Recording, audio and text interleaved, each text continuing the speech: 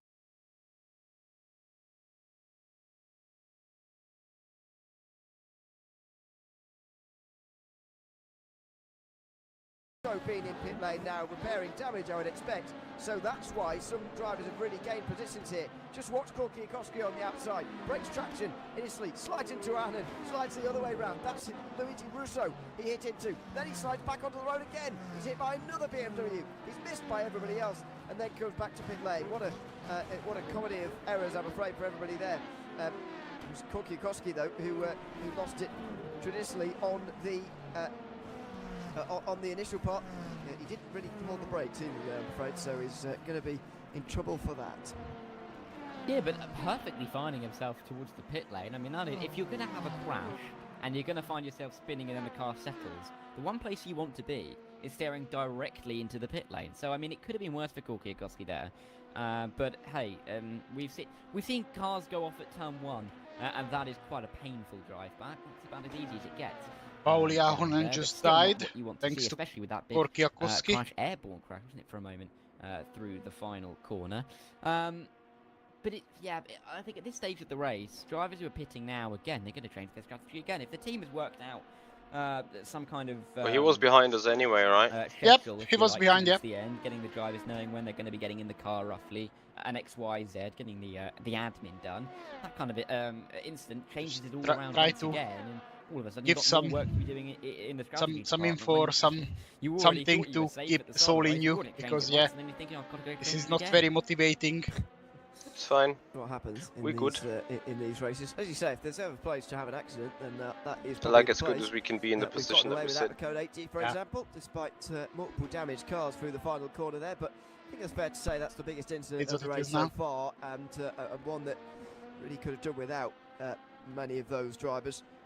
So that is a shame to see for them, but there you go. As I mentioned, the LMP2s will have to be stopping in a very short while anyway. We've been racing now for about 40 minutes since the red flag in code 80 of the race was rescinded. We've got another yellow in sector 2 at the moment, and I believe it is at Lesmo 2.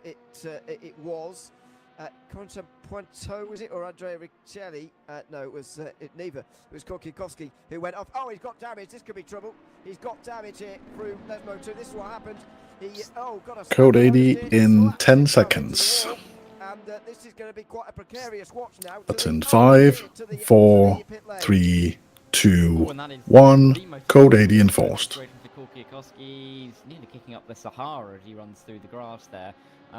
But that is not what you want to see.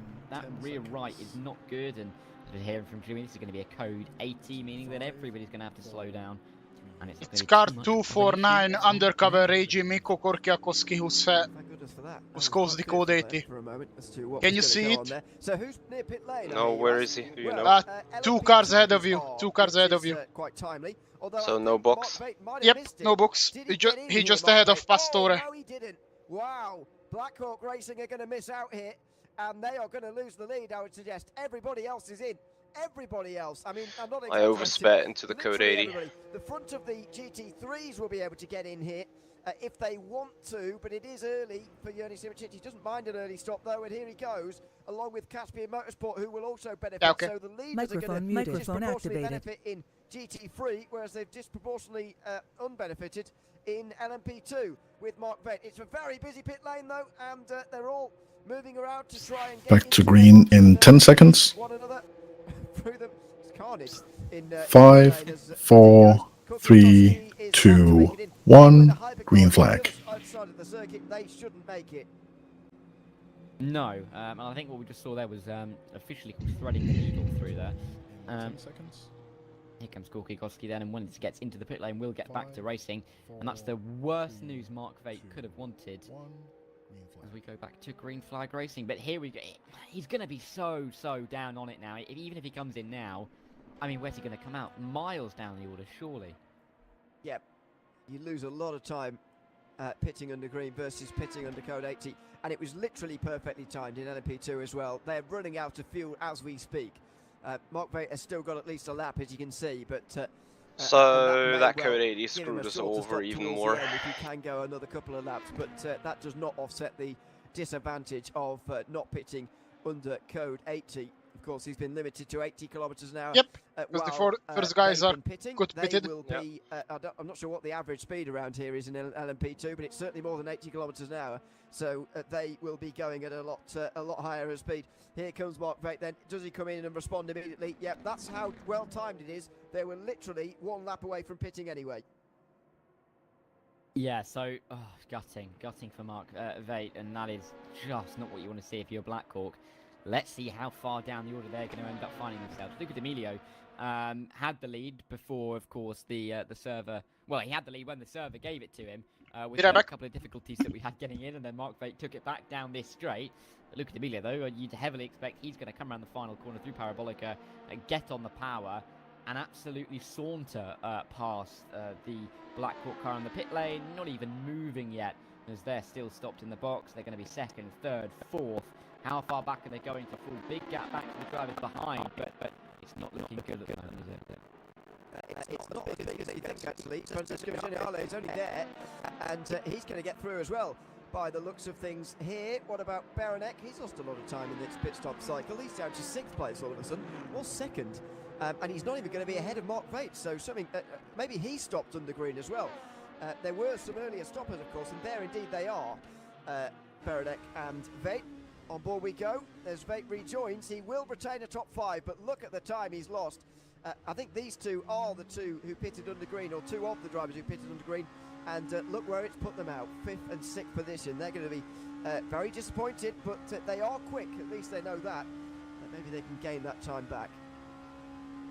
Yeah, I think Baranek, I think that team's going to be looking for a little bit of Irish luck throughout the rest of this race, because otherwise they are going to be struggling their way to get towards the podium once again. But for the time being, they're going to have to not battle. That sounds ridiculous, but these two, they clearly have the pace. They've both been running at the front so far in this race, and they clearly have the pace to be doing so. They just need to, if anything, work together if they can, just to try and gain up to the cars behind. 20 seconds Vaite behind the leading trio, albeit we have 6 hours left, so he's got enough time to try and catch that back, as do his teammates. But even still, I think a lot of work is going to need to be done here to close that gap, and it's all going to start in this stint. If nothing else, but for the confidence, if you can gain a few seconds here, it can really help the team believe that they can catch the rest as we work our way towards the end. Microphone muted. Absolutely. What it has given us, though, is a leading battle in LMP2 to go along with the one we've got in Hypercar overall, and indeed we did have in GT3 Juraj Simoncic and Erdem Akyol on only 4th and 5th after that. And look at that, Seawolf, Wanako and Blackhawk are just ahead of them here. Not that far ahead of them as well. They are not far off the lead after that. So I wouldn't imagine they've taken tyres, and of course it may mean they need to do a splash and dash a little bit later on as well. That could be a problem. However, what an advantage it is for them to have been able to pit under that code 80, at least in part, and gain all that time. It really could become a 2-horse race in GT3 now. It absolutely could, but I mean, Rafa Esports wouldn't mind that at all. Caspian wouldn't mind it either, because these two, of course, leading the championships. If they can stay close together, I think that's really the key. If they can stay close together and track each other, they're both going to be somewhat happy. There's still lots of time left to gain points in the championship, but you don't really want to be losing too much on your opponents. And thinking for the big picture for the time being, I think it's going to be interesting. Interesting to see as well that we've got a big difference in the manufacturers at the front of this GT3 battle, as you can see on the tower. Aston Martin, Ferrari, BMW, McLaren, Porsche. A big change between all of them. We've got some Corvettes down in 7th as well. Yep, so that's 6 in the top 7 and 5 in the top 5 for those of you counting at home. I know I certainly am. So good variety to have early on. We always get that in the VEC. And we've got it again here at Monza. Should say that's reflected in the standings as well, by the way. Porsche leading ahead of McLaren, then BMW 3rd in the standings, then Aston Martin 4th and 5th in the standings. So it's reflected very much as an overall picture as well. Let's go back to LMP2, where Nicolas Leboine has really gained a lot of time for on-off racing. Not really sure where they found all this time actually, but of course pitting under code 80 helped. I'm not sure where they gained the time though over Thomas Senga Sim Racing, which is what I'm a little bit more confused about. But it is a Three-car battle for the lead as things stand, and they're 20 seconds ahead of Mark Veit. I wonder how much they'll be looking over their shoulder at him. Yeah, I'm going to be honest. I think for the time being, the answer is going to be no, isn't it? But I think as the race develops, we may start to see that they become a little bit more prevalent in this race. But we are seeing some hypercar pit stops, which is interesting. Everybody coming in at pretty much the same time, but short of the hour mark. So you'd think that they'd be doing 7 stints from here, but slightly short of the hour mark would suggest that they've got a little bit of fuel save to do to get there. But everybody who's anybody has come in, so I don't think we're going to see too much change there. Go Team's still going to be leading, and it's all hunky-dory at the front, it seems. Whatever that means. It's Go Team 1 and 2 overall, by the way, as the hypercars are making their way through. The reason I've not mentioned it, not much has changed, to be honest. Not even the drivers. Remy DeLorme, Christian McKinnock are still in the car there. In fact, all 8 of them are still the same as they make their way out. And I believe they have all stopped now. Indeed they have. So they've all figured that out. And they are back out onto the circuit again, although it's pretty close here between Blackhawk, Netrex, and then 10-8-9 Racing and Seawolf as well. So 4 of them fighting for 4th place, pretty close here. But, I mean, there are pretty much no actual position changes here in the standings after the pit stops. It's just a normal cycle for the hypercars. It is, and I think the pretty standard pit stops that we've seen could be a theme throughout the rest of this race. I have just looked up the exact definition of hunky-dory for you, and according to the Oxford English Dictionary, it is an adjective informal, fine, going well. So you know it for now, Ewan. Thanks for that education. You're very welcome. For everybody it was else science as on well. Thursday, it's English on Saturday. Yep, very good. Battle for 7th in the background. Rory McDuff going on the defensive there from Jan Benninger, who's really, sliding again. Not sure whether it's a Porsche trait or whether it's just Jan Benninger who gets really sideways on the power, but anyway, it's been a recurring theme in the last hour or so, as he now has looked down the inside again into Parabolica. He's late enough on the brakes, chucks it in. Rory McDuff pass to the outside and slides and loses the place. Jan Benninger through into 7th position, and that was a good overtake. We'll see if McDuff can come back again here, because he has lost a couple of positions in a row now. He's down to last in the hypercar standings. Slipstream down the inside. Will he brake late enough here? Roy McDuff, he just about, and through he goes, back through into 7th place again. Yeah, and will be trying to gain a little bit off the back, or on the back of the race now, and it is quite a compact little train in the hypercars. No one's got more than 10 seconds of an advantage over anybody else, and we've been going for nearly an hour since the restart. So still nice and close in the hypercars, not something that we've seen so far this season. Generally, with only 8 cars, it's been the class to gap out the most. But that is absolutely not the case so far today. In fact, that's likely to be the LMP2s after their mix of pit stops inside and outside of the Code 80.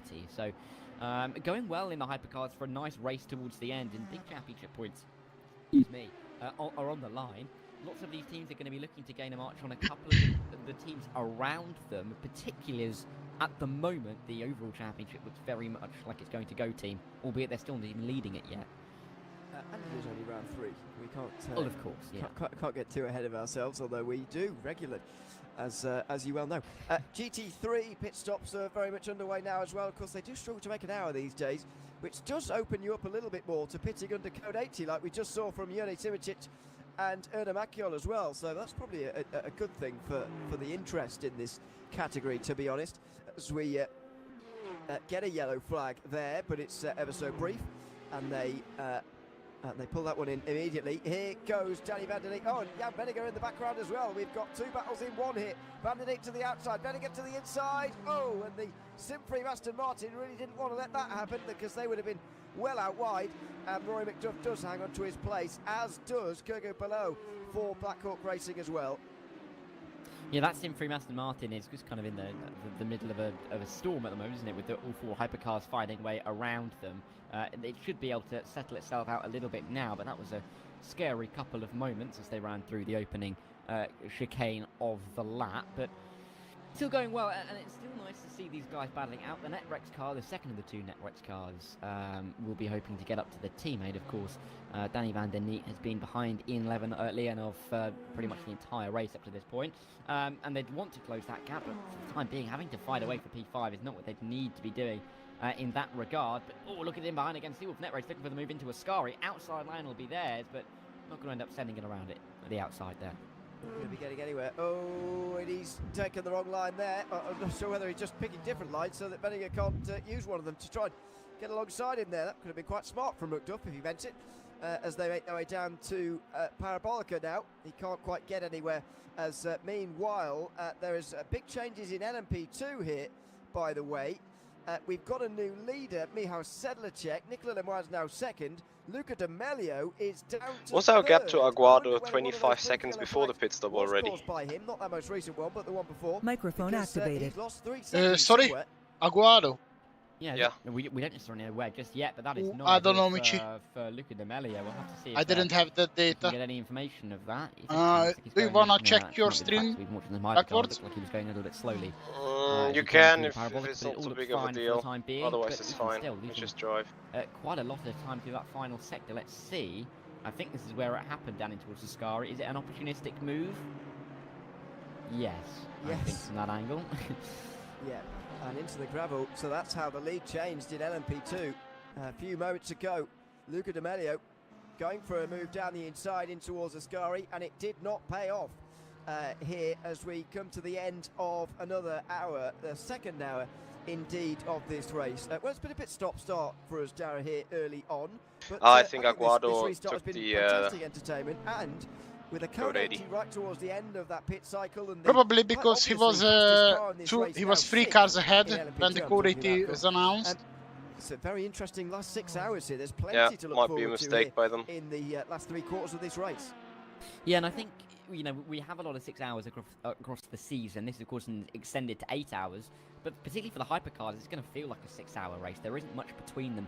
And he at the was moment. 12 I think it's seconds gonna be ahead interesting to see when how the they code can 80 cope got with, announced. LMP2's a bit stop and start, as you said. Yeah, makes sense. With the code 80 That's and the the red flag, difference we'll then. see how they can adapt, especially with the pit stops going a little bit askew for a few, and some big gaps in the background. We'll have to see if they can close up.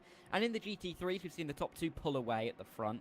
We'll have to see if they can continue to pull away at the front, and whether we can get, you know, the sim frame cars. We'll see what they can do in 4th and 5th for the time being. Yep, absolutely. We'll be handing over in a few moments' time. Myself and Dara, I'll be back later on. We'll see Dara, of course, in a future round later on this season. Of course, it should remind you, actually, that this is the final round before the Christmas and New Year break, actually. No race in December this year. And so we will be back with the 4 hours of Bahrain just after the New Year. And I really mean just after the New Year, 4th of January, when we will be seeing the 4 hours of Bahrain. It was meant to be a bit of a Middle Eastern double header, but obviously Dubai no longer the round here. Instead, it is Monza instead. So that's what we've landed with here for round 3. Csaba Kiss Sim Racing then leading the way again in LMP2, and again, not entirely sure how pleased they'll be about this. It's a great recovery, I've got to say, for Nicola Lemoyne in second place here. He's, for on-off racing, putting them right in the mix here from quite a long way down earlier on. Yeah, and I think it's going to be a bit of a conundrum to see how they can continue this race. On-off, of course, have been not necessarily towards the front in the first hour and a half, but for the time being, they look pretty competent, and they look like they could be going for the lead here. Absolutely. They are in position to do so. Whether they're going to go for the overtake in a few moments' time.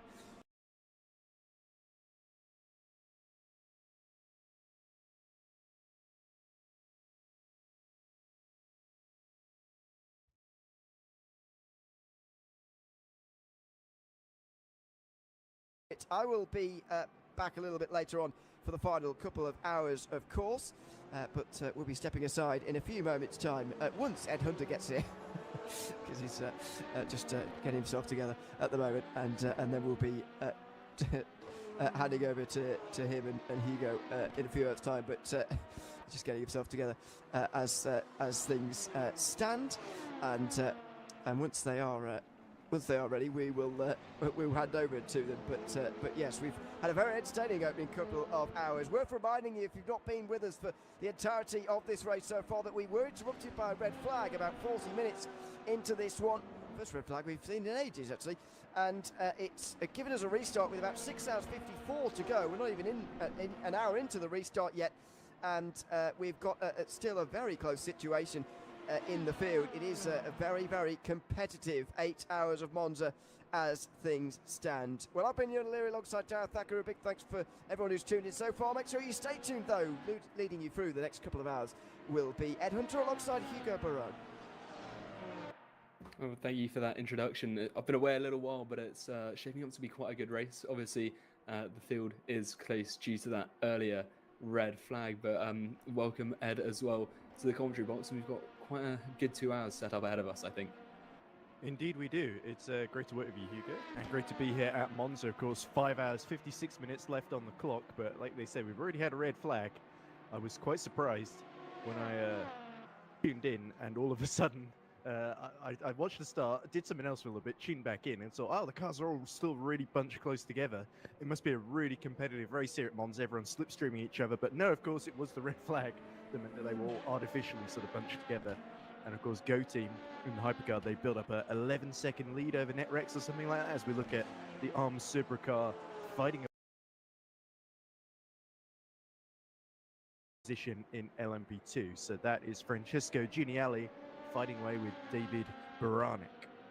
Yeah, and they've just headed along the main straight. It seemed that Francesco couldn't quite get the slipstream he wanted as they go through the Curva Grande into the second chicane at the moment. Obviously, slipstream plays a big factor around this circuit. A lot of straight line speed is quite important, although these chicanes mean that you need to be able to carry the speed out, and a decent amount of downforce, I think, still needs to be put into the setups for these cars as they head through the Lesmo corners and onto the sort of back straight, which is a downhill. But if you're going to make a move into the Ascari chicane, you've got to be quite brave, because both cars will be on the edge of their limit, and I don't think we're going to see the ARM Cybercar make a move here. And you can see he's dropped back a little bit over the course of this lap. Yeah, and we have got a message in the YouTube chat from the team manager of On-Off Racing, which is, of course, the LMP2 team that is sort of fighting for that podium position, isn't it, right now? And they said, we have been extremely lucky with the server restart, and then with the Code 80 that followed soon after it as well. You saw there was one of the LMP2s that seriously damaged the steering and had to crawl back to the pits essentially, and that was the cause of that. And it says, so it's a bit of a surprise to be in second place right now. You can see Nicholas Lemoyne in that number 27, just 3/10 behind Mikhail Sedlesek in the overall class lead in LMP2. So it's a bit of a surprise to be in second place, but we'll take it for sure. Nico is doing a great job. So there we go. That's the update from On-Off Sim Racing as we look at Genial trying to negotiate the GD3 front runners here, of course. So you can see Akiol and Simoncic quite close together, 1.6 seconds apart after both pitting under the Code 80 as well, aren't they? So not just LMP2s that are affected by the Code 80s, because Blackhawk were leading and everyone else behind them pit under the Code 80, and it was really unlucky timing, wasn't it, Hugo, that really went against the drivers of Mark Veit, wasn't it, driving the Blackhawk number 30 at that point.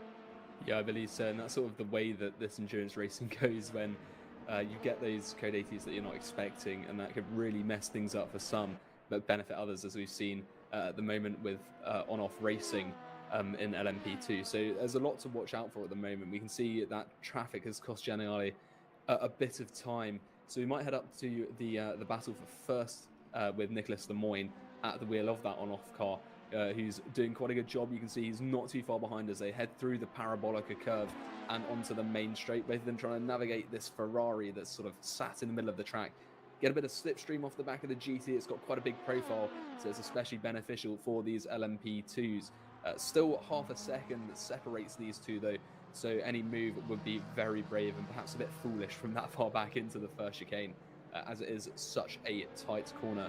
And it also does mean that when you are in those big sets of traffic, as we just saw a moment ago, the chicanes can be fairly difficult, as this battle continues. And perhaps you can see ahead some BMWs heading through the second chicane. They're going to be catching them in about 15-20 seconds time, I imagine.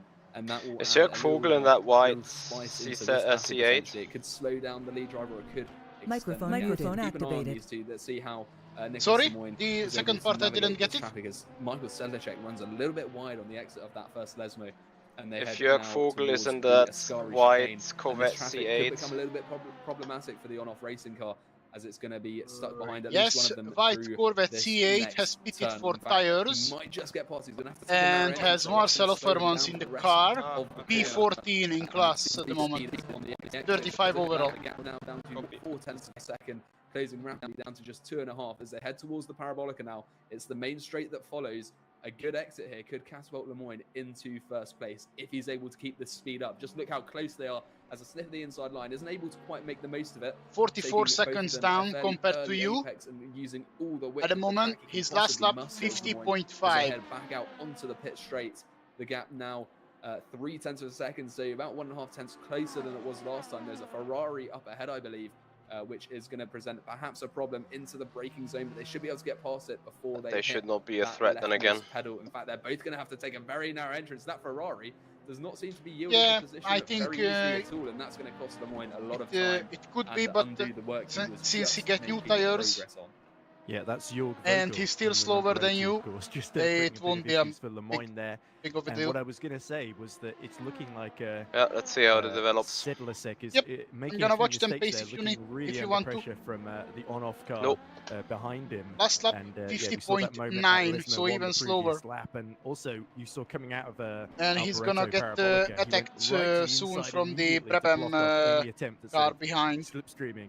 I'm more interested about Pastora, really. Lemoyne, while being held up a little bit by that GT3 car of Jörg Vogel, last lap he's going to quite quickly cannot use see a bit of his lap slipstream time. to catch back up to Sedlacek. And I wonder if there's a little bit of strategy at play here, where the number 27 on-off car is going to try and lift and coast into some of these corners to save a little bit of fuel, rather than necessarily thinking about attacking Sedlacek. Although he did look very I think if there's an opportunity, he's certainly got to go for it. But there's definitely a long game at play here, and both drivers very much aware of that.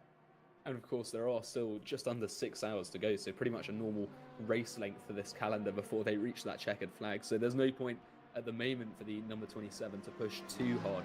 Just try and get that advantage, as you say, maybe push this stint a bit further if you can lift and coast using that slipstream, maybe preserve the tyres a bit, but just keep that pressure on and take any opportunities that might fall into his lap. They both make it past the GT3 this time on the pit straight, so there's going to be nothing in the way for the moment as they head into the Primo Variante.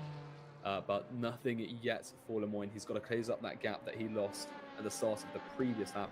Although that said, he has gained about 0.2 of a second since that traffic, and it does seem that the pace is in Lemoyne's hands for the moment. So I wouldn't be surprised if within the next 10 or so laps we do see a move from the number 27 to take lead in LMP2. Yeah, lap time wise, they both look pretty evenly matched last couple of laps when they've not had to deal with traffic. But yeah, as I said, Sedlacek has certainly got to be cagey here and make sure he doesn't lose the lead. Thomas Inge Sim Racing, of course, in a very, very strong position in the championship, aren't they? In third position, won the season opener, didn't do quite so well at Interlagos, but they're still in third behind Pan Corsa and Black Hawk Racing, of course. So they're not in a direct fight necessarily in the championship with on-off sim racing, at least not at the present moment, with on-off I think down in 9th with much less points to their name essentially. So it's an interesting scenario. Will Sedlacek necessarily fight harder with Lemoyne than he would with, say, Pan Corsa or Black Hawk, with of course Luca D'Amelio about 6 seconds down the road? So strategically it'll be interesting. Obviously it's very, very early to be really thinking about the championship. You don't want to gift the win to on-off sim racing and then suddenly find yourself with another team to fight with when you get to the season finale in a couple of months' time as well. So it could get pretty interesting. Of course, we have got 8 races total, of course, so we are not even at the halfway point yet in this season, although we will be next time.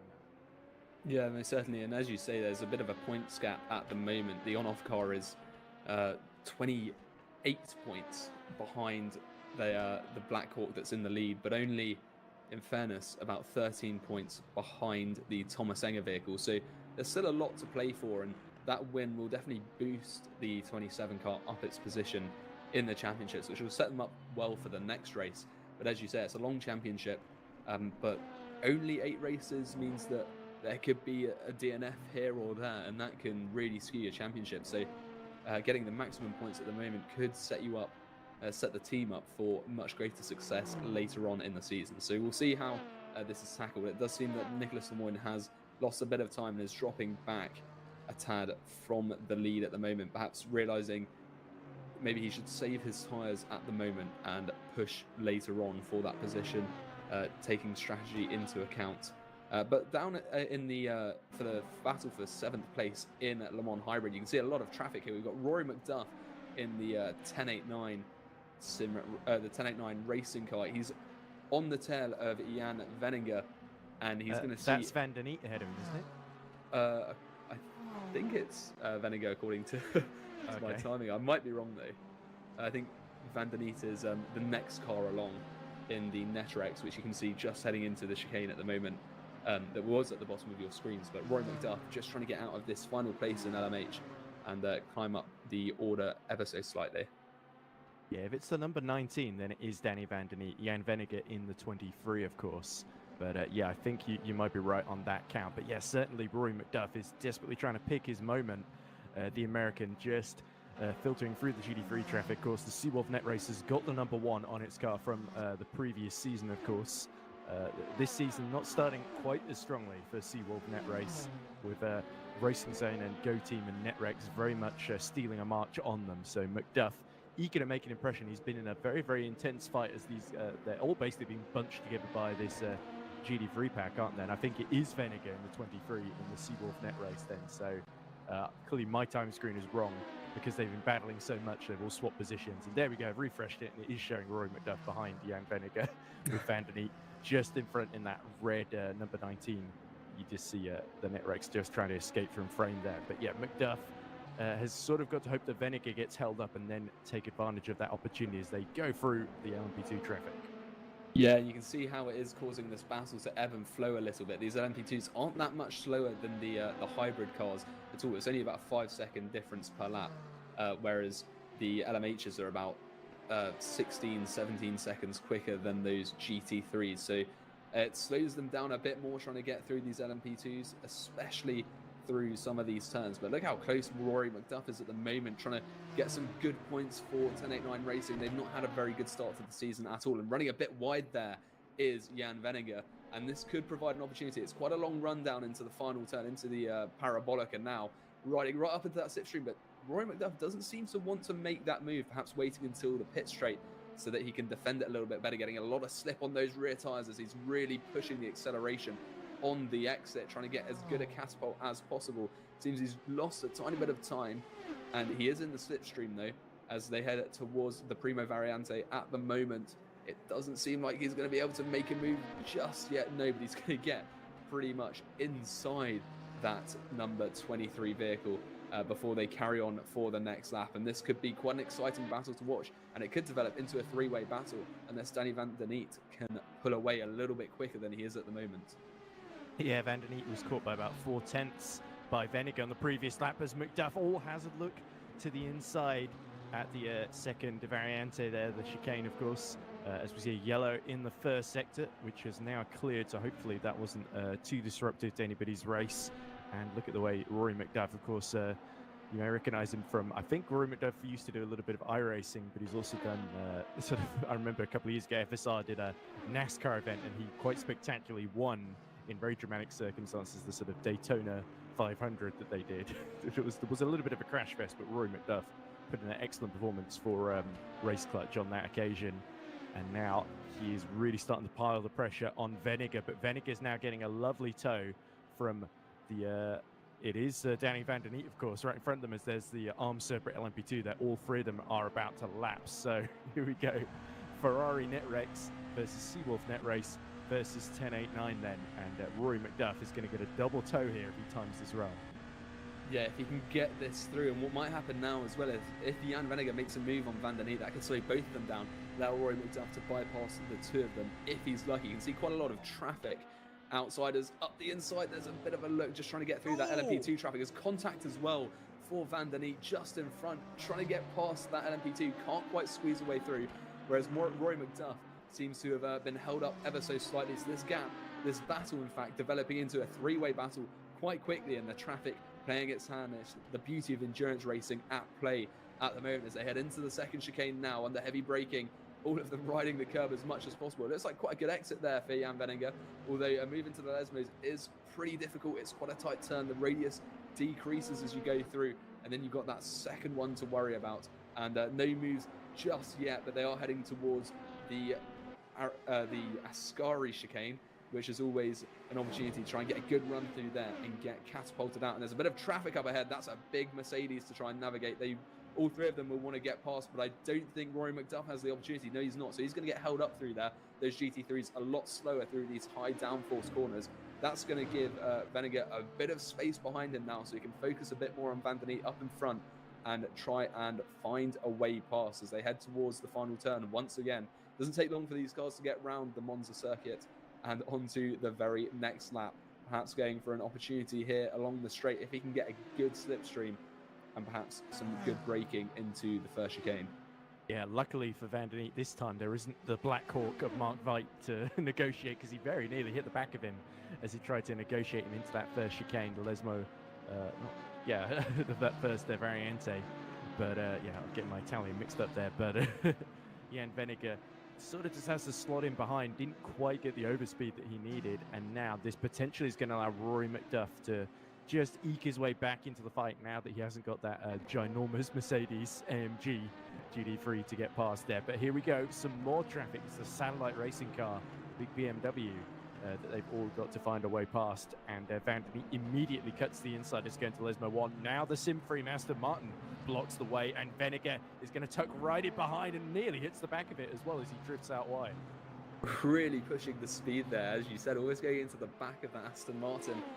He was forced to take a slightly more narrow entry into that turn as they head now towards the Ascari chicane. They've got a bit of clear air ahead of them. It will take them a little bit longer to catch up with those LMP2s. It could be good news for Danny Van der Neat, though. That could be some slipstream he might be able to gain from them, although the LMP2s have a much smaller profile than any of the other vehicles out on track at the moment. The gap, though, just 0.2 of a second between them as they head into the Parabolica. Once again, it seems like you glimpse away and they're already back round at this point of the circuit, and they're about as close as they normally are. Really pushing, in fact, pushing a little bit wide, losing the rear end almost, Jan Venninger, catching it well, but that's going to cost him any opportunity of making a move on this lap. It was pretty hot in your mouth, I think, for Venninger there as he carries on onto the next lap, but he's now going to have to look a bit behind him as Rory McDuff is definitely not going to let that opportunity slide. We get a comment in the chat from Mr. Coffolino who says, "Who's Jan Vinegar?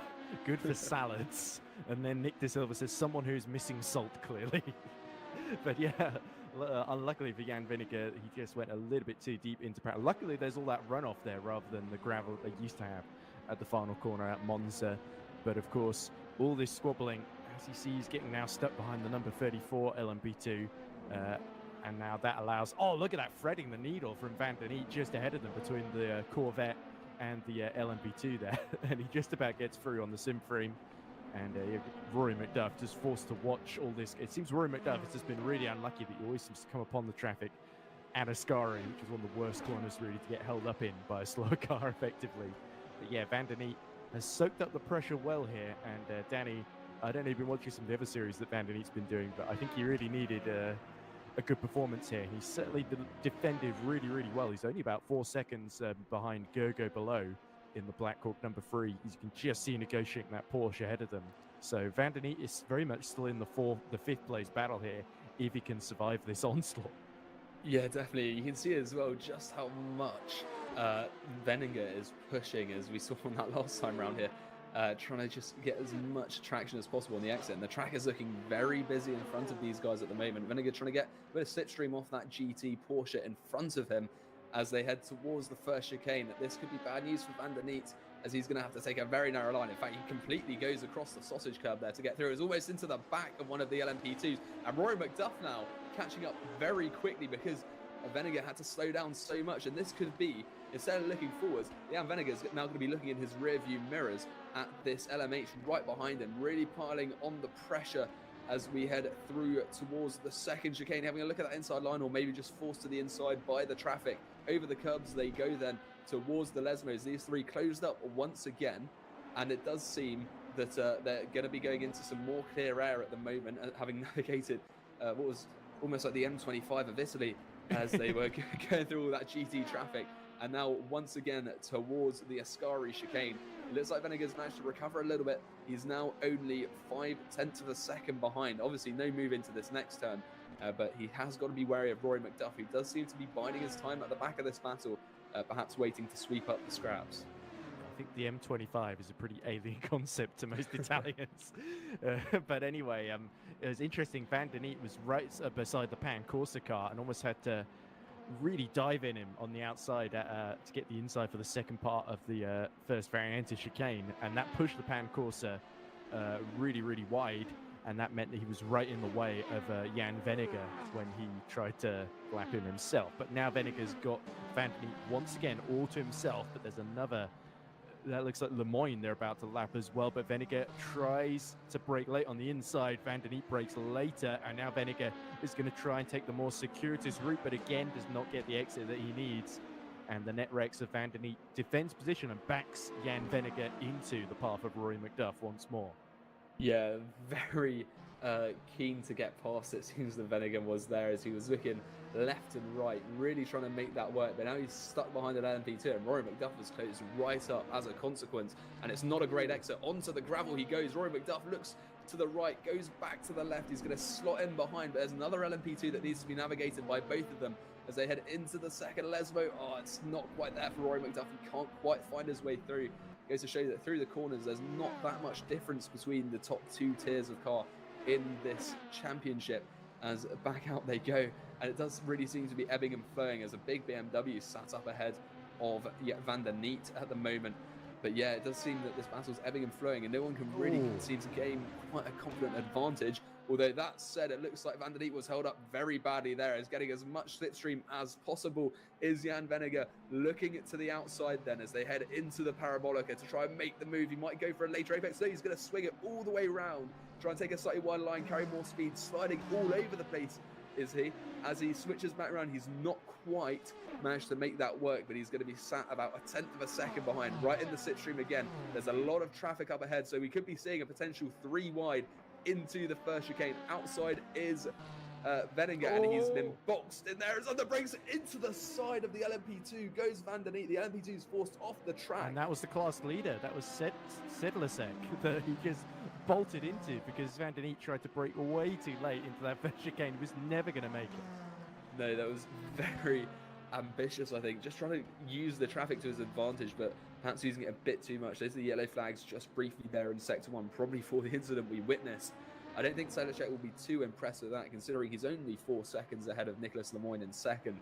Although that was the battle we're following earlier. You can see it's expanded a little bit, has the gap, as they try and navigate this traffic. And because this track is not very long at all, it does seem that they pretty much are never without traffic for very long, because the minute you get past them, you catch up within about 5 laps to the GTs especially. Yeah, and I think it would have been a lot worse for Sedlicek and Tomasenko Sim Racing if Lemoyne hadn't been held up himself by those GT3 cars that he himself was lapping. So Sedlicek sort of will be annoyed that he's not further ahead, but certainly it could have been a lot worse for Tomasenko. There you see the gap visually behind between first and second in LMP2. But yes, Venegar now has got to work hard to try and create another opportunity here. So he wants more drifts as wide as he dares through that Alboreto Parabolica as he tries to get a decent exit to close on Danny Van der Neet. But the Dutchman has escaped up the road to the tune of 1.2 seconds, and it's 1.5 seconds to Rory McDuff behind. So McDuff has sort of been watching the fireworks and trying to get his nose in when something happens, but he's not been taking too many silly risks, as we see Pan Corsa and another car in the pits as well. I think it's Simfring in LMP2. Yeah, that does seem to be the case. We'll have a look down there at the moment as we're just riding on board with Jan Venegar through this section of the track. Yeah, it's the Pan Corsa and Sean Clark Racing are into the pits. But yeah, that's 13th and 14th at the moment, so it does seem that the next phase of pit stops is underway for those LMP2s, coming in slightly earlier, the 34 and the 39, and we'll see how their track rivals respond, as it looks like Hyperion's going to keep going and is going to bypass those two vehicles on the main straight. So we'll observe what the consequences are of this set of pit stops. Will they take tyres and fuel, or just fuel, or how long are they pushing their tyres? Well, at this point of the race, it wouldn't seem to matter too much, but very soon it will be quite important. Well, very soon, in about 5 hours' time, when they're making their final pit stops, the outcomes of the various strategies these vehicles are racing will be made a little bit more clear to us. Yeah, certainly. Time is always the big revealer, as they say. Nobody says that, but apart from me. But as we see, the Team Iris LMP2 also going into the pits from 8th in class. But yes, of course, Sean Clark and Pan Corsa, both cars pit under the code 80. About 40 minutes to an hour ago now. As we see, into the pits comes Lemoyne for on-off racing. So that could be a very, very important stop. It'll be interesting to see that Sedlacek has gone another lap, as we see the Go Team LMP2 exiting the pits, not having quite as clean a race after contact early on for Luigi Russo in the number 38. He's about 2 laps down, I think, on the LMP2 lead and trying to work his way back up the field. But yeah, Lemoyne stationary in the pits, and behind him is that Luca D'Amelio also being serviced as well from 3rd. It would seem so, and I think that Nicholas Lemoyne might be taking tyres as well, judging by the fact his vehicle's gone up onto its jacks. So we'll see whether Sedlacek, who he's currently racing, makes a similar move, as just in front of him pulls another car. I think that's the 28, if Myers deceived me. So I think that is actually, no, it's not. That would be this vehicle here, which is staying out on track. 26, that'll be why my eyesight not too brilliant. You got the first number right, don't worry. Yeah, the easy one, yeah. That's Corentin Pointo at the moment in the pits as well. He's down in 17th in class.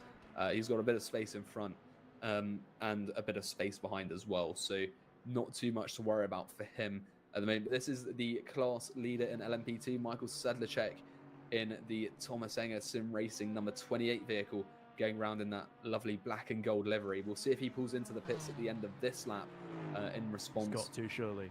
Yes, he has. Down, peeling off into the right-hand side. It's quite an abrupt start to the pit lane around this track, so you have got to be careful that you don't overcook it and start speeding in the pit lane, because those are penalties you won't be wanting to get.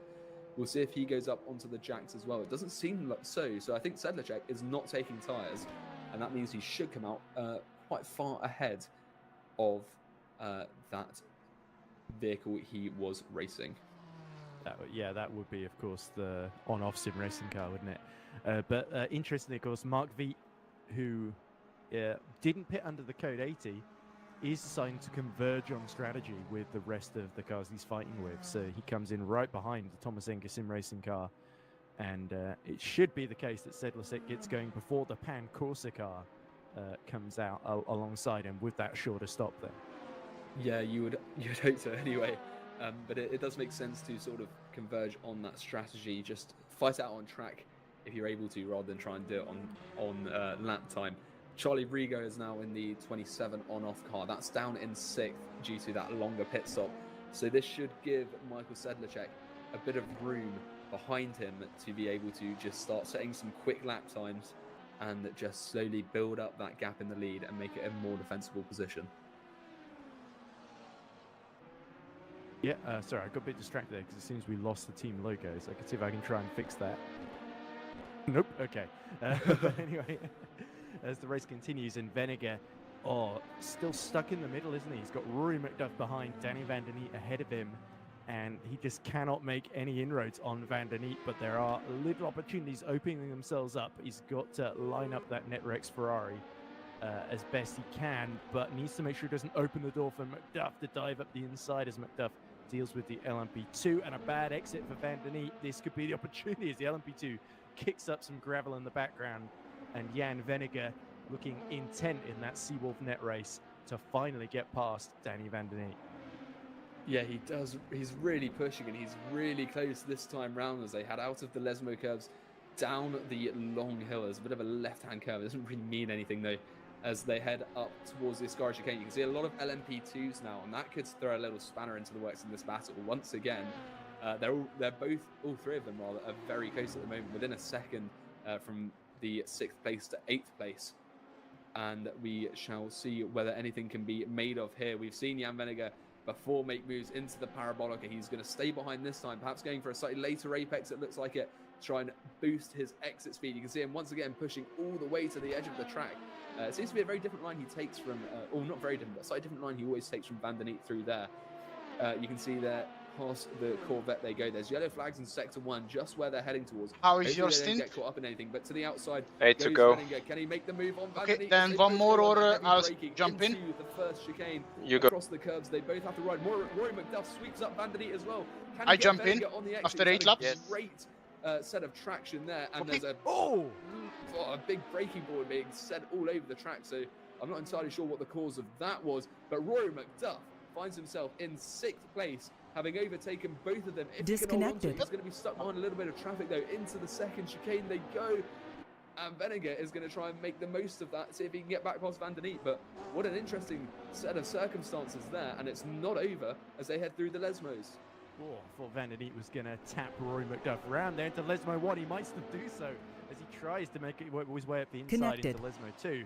And McDuff has to swerve across to avoid all the lapped traffic there. But that was pretty... Channel switched. Wrong button, because sorry. not only did the car ahead somehow go straight on at turn 1 and flick up the sort of chicane marker for the runoff into the path of Rory McDuff, but also Vennegoor was creating a massive hole in the air, not only for Rory McDuff to exploit, but also Downey Van der Neat was able to breeze back through. So, and look at this, Vennegoor is now lining him up as they pass Jano Simoncic, and oh, Van der Neat tries to push Jan Vennegoor off track then, just about avoids it, but that was extremely physical, and Van der Neat is getting the claws out now, and Jan Vennegoor, I dare say, is not going to be particularly impressed by that one. No, I don't think so. They say rubbing's racing, but I think that was a little bit more than rubbing, as they head now into the first chicane. This is the same thing we saw last time around. Once again, they go into each other.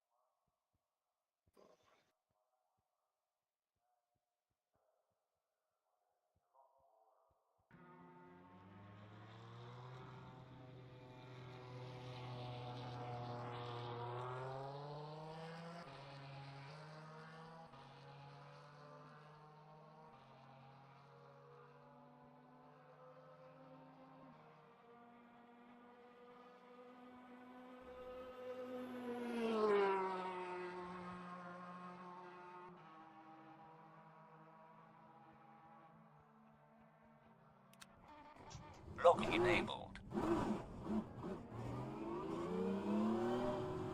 Okay, I'm gonna do a 3 laps warm up, and I'm gonna join to the server. Yeah, do it quick. 6 laps to go. Copy. Then my warm up will be shorter.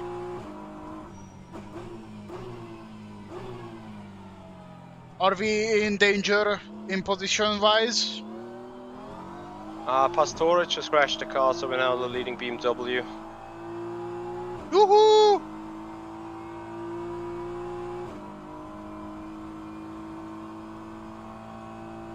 And then Carlos Juan Fernandez, I think, in the Monaco Ferrari is closing in as he's on fresh tires, but they are single stinting.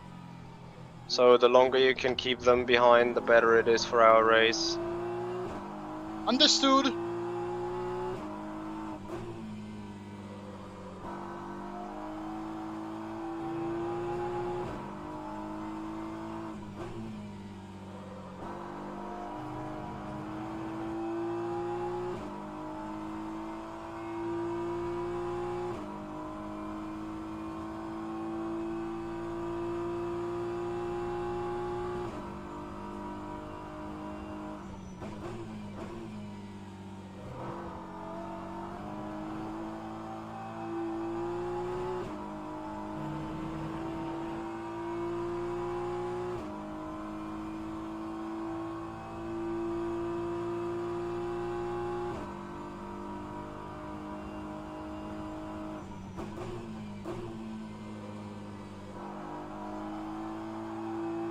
So we are gonna go with 2 full fuel, yeah? Yeah. Copy. Target 3.53. Copy.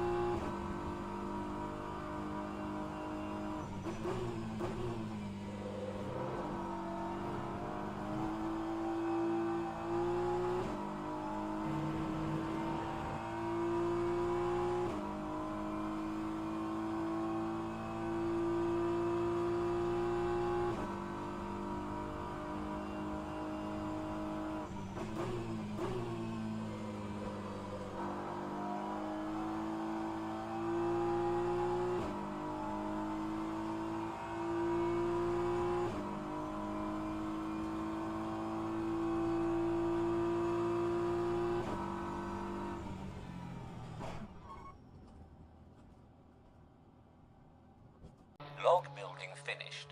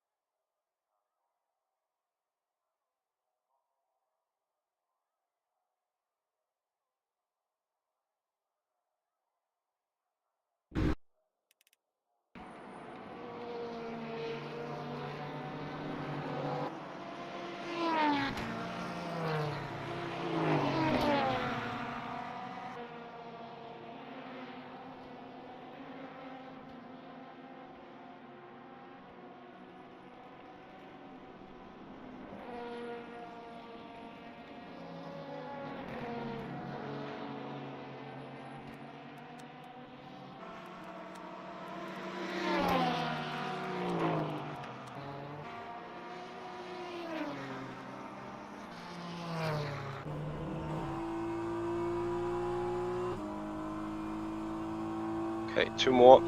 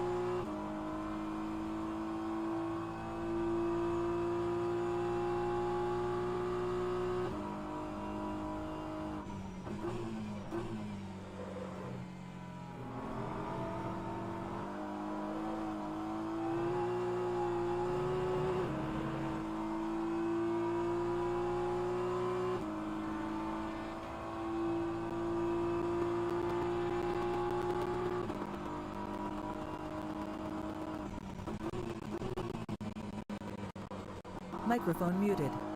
Microphone activated.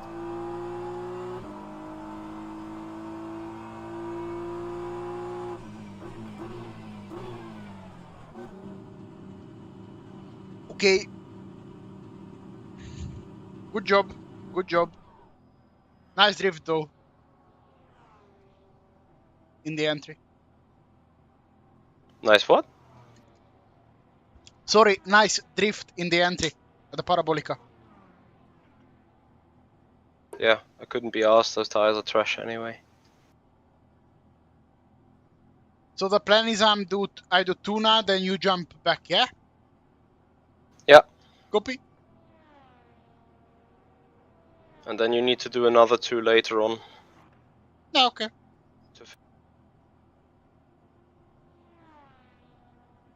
I'll run and get some food though in the beginning. Ooh. I will have the headphones on for most of the time hopefully so I can hear. But yeah. Yeah. if the food didn't contain 20 kph in every straight, then I guess you can't really help me, sadly. But yeah. Likely not gonna happen. Anyway, 4 seconds. Yep. Locking enabled. Enjoy. Thank you. So we're gonna go full at the second, yeah? Full fuel. At the second as well. Okay. Yep. Copy. 3.54 is the target. Lift into turn 1, turn 4, and into Parabolica should do the job. Yeah, I'm okay. I'm okay. Thanks.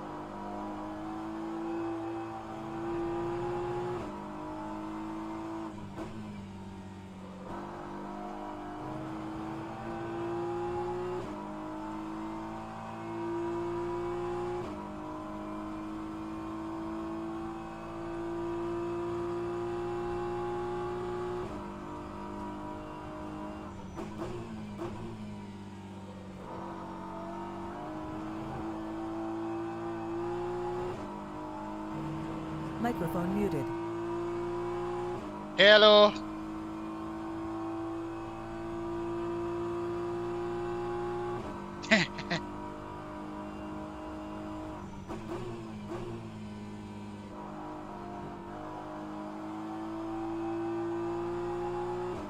I tried my best, but yeah. Okay, I'll be right back.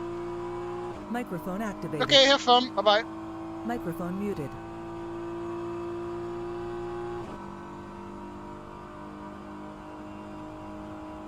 I try my best, though I'm not.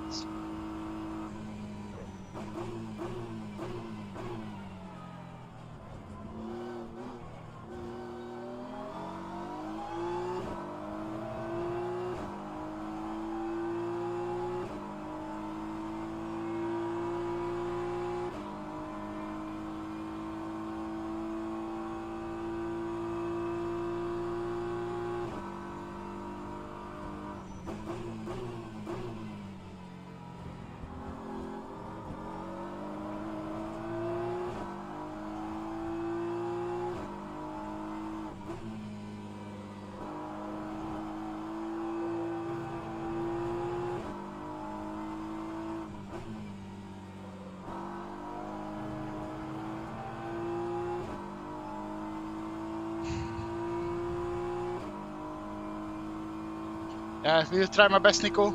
Let's see.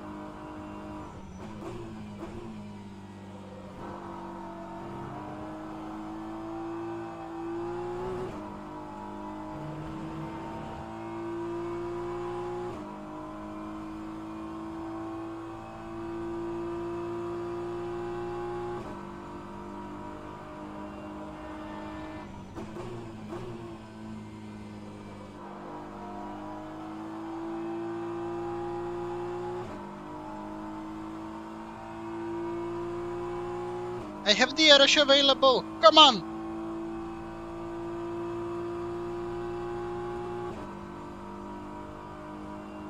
Yeah, the sun is not helping, definitely.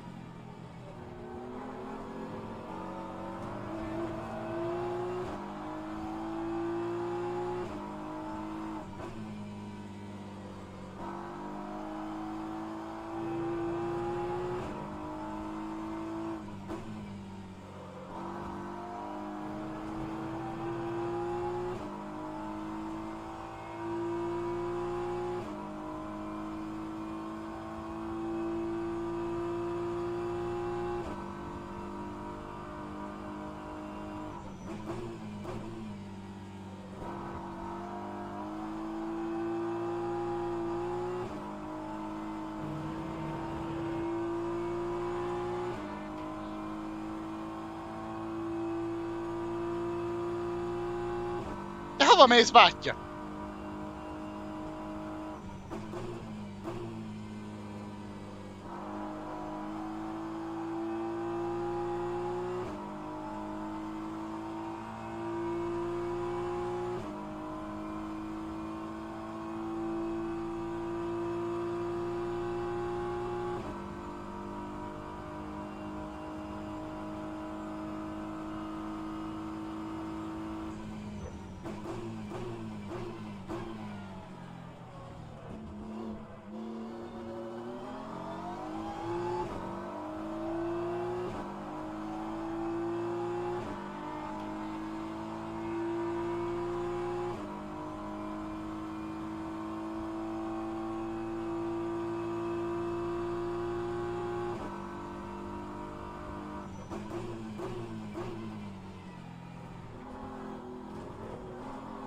Smooth.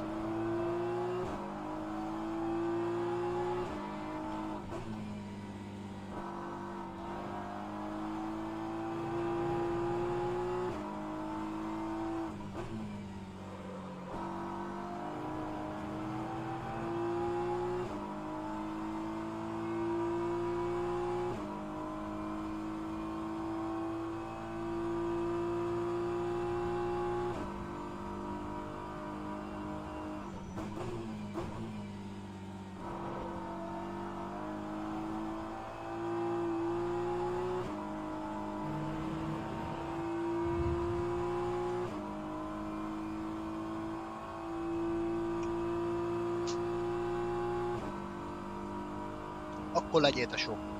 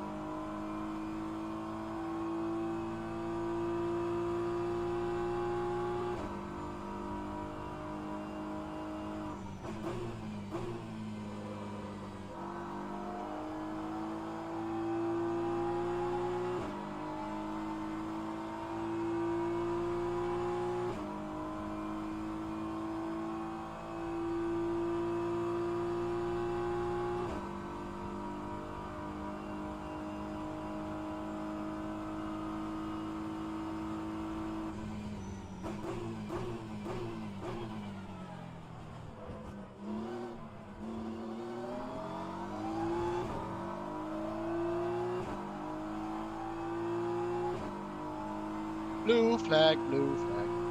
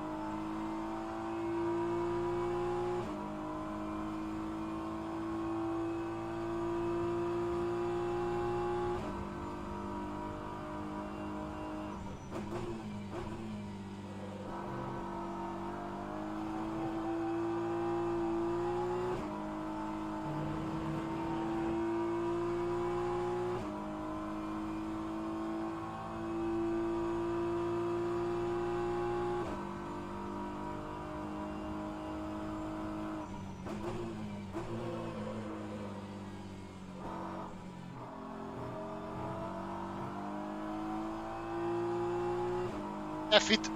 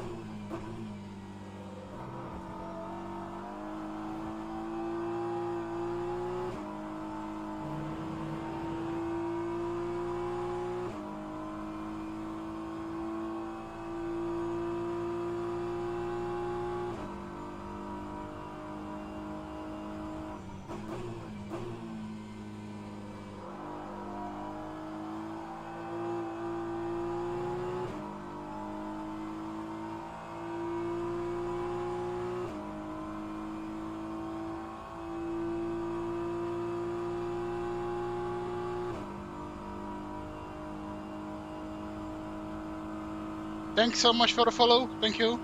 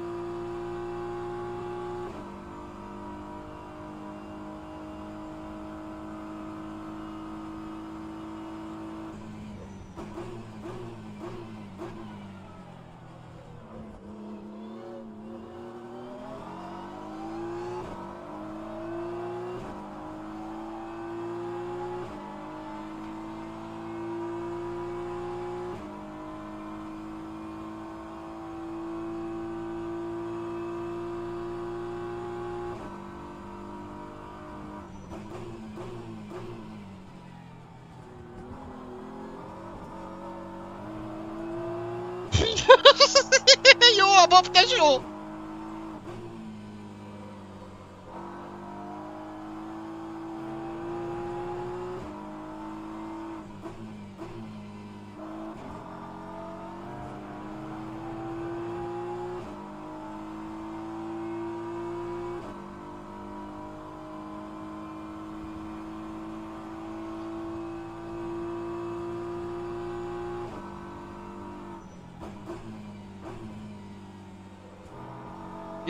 Ja, jó vagy! Jó van, ez az! Úgy, igen, aha, jó, nem rossz! Cuki, hello! Köszi! Szeretlek! Igen jó!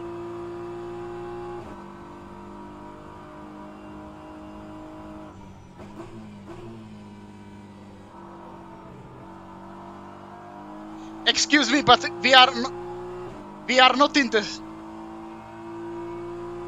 We are not in the same category as that car in front of us, because actually he's... Papa! See you! Like Lando is waving for the championship. That's how I waving to that car.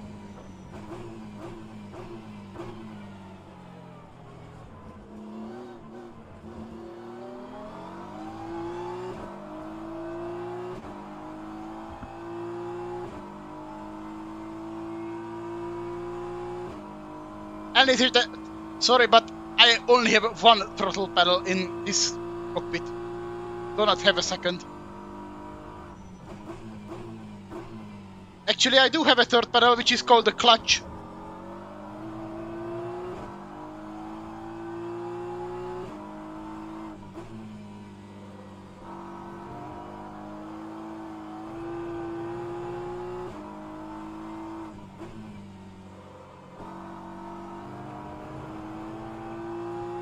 I gotta say, this wasn't my, well, the best spent 37 euros of this month, what I spent now for this, for get the season pass and to race with this crap.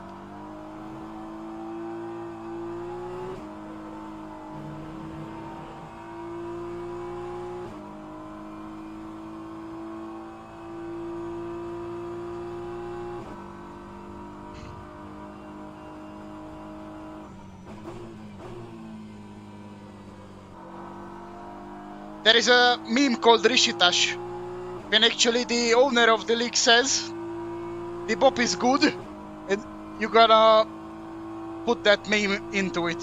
And actually that's how good the Bob really is. Piece of shit. Impossible. After all these years, with all these facilities, they can do a crap like this.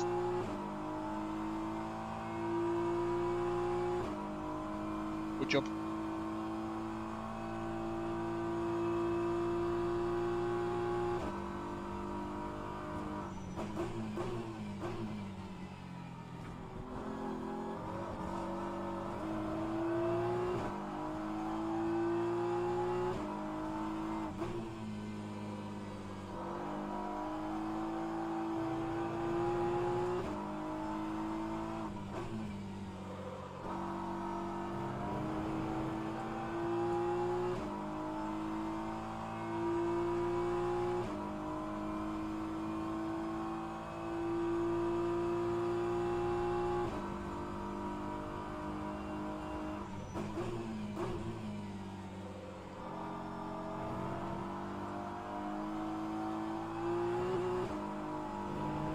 And you know what the funny thing is? That currently we are sitting in the P1 BMW car. And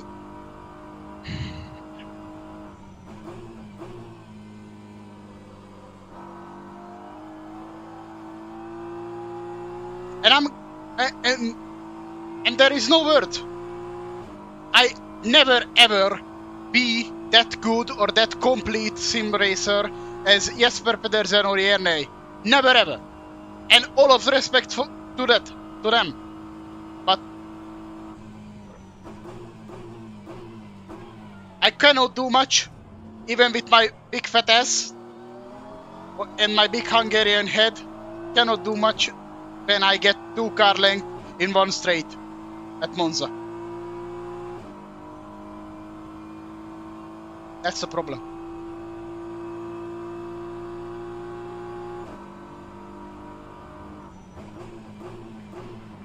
Te meg egyél szart, te nyomorult. Hány inger fejű fasz.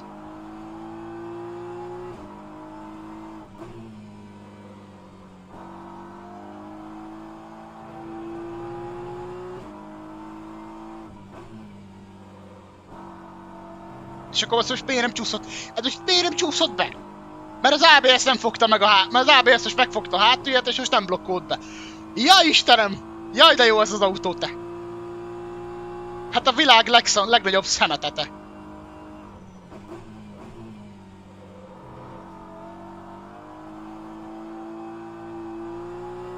Azt hittem, hogy nem volna a legnagyobb szar a földön.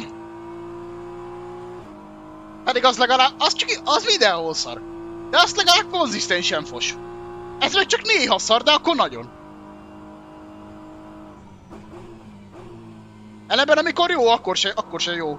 Akkor csak ilyen, akkor ilyen félig száradt, mint a kutyaszar, ami 3 napja kint van a 40 fokba. Még nem fehér, de már kezd átmenni sárgába, tudod. Tehát körülbelül az a szín most az autó.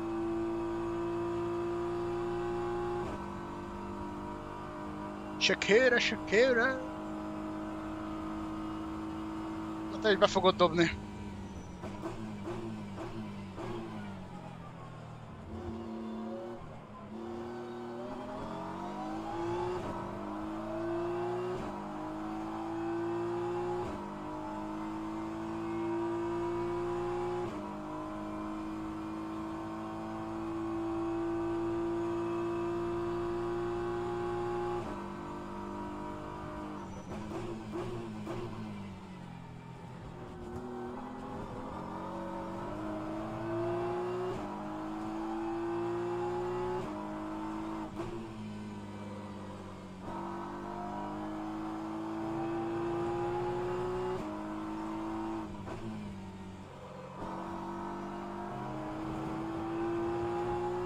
I'd like to get the money return for the season pass, thank you.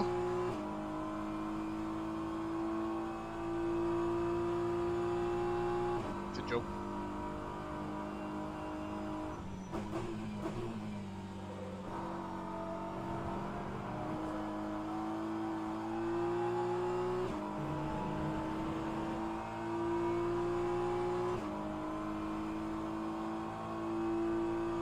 Mondanám, hogy this is the full gas and the Porsche is overtook me!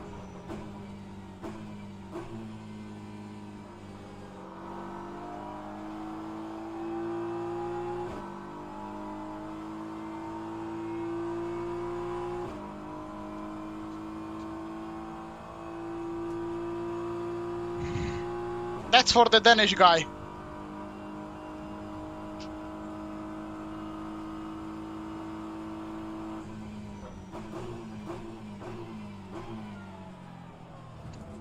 És az idiótája még egy úr kurva kanyart nem képes megcsinálni, és második helyen megy, bazd meg! Takarodj a kurva anyádba, te szartörök! Menj a faszomba vissza Nándorfehérvárba, te fos! Kurva anyádat! Hát érte!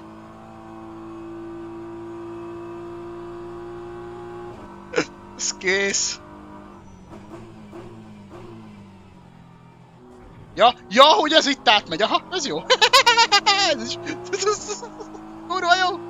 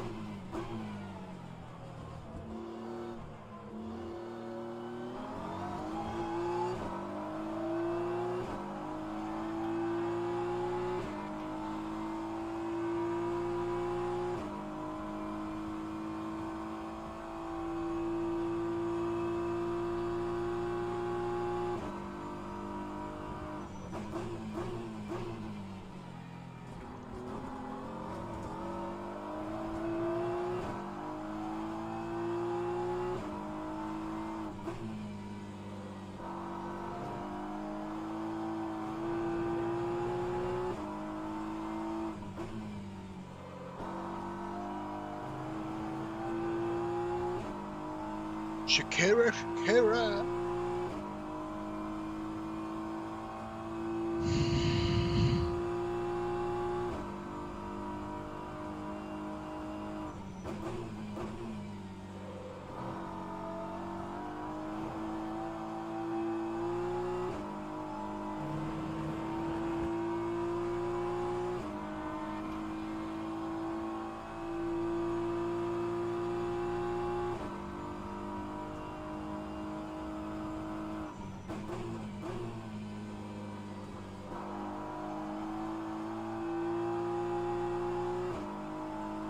Drift.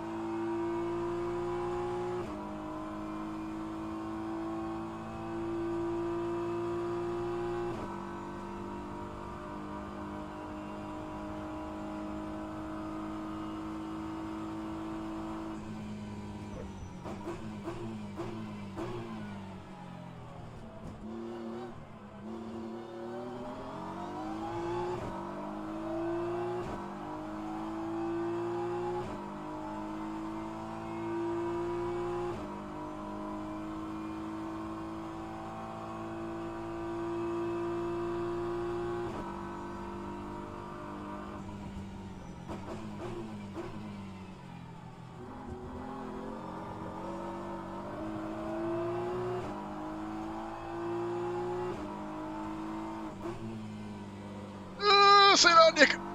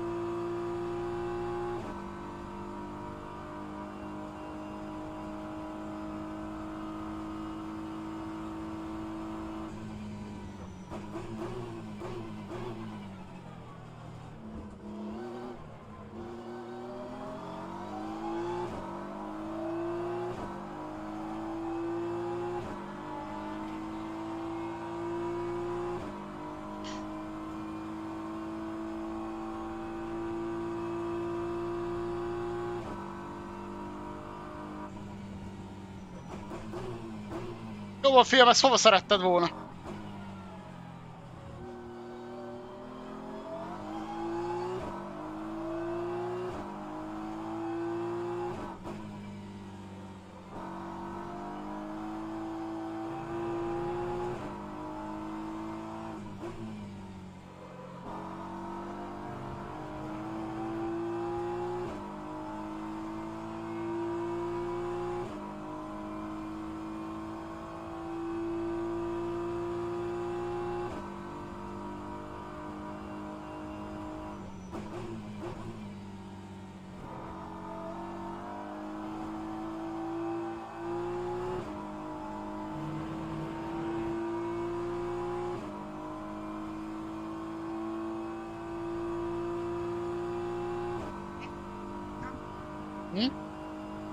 Mi van?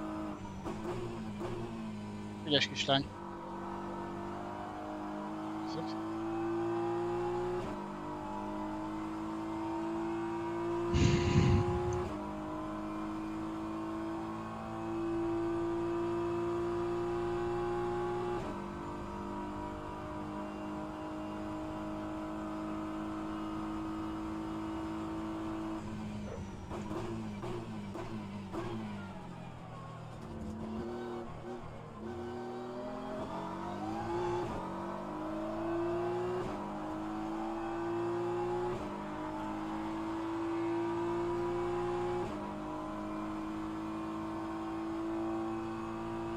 How many laps till box? With this lap.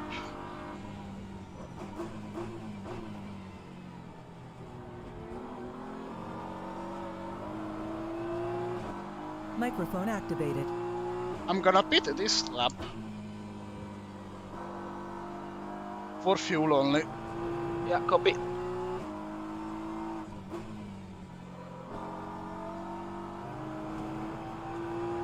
I have to agree with you. It is a very spectacular experience to get overtaken after the Ascari by a Porsche. And have a completely different car balance? Yeah, absolutely. Yeah.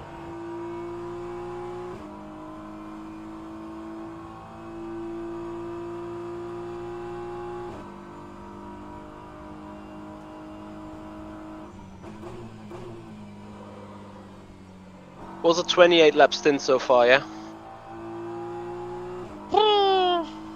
Yeah, sure. How much fuel left? 049. Yeah, then should be 28. It's fine. Just keep pushing. I use the target or below, so 3.53, yeah, then it's good. yeah. I mean, I have to get back to the cashier and take a note because I want my money back because of the season pass price. This shit is not worth this much. Good luck trying. Yeah, kinda.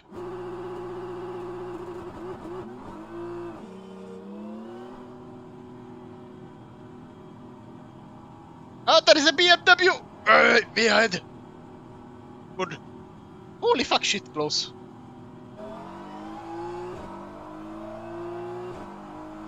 Okay, so the target is same with fuel, yeah? Yeah.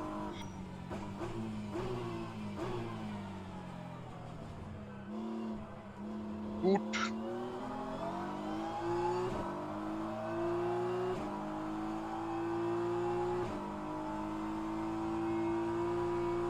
And you will be running with full fuel as well, yeah?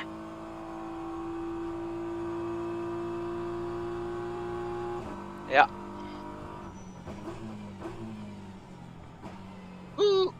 Ez nem fért el.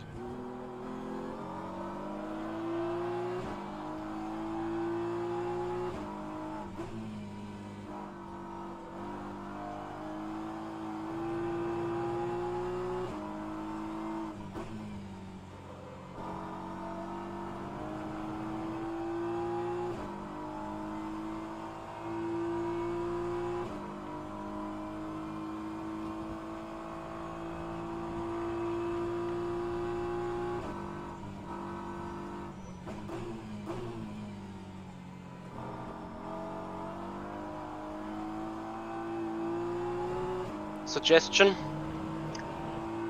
You stay in the car next pit stop and do one more stint on fresh tires. Then I take over from your used one and go to the end.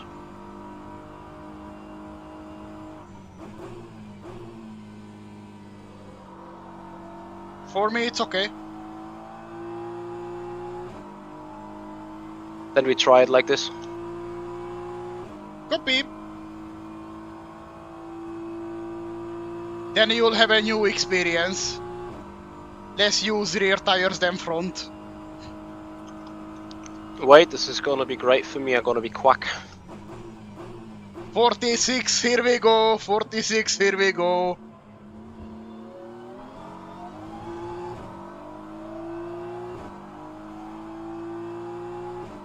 I mean, actually, the Aston just gave me 2 car length in 200 meters, so...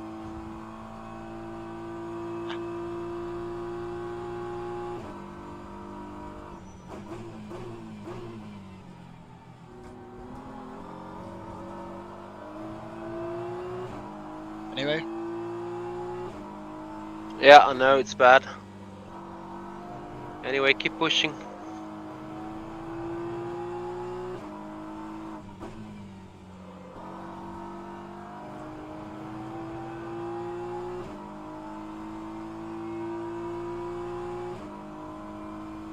Why the Monaco car is behind?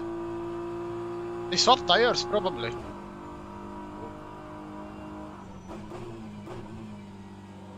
No hearts. But Roy was in the car earlier and now it's Nico. And it's 15 down and was 15 ahead, but so... they are single Single stinting the stint, hearts. yeah. Cool.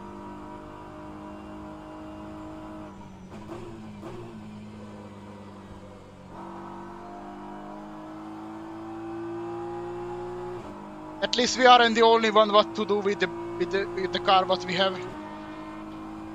That's good to know. Yeah, we're just maximizing everything that we can right now. Yep.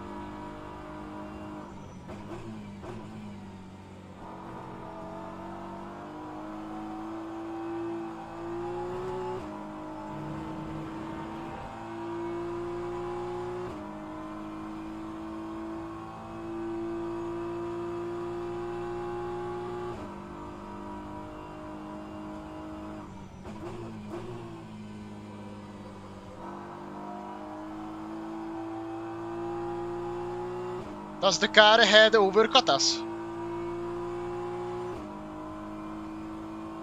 Or he was ahead of... Yeah, they've had a shorter pit stop than us, it seems. I think many people are on some different strategy. If you can sit with them and gain some slipstream, that'd be good. Gonna be catched by Bert Knops soon.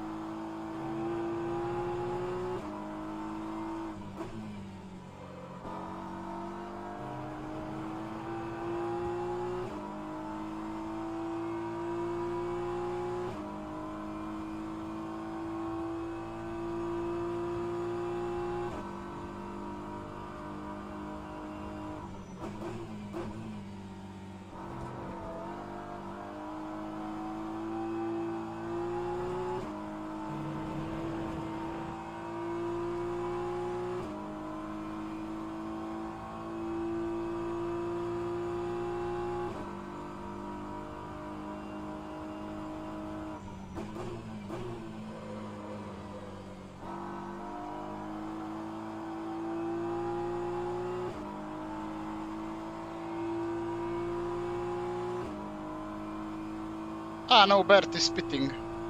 Sorry.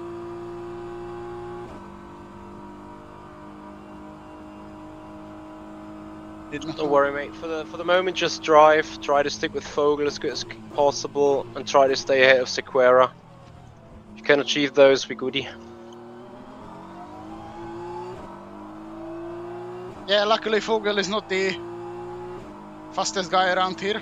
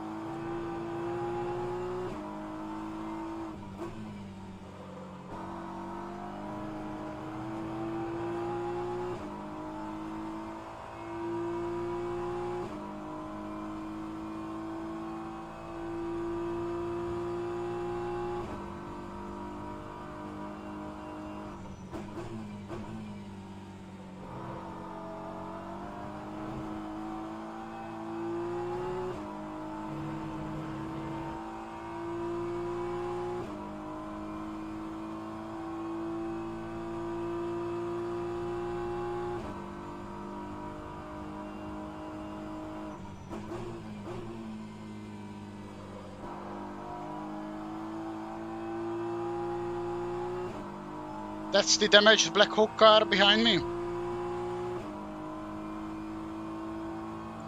Yes, he is. Yeah. So situation as follows. They will. It is roughly 140 laps to go, and they might need 130 laps to catch us. So the longer you can stay ahead, not hold them up. Make sure we don't crash if they are really going for I get the message. Okay. But they are lap down, so I don't have to. I know. No risks. Yeah, okay. More important to stay with Fogel or get ahead of that guy. When probably a smart idea would be to try stay close with Kamal. So when they go for a move on Fogel, to capitalize on it too.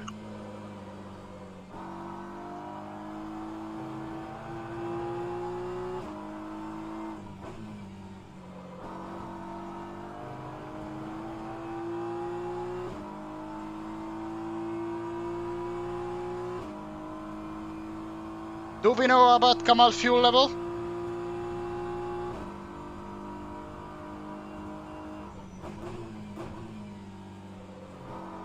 Come again, please. Do we know about Kamal's fuel level? No. Copy.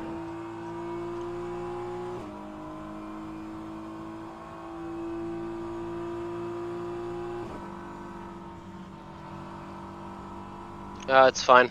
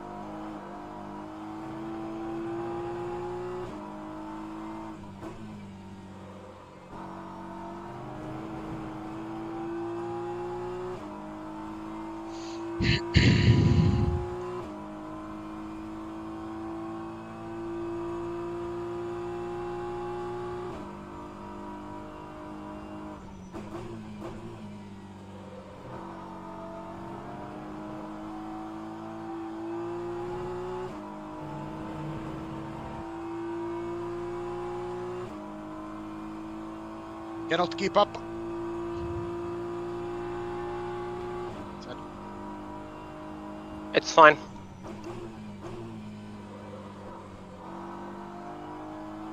Don't worry for now.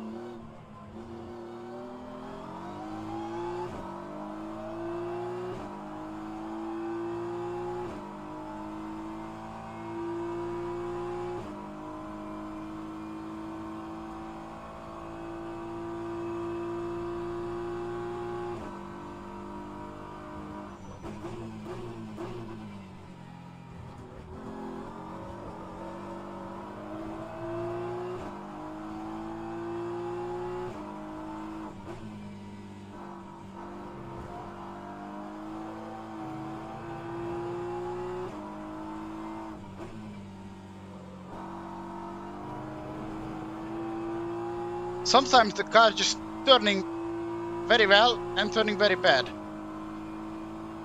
Strange.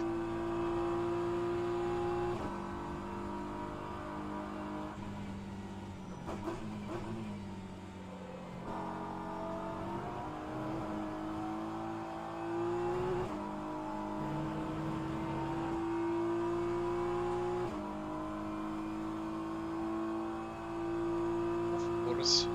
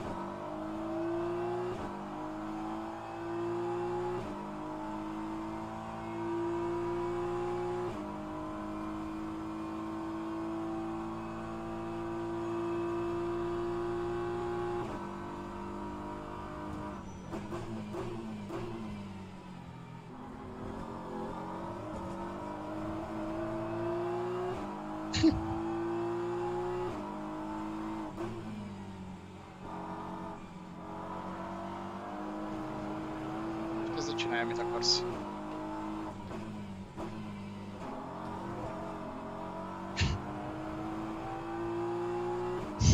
It's fine.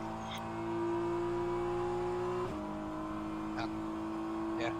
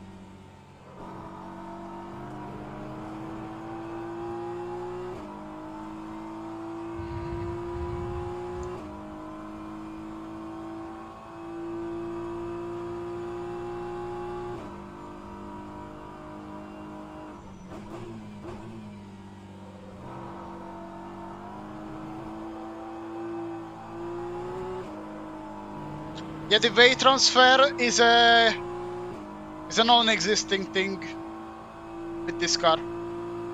I don't know if it's set up or not.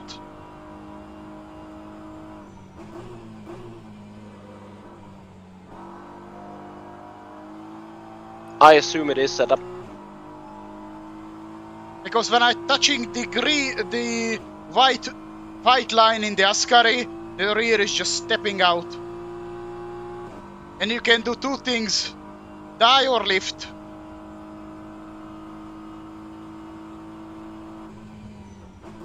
I mean, when you have these hypercars behind, they have this wake turbulence that they're pushing ahead of their bonnet. Yeah.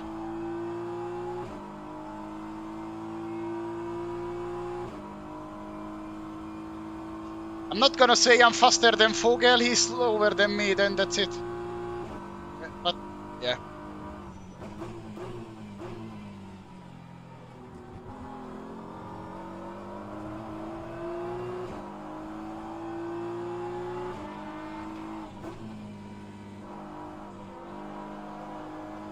Turn!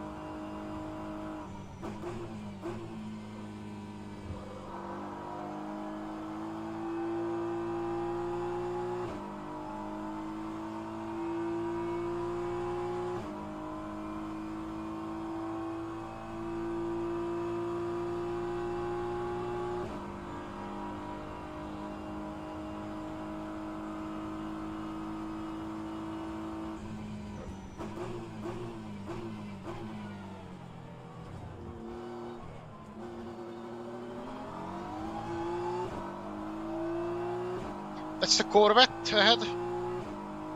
The Knops Sim Racing Poland guys.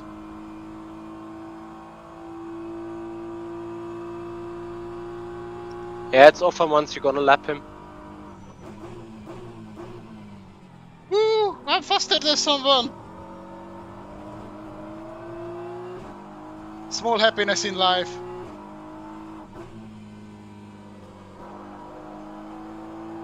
Doesn't he have a game actually? A new one. I mean Offermans.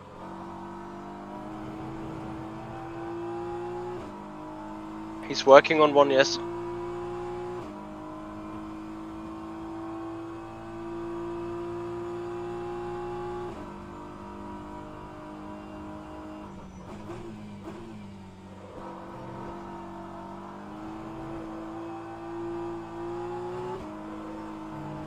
Yeah. As soon as the car touches the white stuff, dead.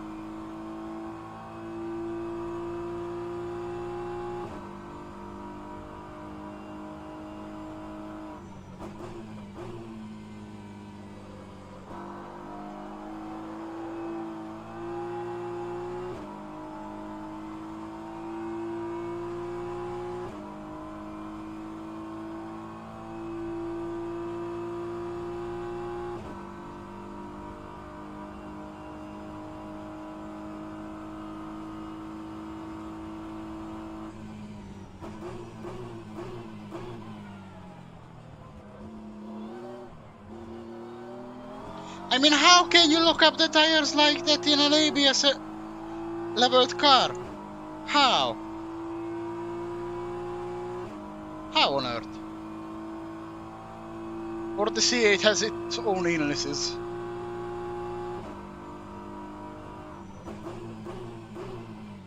Maybe also no ABS, just for the fun. Oh! Anyway, get past them and hunt down that Ferrari. Trying, boss. Trying.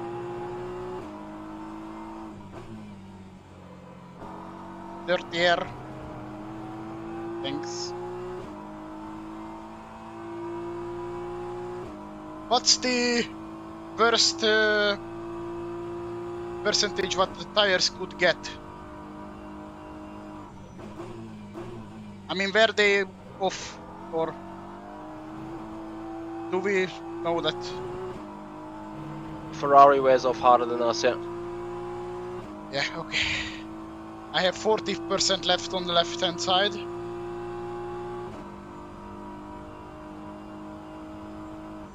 How much?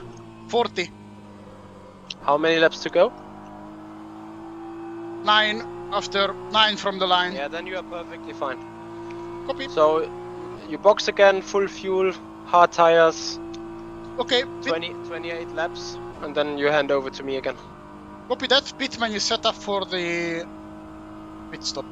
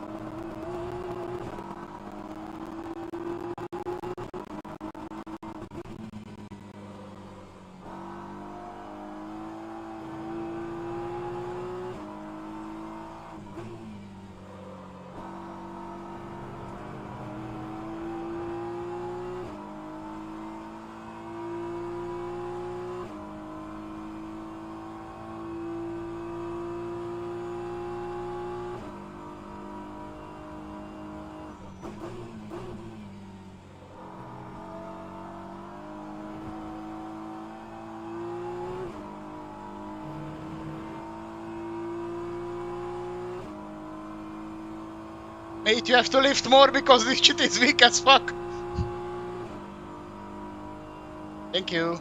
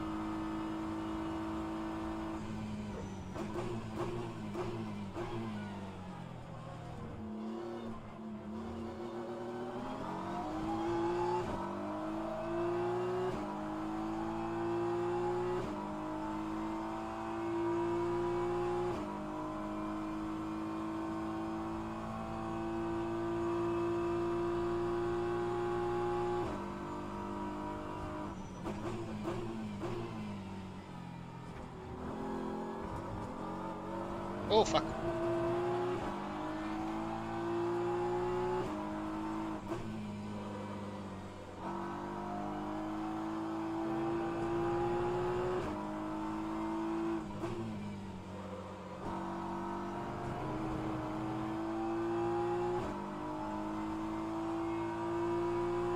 And again in the entry of the Ascari. Good.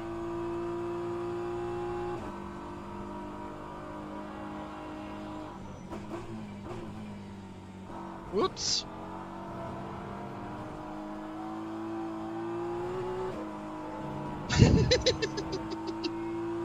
Piece of shit.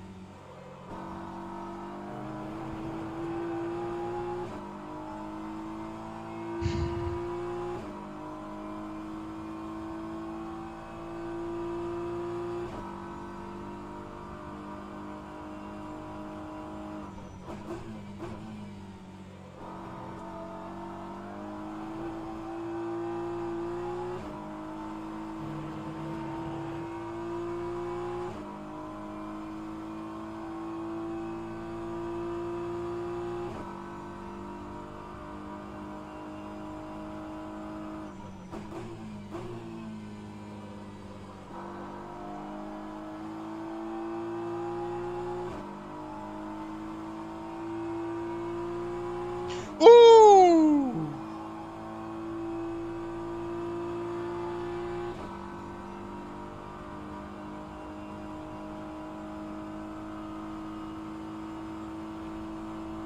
What's that?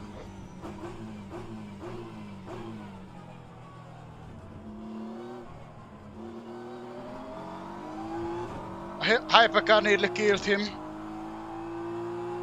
I mean, Vogel.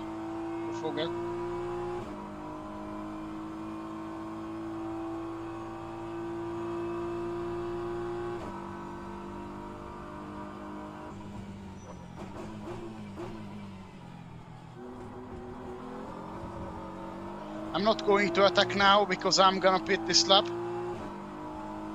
Yeah, it's fine.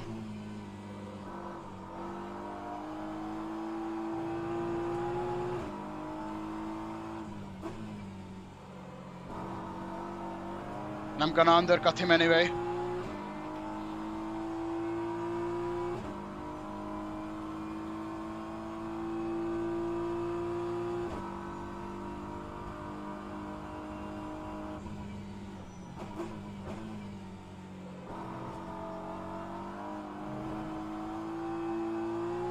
Okay, I need maximum push of you after the pits, please, so that we really get him on the car, because we need it.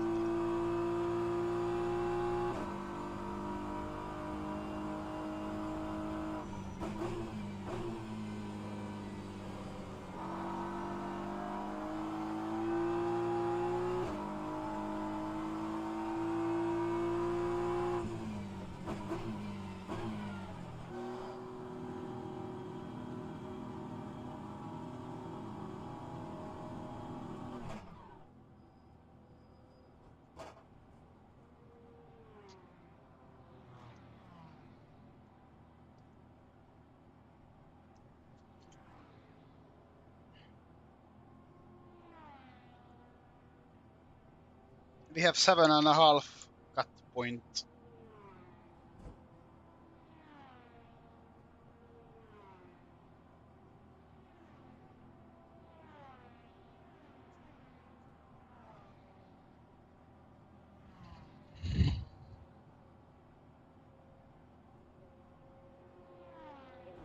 Oh.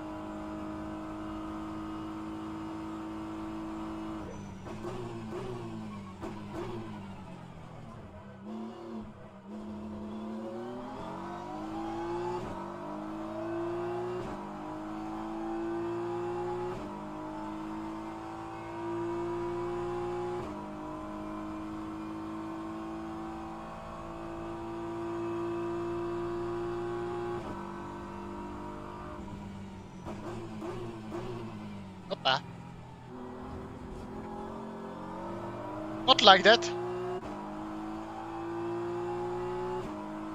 No.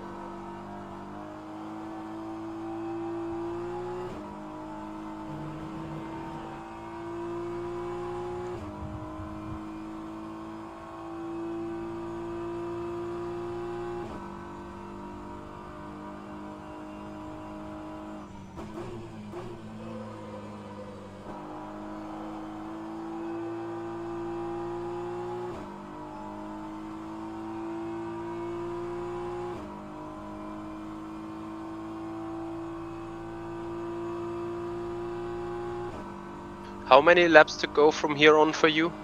23 or 24.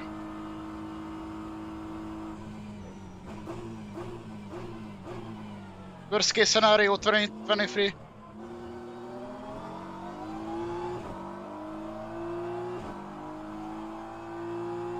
But if I take back with the fuel, I think it's okay to do 2024. Either or. 24 would probably be preferred. Understood. As we need to hit the target lap. Try it. I'm gonna try it, okay? Yeah, target lap is 160.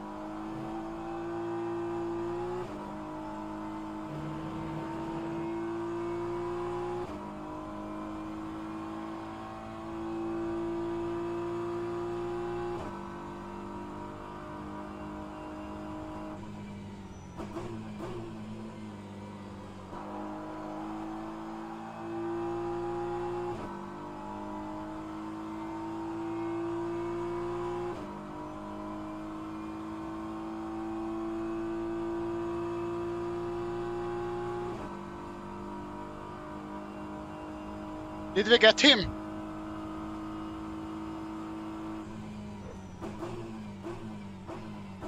What? Undercut. Did we undercut him? The Ferrari? Or he's still out?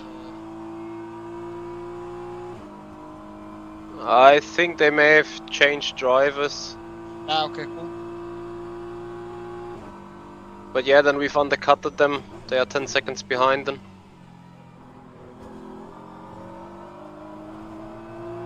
Cool. Or do you recall the name of the guy that was ahead of you? Vogel. Something. Vogel. Yeah. Yeah. I think that's the car behind me, to be honest. But they changed the driver, yeah, because it's Le Patrie. My French is shit, sorry.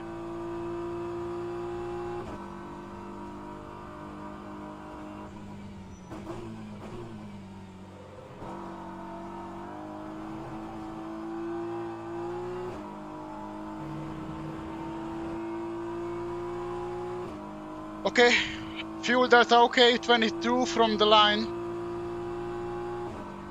So it's on target. Very good.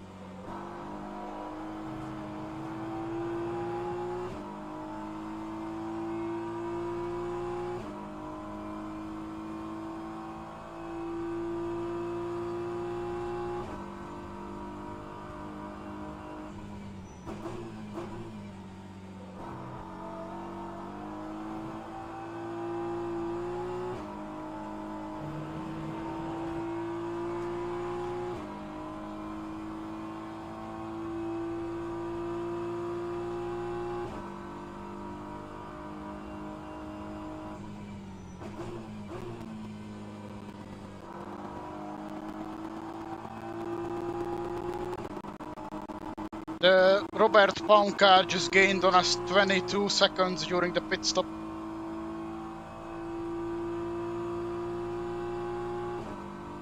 Yeah, different strat. Don't worry about it. Yep. We're on the best way home.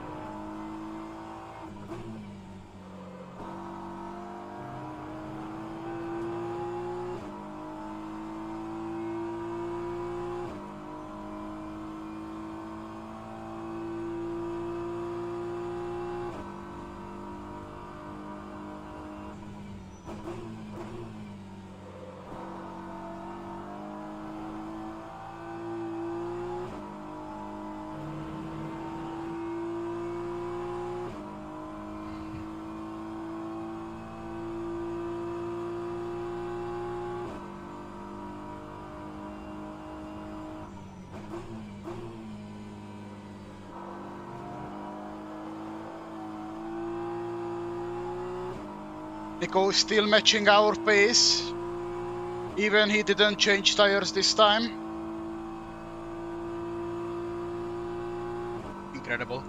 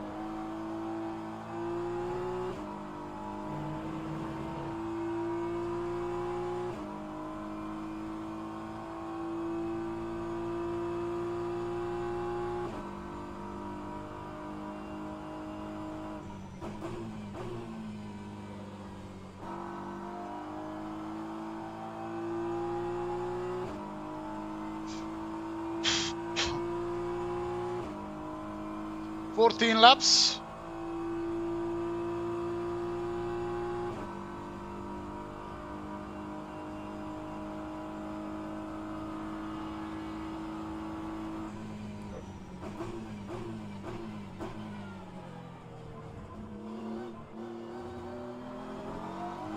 Copy, 14 laps. Yep, half tank.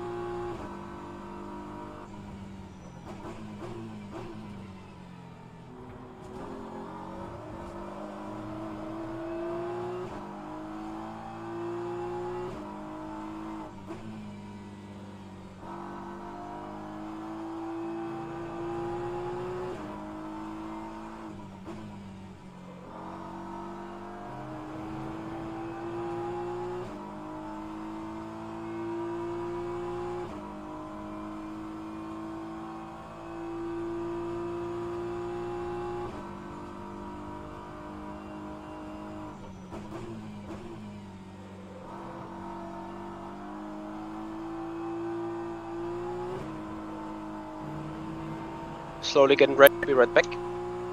Copy.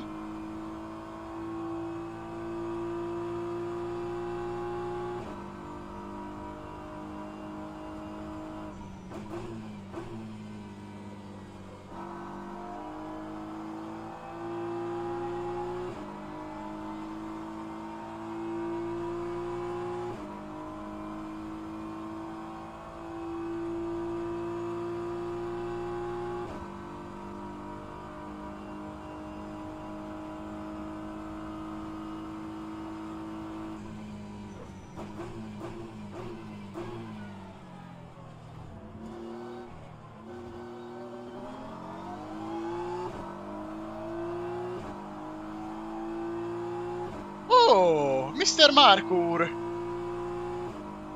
Enyhe lag!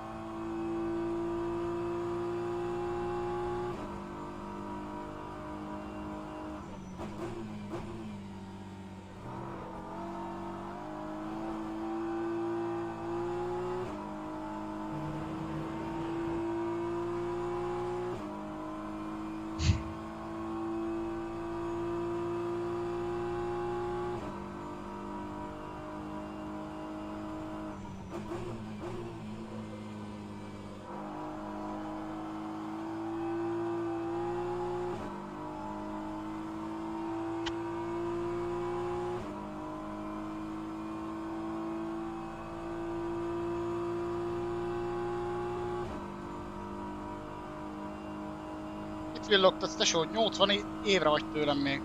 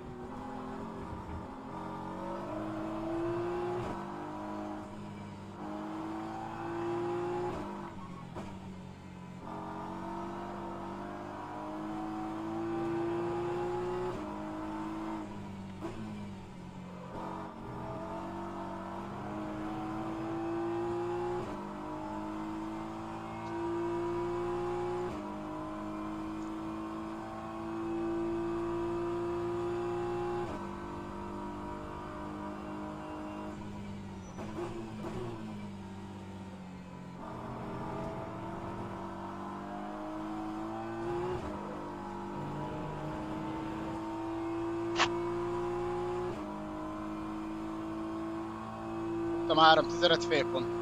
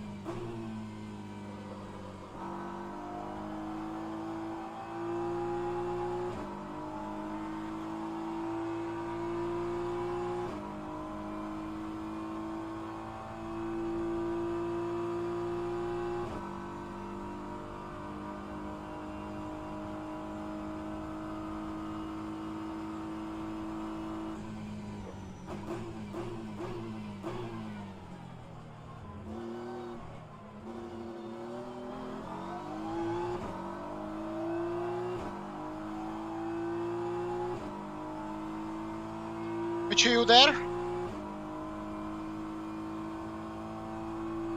Come again? Just copy, are you there or not?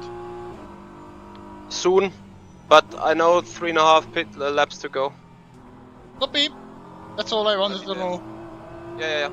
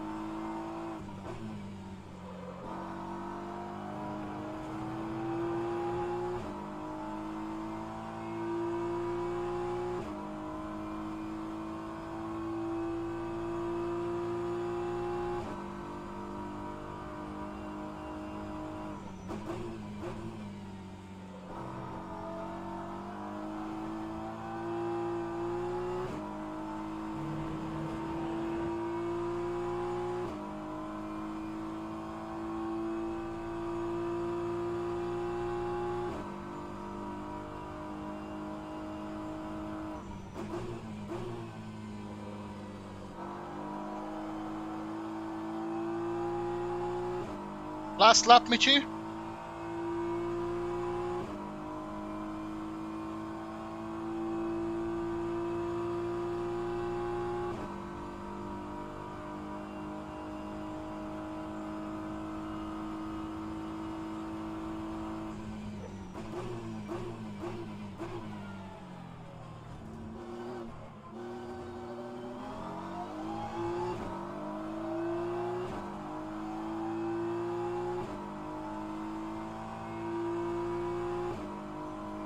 Okay, I'm here. Copy.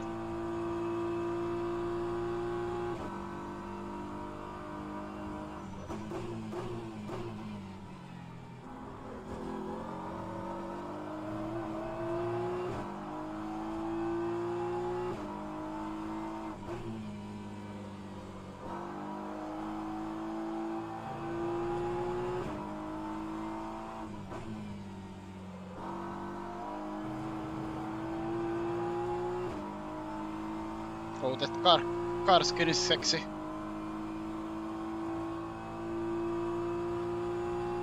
Okay, Pitman, you ready? You selected.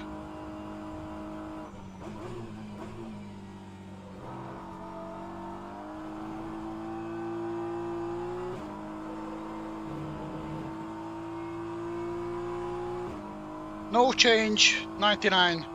Michi.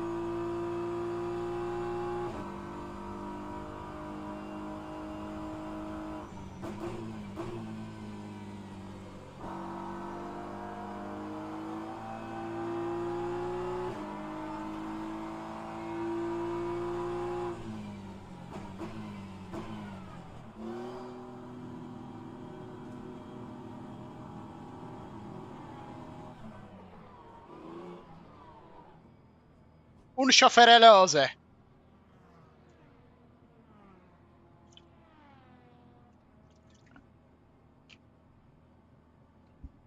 That's a strange message in chat.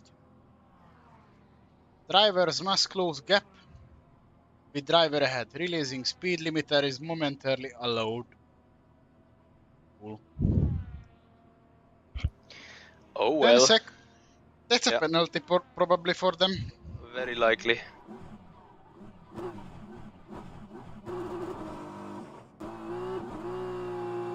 Okay. I'm gonna die to pee. Be right back. Log building finished.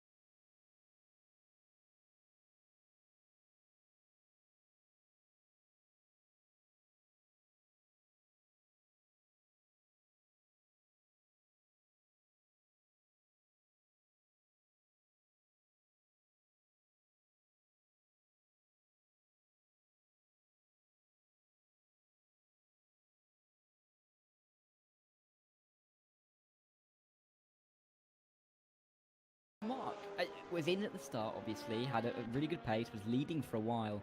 I think around the time we had that code 80 about the first hour.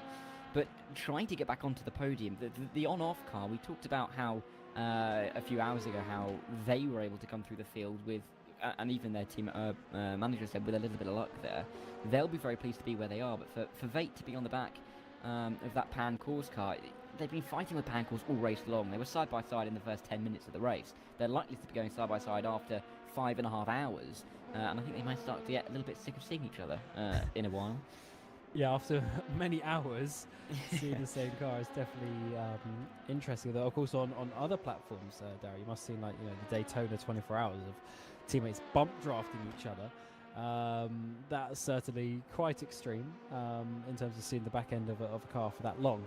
But certainly these two having a battle over the course of the last, what we at, 5.5 hours into this race now, definitely maybe get a little bit bored of each other, but they are continuing on because those places are very important. And VEC, especially leading the championship, you want to be, even if you're not going to win the race, you want to be getting on the podium. Yeah, and the podium very much up for grabs, isn't it? When you're only about half a second off of it. The gaps in the LMP2s have been quite big, really, since that Code 80. We had, or the first Code 80 at the start of the race where we had that disconnection for a lot of the cars. We had that second Code 80 not too long afterwards, about 45 minutes after we got back racing, which really affected those LMP2 pit stops. And really, ever since then, the gaps have widened in the class. I mean, the fact that the next closest gap, well, off the podium inside the top 8, is a 14-second gap, and we've also got a 1-minute 20 gap between 7th and 8th. Really kind of tells the whole story. We've got another minute infinite race. But with the gaps, the same can't really be said for the hypercars, which is surprising because we've seen so far this season, in the opening 2 rounds, how the hypercars really space out quite early and don't get back together. But we haven't really seen that, albeit the gaps are still at about 24, Channel switch. some of them. But even so, I think it's been quite a close race in that category. Oh, definitely. And Munier is making moves. His last lap was only not even a 10th faster than his fastest lap. Anyád a fű, bazd meg. Had a clear lap, Baszomat. Geci Porsche, bazd meg, Ascari jobban átjövök, Parabolikánál már előtte van az orra. Előttem van az orra, bazd meg. Takarodj már, faszomba. Mögöttem volt az autó, azt előttem volt az orra, geci. Takarodj már. Hát oké, de nem az autó hibája, hanem a Bobbé. Almost in shot is the go-team car. Up ahead, so that's the 17 with Michael LaRue, and it is very close between these drivers now. So, I'm expecting BMW-k to try and get through. It just depends Nem tudom. what his teammates do as well in the latter part of the race. Kategória 10. helyen, nem rossz. They obviously won with a 1-2 last race at Interlagos, at Spa as well. They qualified well, albeit had difficulties down at turn 1. And weren't really able to pick up the points. Okay, Michi, I'm around. Tell me if you need me, okay? But even still, they have shown such great pace. Would be somewhat of a surprise to see them lose a 1-2, but you have to say that black car has been going along at a very nice rate of knots. And look, Munier is an incredibly competent driver to have behind that wheel, and not a name that I don't think Michael LaRue will be too pleased about seeing behind him as they work their way through. And also, I think it's a big surprise to see the 2 Go-Team cars split by 40 seconds. Not really something that we saw at Interlagos at all. I mean, they ran pretty much nose to tail for most of the race. And even in the early stages of the first half of the race here, they weren't out too much. So what do you mean? Even 40 seconds apart, but you know, this is a 1-2. Sorry. You're talking to me. Definitely will not as wrong channel, sorry. Very much in the slipstream now of the Pan Corsa car. FIA jó fej volt a McLaren, megvárták, amíg megcserélték saw this earlier with Beranek. You have to get, or Nirolo I should say, in the 34 short pipe racing car. You have to get so close. És Verstappen csak negyedik lett, azt hiszem. Get the momentum out this final corner. He's closed in a lot through Ascari. I wonder what this traffic is going to do. As a Pan Corsa car will get back to the racing line. A Ferrari-nak rá kell állítani az autóját versenyre, mert különben szarok lesznek. This time around, but as he is a bit faster, give him another lap or so, and if he can get the run out of that final corner, he should be trying to make an overtake.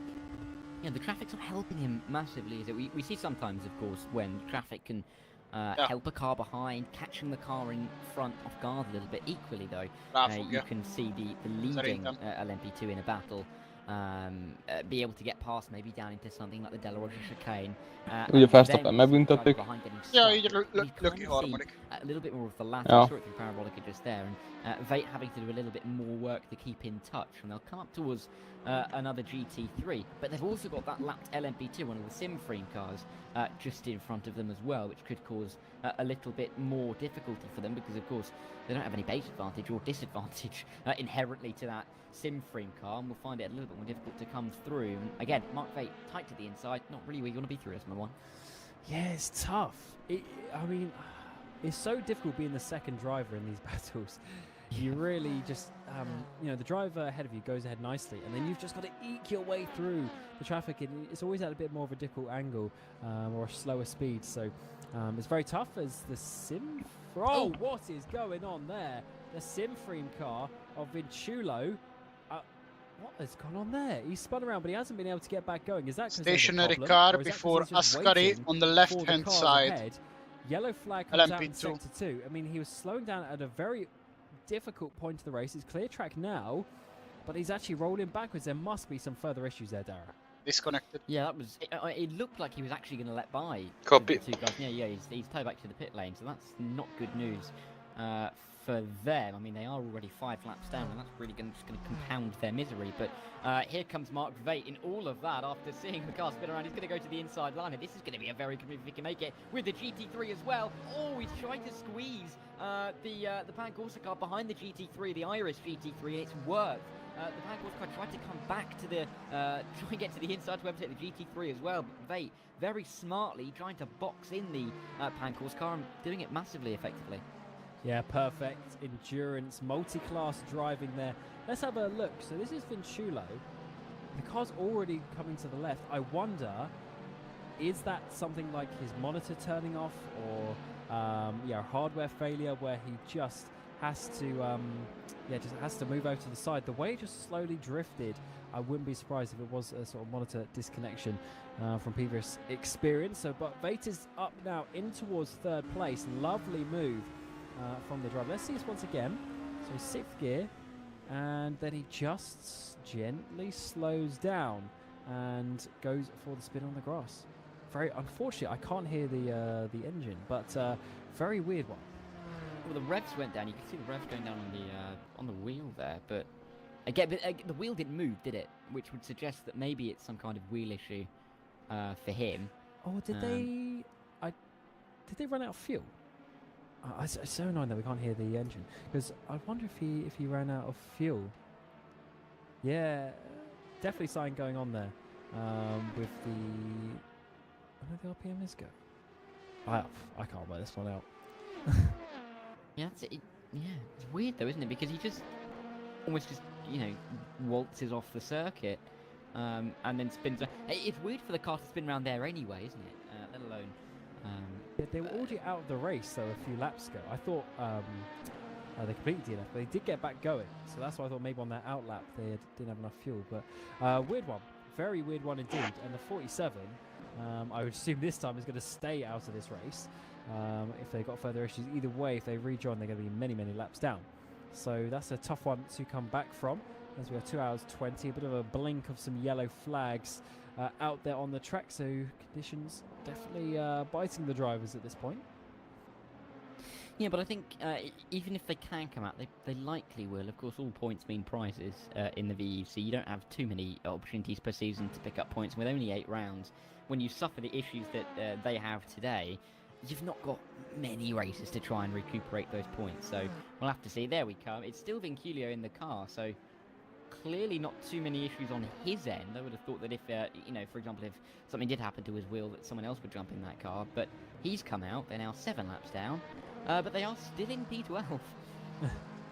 I mean, as you say, points is everything. So definitely stay out there. They are struggling, though. They did have a great run last time out in Interlagos. So in terms of the promotion relegation, definitely something to think about.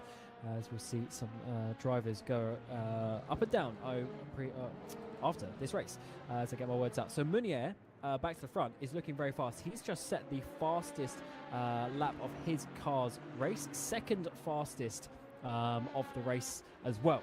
So that is a very fast time, and it just shows you that. So they must be on very low fuel now as well. So next pit stop coming up. That's how these times are getting faster and faster over the course of the stint. Of course, track temperature will be going down all of this time with the sunsets in the background. What is he now? 1.5 seconds behind. So this is looking very good. And he can just about see the blue Go Team car up ahead of those two LMP2s. Although he hits the grass, maybe awesome contact with the Valet car, locks the rear end, almost goes around. God, he's pushing. Yeah, really going for it at this stage of the race, and we'll see if he can keep it together, because Meunier really is putting the hammer down. Not really going to be happy to see a car, an LMP2 car, the undercover RYZEN car, directly in front of him through Ascari, but should be able to get through towards Parabolica, choose which side of the track he goes left, and he won't have to worry about that LMP2 into the braking zone. Well clear, well beforehand, but you can see how much time that he lost in that middle sector. It's a good chunk, back to 2.5 seconds away from that Go Team car, and we'll see if they can continue, if Meunier can continue that charge, just being delayed ever so slightly, as we see Ivanov in the pit lane. Certainly do. He just set his personal best middle sector as well, so you really see that when the fuel comes off, you know, lighter car basically quali laps, and the rate of the fuel going down is more than the rate of the tyres going down, so you actually go faster rather than slower from the tyres not being able to hold the grip. And he rejoins, of course, his car's a lap down now, really spread out from the battles behind them, with Seawolf and the Racing Zone team. We had such a, I don't know if you saw it, Dara, but about an hour ago we had such a crazy three-way battle with Toth, Ivanov and Ullman, and in the end it was Ivanov who came out on top of that one. So 5th place as it stands, a little way from Nick De Silva. I don't know if he's going to be able to catch, you know, Nick being a pretty fast driver himself, but certainly not so bad of a run for this NetRex entry, who of course do need a good result because they're sitting down in 7th place in the standings. Yeah, and they're going to be looking to try and gain up a little bit, right? But it's going to be tricky. As we said, we're going to be 3 rounds into the championship. There's only going to be 5 rounds left to go, albeit some of them, you know, more extended, the likes of Le Mans at the end of the season. But even so, your ability to be able to pick up points is diminished with every passing moment in this championship. And although we have so many hours worth of racing across the season, it really only matters where you are for, you know, 8 minutes across the season. You could have, you know, every single race, you could spend 95% of the race excelling, and you end up leading for, you know, 30 hours across the championship and still not win it. So it really is focused on the moments that we're going to come up to very shortly in the final 2 hours. And we're going to be able to see who has managed this the best. Looking forward to see what happens in this pit stop as well, though, because LaRue's gone out. You'd expect the other Go Team to go through, but it's been in the box for a little while now. Yeah, so let's see how the lap counters is going to work. So 2 hours 15 minutes remaining. Jakob and Meunier, they come in, and I would expect Jakob to stay in for another stint. Yes, he does. No, Boda has got in that car. So 2 hours and 15 minutes remaining. They'll probably need 3 and a bit stints to get to the end.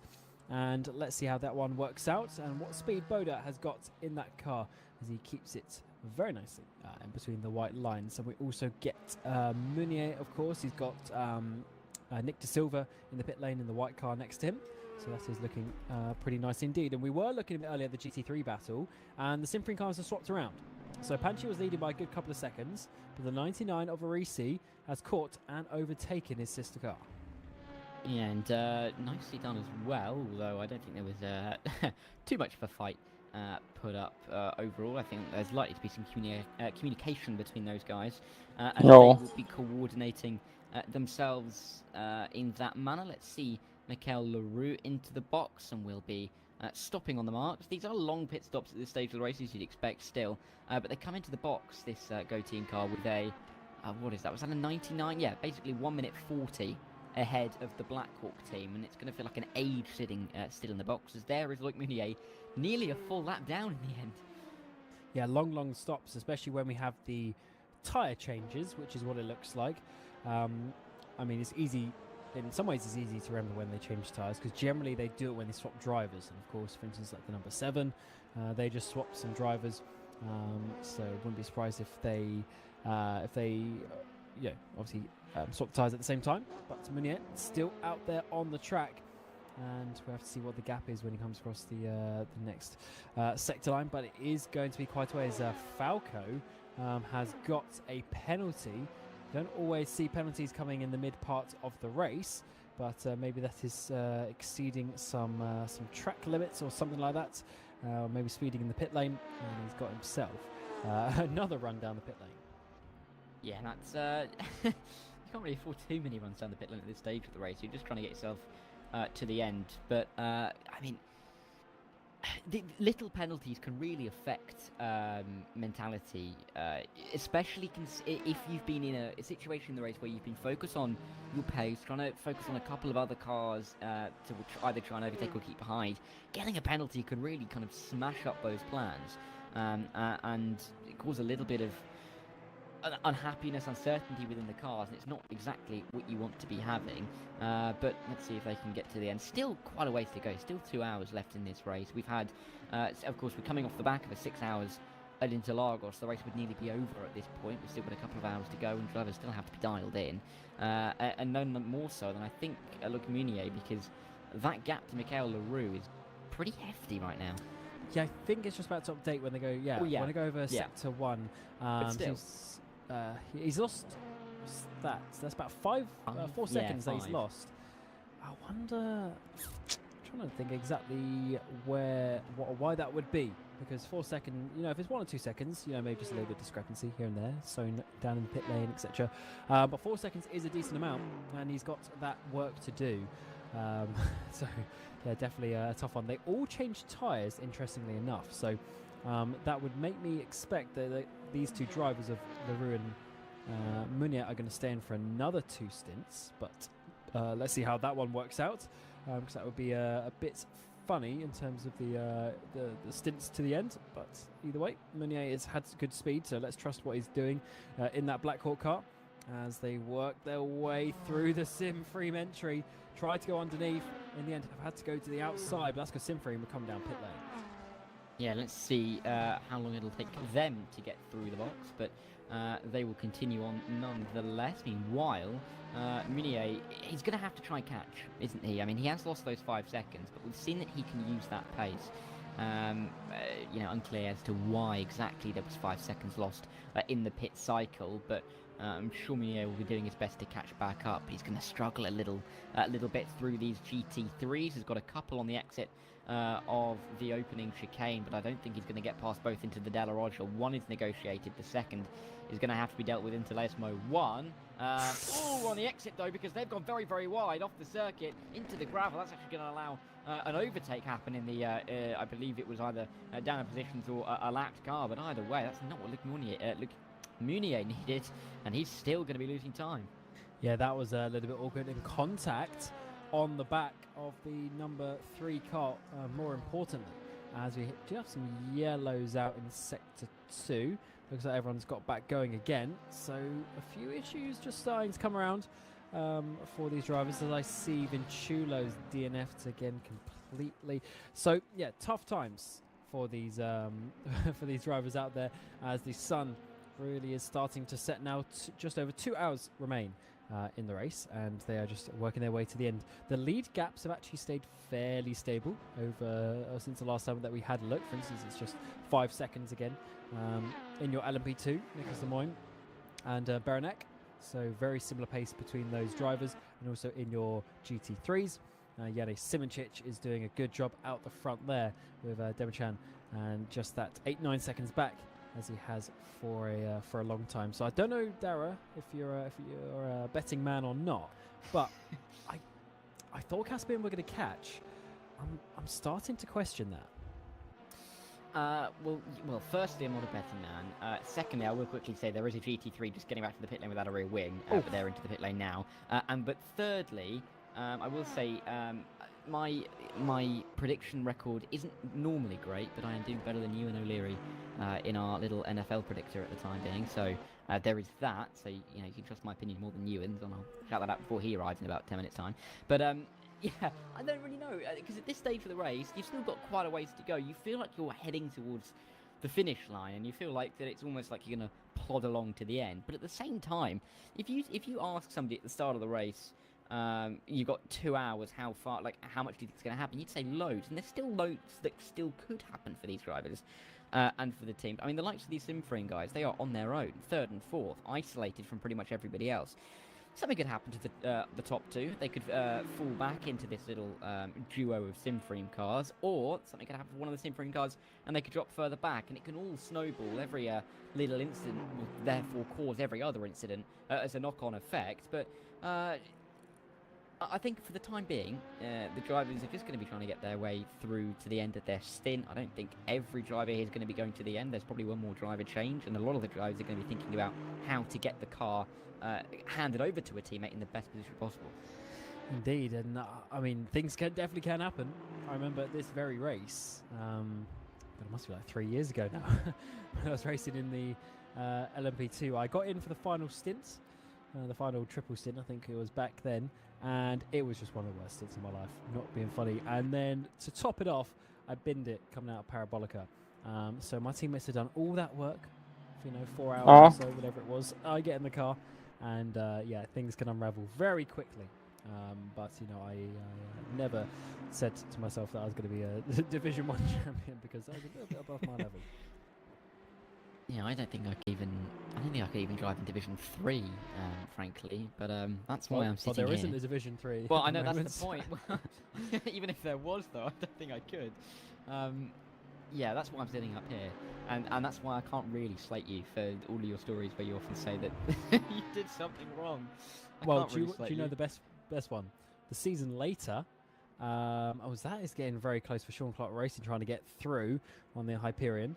A season later, we moved to the DPIs. I'm in the car with Michi Hoyer, just the two of us for this round, and I get in for the middle triple stint of the race. So Michi before and after me. Michi had a little incident in the first stint, so we're kind of coming back a little bit. And just to make matters worse, I decided to go side by side with the GT through Ascari. I think it might have been Adam Baldwin for Juices back in the day. And yeah, that, let's just say side by side through the last apex of Ascari doesn't work. There may have been a crash. How big was said crash? It actually wasn't too bad, but I do believe it cost them the win. So I'm sorry for that. Not as bad as that airborne crash that you and Ewan saw a couple of days ago. Oh, that was class. I mean, there's a different style of racing, on an oval, coming to the finish, cars going over the finish line in the air. Hopefully we're not going to see that in VEC, but I mean, things can happen late on in races, that's just what I'm saying.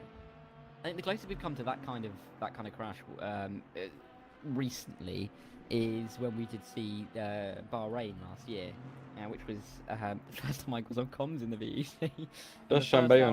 Ewan were on for the first couple of hours, and I remember watching it thinking, oh my word, what is going on? It calmed down by the time I got up to the comms box, but yeah, a lot can happen in these races, and at Monza here, I need to say Imola, I don't know why I need to say Imola, but at Monza, there are parts of the circuit where it gets tight, and there are parts of the circuit where it's very easy to have a collision, and all of a sudden there's a couple of drivers coming around the corner, and they're unsighted, frankly, and there's not really anywhere for them to go, and it can ruin quite a few races and change quite a lot of pictures. So there's still room for it, definitely, but I think drivers are just trying to be calm to kind of just trying to avoid that at the moment.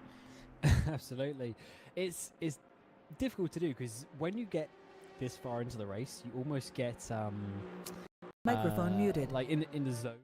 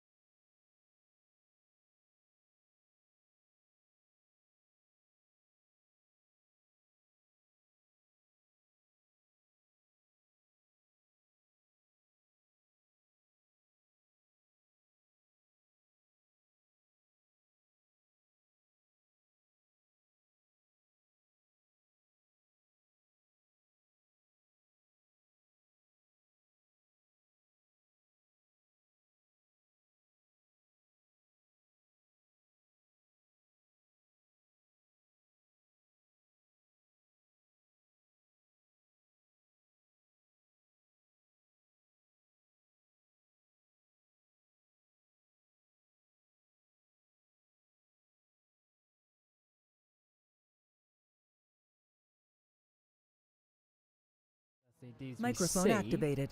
Coming into the pit lane is Sean Clark Racing. Now I'm just trying to do the maths on what we're looking at.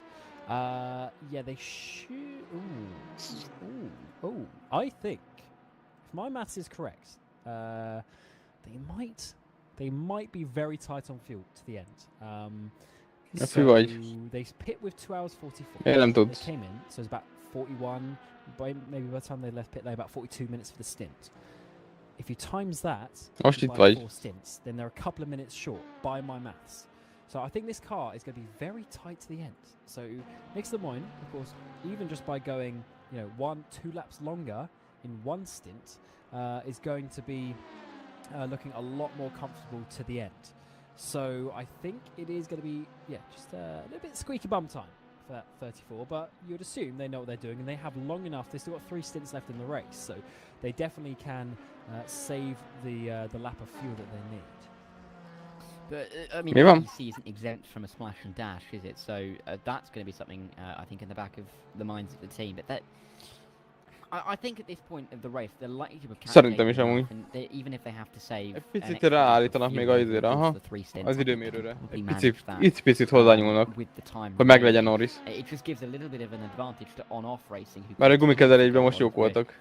Approaching that 2-hour mark. But again, the team who weren't really expecting to be where they are, I mean, they're overjoyed with a win, considering that they really weren't expecting that kind of result. But we'll have to wait and see if they can deliver on that. Still a long way to go. But I did notice, I know you've come up to Michael LaRue, I did notice the gap between himself and Murguly has increased to 11 seconds now. So instead of decreasing that after losing time in the pit lane, it's gone up by the same amount of time they lost in the pit lane, 5 seconds. Yeah. Nem mondod. Very weird how those things ebb and flow, but it's so easy to lose time over the course. Just a little mistakes here and there, maybe a bit of bad timing on the traffic, bit of bad decision making, a lock up, and every second was a WRT car, just goes a bit wide there. Every sort of thing like that, it really just adds up over the course. But Dara, as we get to 2 hours remaining, thank you for joining me for the last half an hour, and it was great to have you in. But we will, of course, bring back in Ewan O'Leary for the final couple of hours of the 8 hours of Monza. So thank you, Dara, and I'm sure we'll see you on the next one. So Ewan, come in for the final 2 hours as we hit that exactly right now. Good afternoon, Cam, and evening to everyone as well watching at home. Good to be back again for the final 2 hours of this race. And it is still Go Team Racing 1 and 2 as things stand. I think they've had a relatively controlled race actually so far. Interesting what you were saying though about the LMP2 fuel situation and so on. I've been very interested by LMP2 today because of the really awkward amount of time remaining when we got back racing again after the red flag. 6 hours 54 I made it. That's not a round number at all. But you were mentioning earlier on some teams might not make it without having to splash on fuel, and that's going to be very interesting indeed. Yes, by my maths, the 34 is kind of right on the limit. So those who are pitting now, or pitting a bit later, such as on-off, they've just come in. So they're 2 laps later. So they should be okay. Where they're still going to need full stints to the end, but the last stint they should probably have a lap, worst case 2 laps in the tank. Whereas I think for Sean Clark, their final lap might be the final lap of the race, and therefore, depending where they are with the leader, and if they end up having to effectively do an extra lap, then that most leadják a sprintet addig. Time from the maths that I've done. So never trust commentators' maths, but do 41 times 4, and then you can work out the hours from there. I'd rather not. That's difficult maths. That I didn't do my 41 times table when I was Did you in not? school. No. you missed out. You missed out on a whole load of fun. I can tell you that. Yeah, I know you do a lot more maths than me.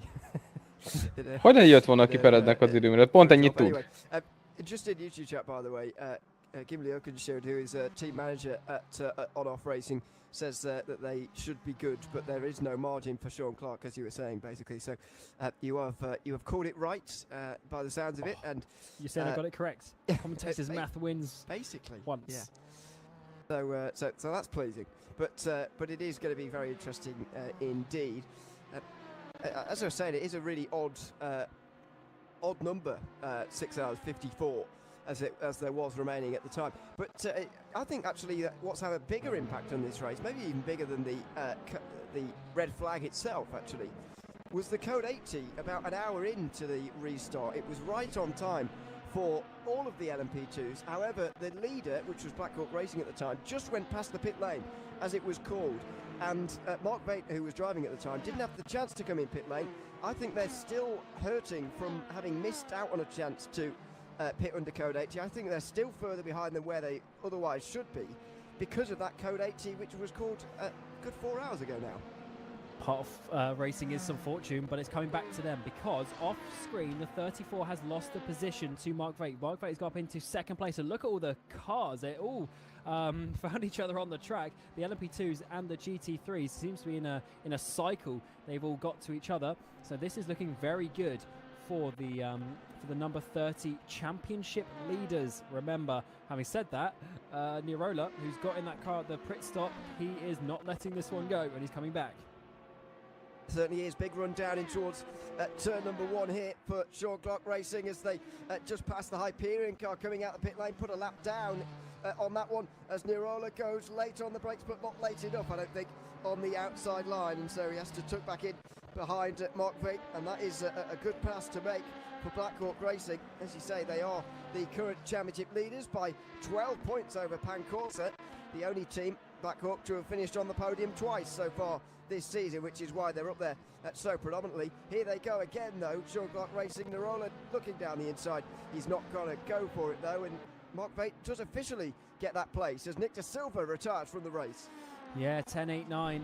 They are out of this race. Reigning champions, the season not going their way. Of course, it's quite a bit different to the race crash injury that it was previously for the last couple of seasons, but certainly Nick De Silva was in that car over those seasons getting those championships, but not this time around, as Nirola has got another opportunity. He goes to the left-hand side. Is he going to give space to go up the inside of the Ferrari? Yes, he is, as the SRC Ferrari, but they both get through. Nirola has to back out of it on the very inside of Ascari, and they've now got the, I think it's the undercover LMP2 just up ahead of them, so this could get a bit awkward too. Yep, that's... I'll work out where that car is in a couple of moments' time, but there are a number of drivers and teams now at least a lap down in this race because of the general flow of things as they make their way out of the Parabolica, and then on the run towards turn 1 again, it's side by side again. Nirola gave it a really good go in towards turn 1 last time. This time he's got the inside though. Will that bring him a little bit more joy maybe as he breaks late? Well, not quite as late as Vate does, who's on the outside, but no, you see Nirola does get the place. He's back up to second again, but makes you wonder just how long it's going to last. Yeah, this is a fun battle. Back and forth it's been. Yeah, the 37, sorry, 34 I should say, looking very fast this race. And it's been really good actually to see this Sean Clark car, because there's a couple of seasons ago I remember they were there in LMP2 and they just didn't have any speed. Unfortunately, they haven't had the best start to the season in terms of results. Unfortunately, 13th place in the standing, but their pace has been good. So hopefully this time around they can secure this this podium place, and that would be very good for them. As it stands, it's second place. On-Off Racing didn't take tyres up ahead. That's how they've got that big gap at the pit stop, so that will flip-flop in the next one, and they'll be right back in the battle for the lead. Well, you say that. Are they going to... Oh, sorry, yeah, I see what you mean. Sorry, I was thinking, are they going to go to the end on these tyres? No, if they didn't change them last time, would be the answer to that. So you'd expect them to, I guess, make one more tyre change next stop and then go to the end on those. I suppose that would be the normal way to do it. Yes. I mean, it's... Unless they're going to do four stints. I would doubt that. That is very much even around Monza, we have seen triple stints. So back in the day, I know tyres have slightly changed. Igen, a szokásos, hogy Verstappen tudja, hogy Leclerc-rel igazából neki nem szabad keckedni, ezért vele nem is kell keckedni. If you average it out per kilometer, there's less wear than other tracks. Was that? Who was that? Hát meg nem ő vele versenyzik. They were sliding coming into the corner. Nem Leclerc ellen versenyzik a bajnokságban. In the hypercars, by the way, we've got a battle going on for 5th place between I think that's Seawolf and Racing Zone at the moment, is it? Yeah, it is. And they have just changed places, actually. Racing Zone back up into 5th place again. Don't forget, they are the championship leaders, the only team to have finished on the podium twice in the hypercar standings. They're not going to do that again here, I would have thought, since they're a minute even off 4th place. So it's going to be a big change-up. But I said this earlier on to Dara, I think this is a real stamp of authority from Go Team Racing. Another 1-2 here would really put them, first of all, out front in the championship, but more importantly, I think it's a real psychological blow to the rest of them going into the Christmas break. Oh, definitely. It's been a very weird and interesting race for some teams as we come back to Zoltan Boda, who's leading the way in the number 7 machine, as they have for quite a while now. The lead to LaRue has come down quite a bit, so I don't know if there was actually an issue there, because the gaps behind have actually stayed the same. So this car must have lost just a little bit of time, and they are continuing on though, still with a 26-second lead. Yep, it is coming down a little bit frighteningly quickly, actually, isn't it, at the moment? But I'm sure that will stabilise itself out again in a few moments' time. As I mentioned, Zolt Prubek has got through, and he's away in the Racing Zone Ferrari. That puts the Seawolf Porsche a bit further behind. There you can see it in the background of the light blue. So Racing Zone do indeed get back into that top 5. But it does look like Nick De Silva might be out of the race here. Yes. 10-8-9, and that would be a continued run of no top 5s in the opening 3 rounds. Yeah, I was just speaking to him actually. I was just about to bring that up. He said they couldn't focus anymore, and that he retired before wrecking someone accidentally. So yes, of course, being the wrong side of the world, some would say. Szerintem azt nem akarja kifizetni a Red Bull. Time zone to race, and he's having to do a lot of driving in that car this De nem tud annyit kifizetni. Carrying it a little bit, so driving overnight. Hogy legyen értelme. I'm just getting a bit too tired, which is a shame because Sainz most nagyon drágán tudná csak elhozni. Through a couple of teams recently over the last few years and trying to keep that. Egy évre írta le Sainz vagy 2? But it looks like they're not going to be getting the title back again this Hát akkor az 100 millió lenne. Exactly what time it is for him at the moment, because I'm not sure. Amennyire Williams megválna tőle. Because there's about 50 different time zones for each state. So there's not really, but you get the picture. But anyway, to give you a ballpark figure, Melbourne time at the moment is 5:10 in the morning. So it is rather late, or rather early, depending on how you want to look at it. And remember, there's still 2 hours to go. And the race started 5 hours ago. Yeah, so effectively this race will finish at 7 in Melbourne time, which is not ideal, particularly if you've been awake all through the night. Yeah, indeed, 5 a.m. for Nick, he's just told me. So there you go. I mean, fair play to him for doing so much driving. We speak about Nick all the time because he's always here in the Virtual Endurance Championship, always driving. Of course, a champion of this series now, as well as of a couple of seasons ago. And it's great to have him here, but it is not an ideal time. I mean, the race starts at 11 p.m. for goodness sake. That's literally. I mean, I'm in bed. I've got the hot water bottle and the pillows around me. At that time, I'm not going racing, that's for sure. So fair play for the dedication, actually, because it's not just he's done one season and gone. He's continued on with the racing and very passionate about it indeed. So that's what we like. But tough situation to be in, to be honest. And racing in a European time zoned league, certainly very tough. Yeah, I suppose you would have liked the old days where it used to start at 5 p.m. Central European time, the races, and that would have been about 4 a.m. So missed the first couple of stints maybe, but wake up early on Sunday morning and he can go. Those days, of course, are over as far as the Virtual Endurance Championship goes. We start at 1 p.m. Central European time now, as we will be doing on the 4th of January. If you care to join us for the 4 hours of Bahrain. between now and then, I think there's another VLMS round as well for us to look forward to. So plenty more racing to come before the end of 2024, but this is the last round, it's worth reminding you, of the Virtual Endurance Championship for 2024. Anyway, still 5 rounds to go on the other side of that Christmas break, but it does feel very significant, really, who's leading at that stage, I think, because of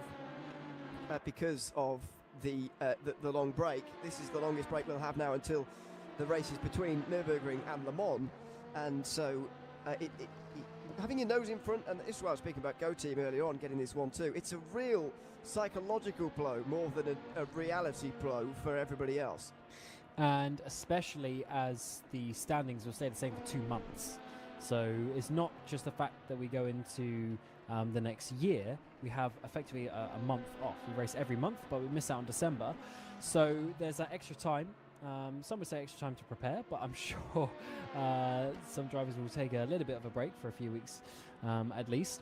So tough one indeed. And talking of tough is Mark Vaete. So he's lost even more time. He of course got past Sean Clark Racing, and now he's been re-overtaken and is losing a lot of time. 5.5 seconds now to Nirola. I'll tell you the gap that's caught my attention as well, the one between first and second. So Nirola is getting away, you're right, from Mark Vaete, but also he's getting closer to Nicolas Lemoine leading the race. 0.2 of a second taken last time around. Filippo Caneo, by the way, is catching Mark Vaete as well for third place, so it's all closing here in LMP2. What's the gap going to be over the line here as we see Nirola cross the line? He gained by another 0.8 this time round, so he is closing. I guess the pit stop, how far away are we? 25 minutes or so away from a pit stop. Now that means he's probably going to have to be catching up about 2 seconds a lap if he wants to get ahead by the time they make the pit stops. However, if he can get that little bit closer, he's within sort of a strategy window, Will Nirola, and maybe he can get himself ahead of on-off, but they certainly hold the advantage out front at the moment by 31 seconds.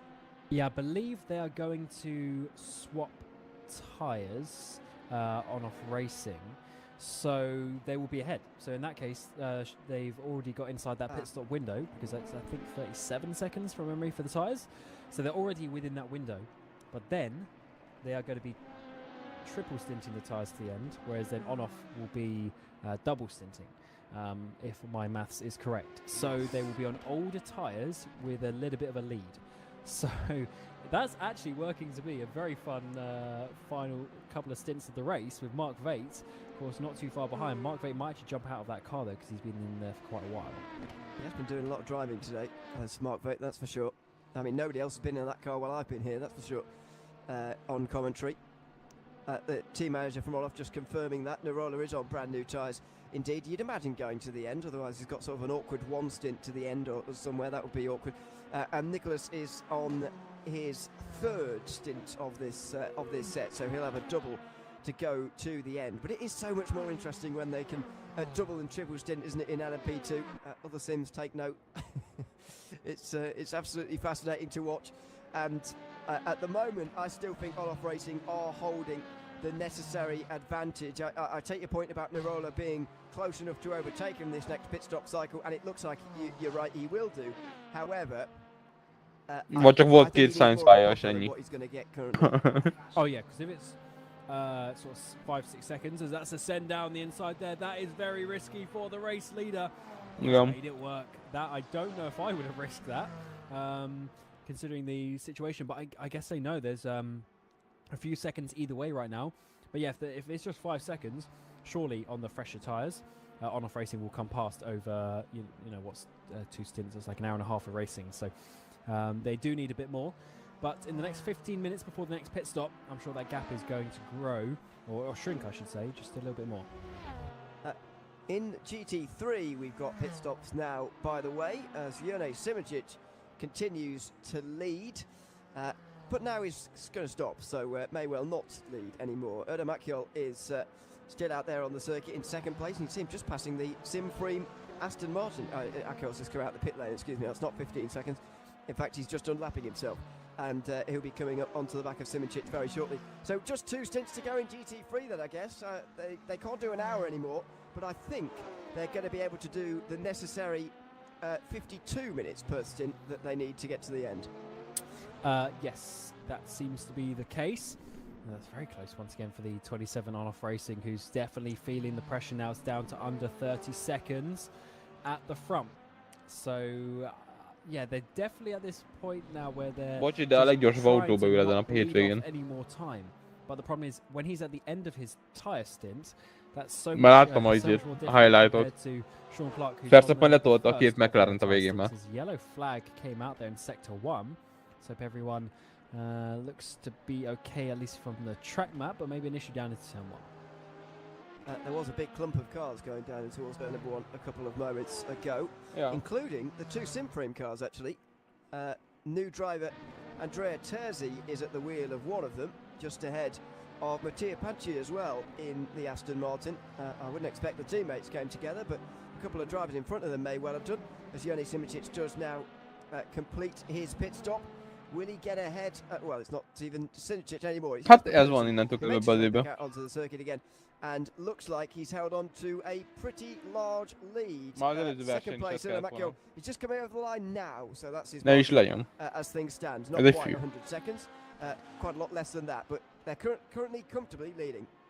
Yes, they certainly are. It's been really, really a good race, really, for Rafa. I mean, they struggled. They struggled a bit back at Spa and Interlagos. Azt csinál vele Verstappen, amit akar. Ilyen ne is legyen bajnok. The race, they've ended up getting some good results from that with a second and a third. But from here, they've been up towards the front basically the És nem is ő lett a bajnok. So they've been able to sort out the speed a little bit in that McLaren, work it out. And of course, you know, 2 of the faster drivers Nem veszi fel a in the kesztyűt. championship, both champions as well, so they know what they are doing. And I have to say, I don't know about you, Ewan, but it's great to see Jesper actually sort of being full-time. So Jesper, I said, was a champion, but he only did Le Mans, I believe, in that season, although he obviously was still technically in that car. But now he's doing the full season, and really great to have him in this championship and pushing forward with Jerne. They are so close on speed as well. That really is going to be a hard car to beat over the course of an 8-race season. Yeah, it is. És akkor most megint megkérdezem, minek írt alá Hülkenberg még 2 évre megint? But yeah, Jesper Pedersen is named as a champion alongside Simičić. Hát az Audi-hoz, ami nem lesz, ugye? Michi Hoyer, who drove in season 14. Of course, they've been close before as well. Ki kell baszni az összes ilyet, meg. Has been close before to. Itt a bizonyíték, hogy Berman megjön, nem is ismeri az autót, beül, megveri. Erre minek tartani ezeket? Ugyanez Alonso is. Record that he had going for a couple of times round. Of course, got very close in season 12 as well in the middle. Sorry, season 13 in the middle. Akármelyik fiatal tudna ugyanazt a tempót. 2 titles, Yuri Tomin, Daniel Visner and Marcel Chinchik lead. És motiváltabb lenne. That title with a unfortunately an engine failure Hát for his first Edge Esports that season, who were chasing them down. Itt a neve tartja benn. An engine failure just as the darkness was falling at Le Mans. Puts that to bed, unfortunately for them. But hát oké, csak Alonsoval szemben egy fiatal, az sokkal motiváltabb lenne, hogy eredményt érjen el. Még a rosszabb autóval is. This season, Rafa Esports team have already taken a race victory. Taken a couple of podiums this season. Is this going to be the first race victory? It's certainly got race-winning potential, this crew and this team. And at the moment they are leading still by hát, hogy ez lesz a pilóta felállás, akkor de. seconds or so.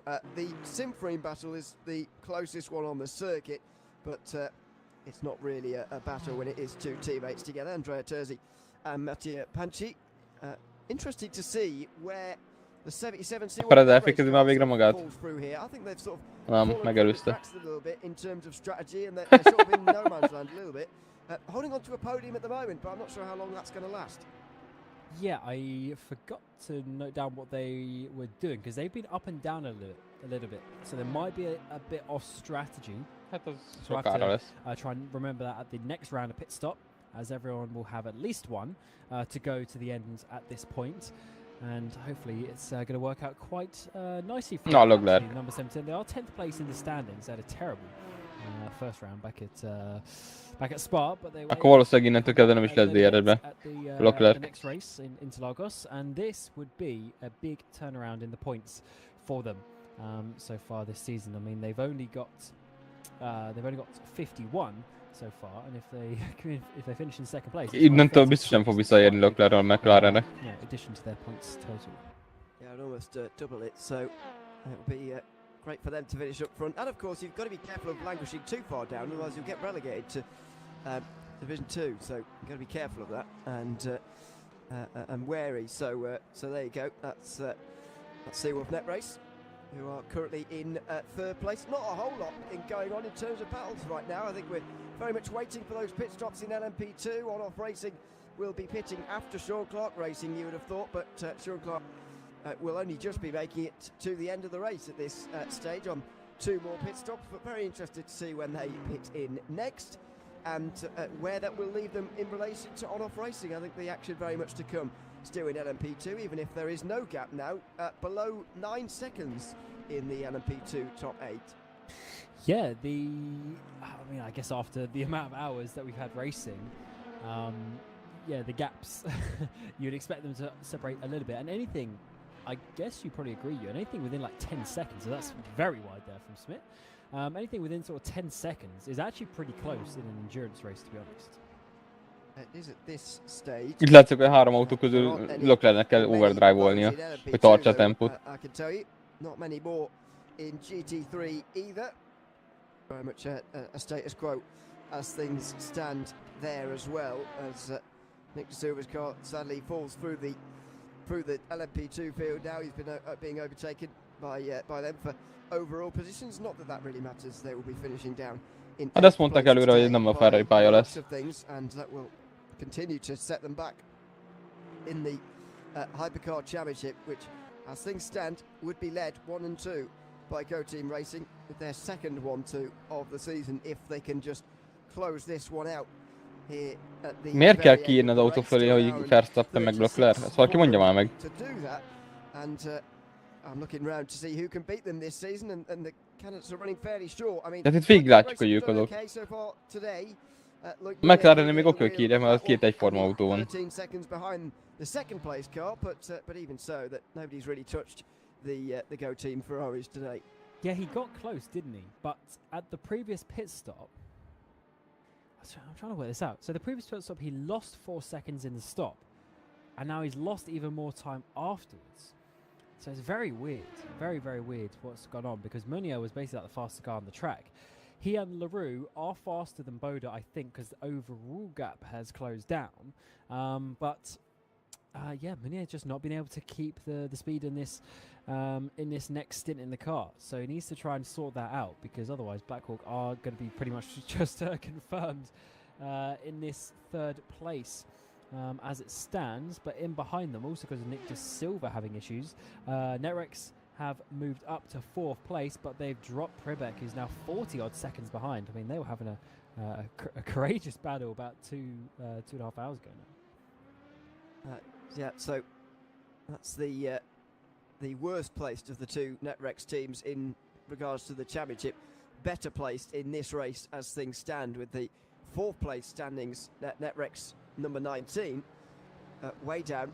Danny Van Der Neek a lap off the driver in front, actually, at this stage, and so a long way back from any more points here for Netrex, who look like they're just going to try and bring this one home now in Hypercar. In LMP2, Blackhawk Racing came in today as the championship leaders, and they should just about hang on to that. Pancorsa are really not quite challenging them quite as they were earlier on in the day, when we really did see a big battle between them. Pancorsa are currently 13 seconds behind them, so they'll be putting further points into them. Thomas Enker Sim Racing have dropped way back from where they were in the first couple of hours of the race, where they were challenging for the lead, so they're going to be nowhere near. RFRO are also adrift, as our Go Team. So while they're not winning and they are losing points to the likes of On-Off and Sean Clark Racing today, they are not the teams they'll be worried about, especially Sean Clark Racing a 13th and On-Off Racing a 9th in the LMP2 standings. It looks like it will be Blackhawk Racing holding on to that at the end of the day. Yeah, perfect situation, really.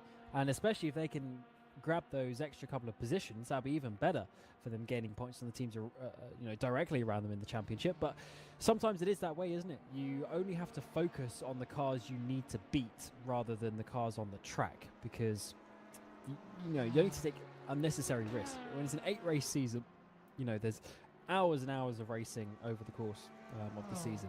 You don't need to risk losing it. De gyerekek, ezt már régen elbasztáltak, ezt sokkal hamarabb kell volna meghozni ezt a döntést. Yeah, a little bit too risky. And of course, Mark Vaite is also one of the fastest drivers out there on the Gyakorlatilag, hogy Verstappen over the course of the last vagy többet szerez, vagy ugyanannyit, mint Norris ezen a hétvégén, akkor már bajnok. In a nice calm manner for now. Mert annyi futam van vissza. The way for this car so far, and if they do have a good result today, mert hogy kétlem, hogy háromszor kiesne Verstappen. With them leading the championship, getting podiums 1, 2, 3 in races 1, 2, and 3, they've got to be looking very good for that title. Seawolf are in, by the way, with an hour and 32 left in GT3, so I think that's our answer in terms of where they're falling forward in the rest of this race. I think, well, they're obviously going to stop once more, maybe for just fuel, but that will put them behind the two Simframe cars, the Aston Martins at the very least, and probably outside the top 5 as well. So it turns out they did have 2 more stops to make there, Seawolf in third. Absolutely. So they're at 15 minutes out, but it's at a point where, unfortunately, extra pit stop to everyone else around them. So that third place that they're in, add a pit stop to that, and that is effectively, so where they're at now is effectively where they're going to be. As Prebek is in for Racing Zone team, and for your championship leaders, amikor már az elején be kell volna egyből állni Norris mögé. Who is currently in second place. Még Spa-ba, vagy nem tudom hol jött ez a McLaren. And they will be losing the championship lead. Will they even lose? They might even at this rate lose second place to the arra nem number 7. beszélve, hogy Piastrinak is kellett volna holdni ugyanezt a formát, mint Norrisnak, hogy mindig beérjen mögötte. Yeah, I'm pretty sure it will be, actually. I think this is going to be first to third from first. Itt volt Mexikó, amikor Piastri. Team, unfortunately. Back in GT3, we've got a very interesting situation in the championship. As things stand, anyway, Caspian Motorsport and Rapper Esports team have got the same results this season, just in a different order. So they are going to be tied on points. Jönnek a Ferrari pályák, Vegas, as they are, and that is a remarkable situation after just 3 rounds. Of course, Rapper still need to go on and win this race. Caspian still need to go on and finish second, but they're showing themselves to be the top 2 and the 2 horses in this race. Hát oké, csak azóta jött frissítés az autóhoz. They look like they're going to be the championship contenders. Of course, Black Hawk looking milyen jó lett bal oldalt a izé, táblázat. But they're having a difficult and tough day with Arda Ercham quite a way down, 13th place. They were down about 16th when we caught up with them not too long ago. Yeah. So, yeah, not ideal, but they are 2 laps down, and they really are going to be dropping out of this championship battle by quite a lot of points. The reason why, by the way, is because of a wheel disconnect on the run-up towards the line. Nem értem, hogy mondod. In 10 seconds. At the, that's in 5, 4, 3, 2, 1. Code 80 enforced. With an hour and a half to go, this will be dangerous as well. Him getting back to pit lane with suspension damage and no rear wing as well. Oh no, oh no. Code 80 in 10 seconds. Code 80 comes out, and this interesting timing actually. Interesting timing for those in your LMP2 and Hypercar, because I don't think so. About 2 stints to the end. Was a bit early, I could have come for a splash, take a little bit of fuel and then shorten our final run on the green, but I think it came when I was just about past the entry. Boda has. There he is in the lead of the race. The second place Caspian GT3 had the chance to come in, by the way, decided not to. Decided that it wasn't worth it. In LMP2, back to green in 10 seconds. Not around that part of the circuit. And so it's not going to have any effect. 5, 4, 3, 2, 1. Green flag. About to come in now. It's looked like it's going to have no effect really on the GT3 or LMP2 battles, but it will help Go Team Racing even further by the looks of things as Boda gets a whole fuel fill. So where is Mini? Oh, he's in the final corner. Oh, that is heart-wrenching. I think the Code 80 at least helps us with the final stint. We are just shy of the next round of stops. Maybe. Don't tell me he was coming in anyway. If that was his in lap, and Go Team effectively came in on their in-lap. That is unbelievably lucky. They've basically just been gifted a free pit stop. So at this rate, Munir basically has no chance of the top 2 now. Yeah, not that he had much of a chance anyway, but yeah, certainly now he hasn't. I find it and I basically should be able to go flat out on this stint now without fuel saving. Everyone's getting back up to speed here, so we might as well come in and try and take at least advantage of that. But there is Luc Meunier getting his fuel, some tyres, and he'll still be out ahead of Netrex here. But yeah, not great timing for them at all. And further playing into the hands of Go Team Racing, you mentioned it earlier on, you can be lucky in racing and sometimes not lucky. Well, that's another stroke of luck for the team who have been leading this race 1 and 2 for some time now. Yeah, I mean, what can I say? They're coming out to swinging in this championship. They did struggle, as Ed was mentioning earlier, after the brake issues. If Falco gets another penalty, they had the brake issues in Spa. That obviously dropped them down on the points a little bit. So they possibly would be 1 and 2 in the points already. But they really are coming out. And the fact that that team has 2 cars out of 8 as well is very telling that they are going to be prepared. And either one of their cars can win every race basically from now to the end of the season. So don't be surprised if these guys get 1-2 in the championship at the end. It just depends which one is going to be leading, as it's the 17 ahead in the championship, but it's the 7 ahead on the road, as that is very tight. Contact is made. They push off the BMW, and that is just a risk that doesn't need to be taken when you're in the lead by such a margin.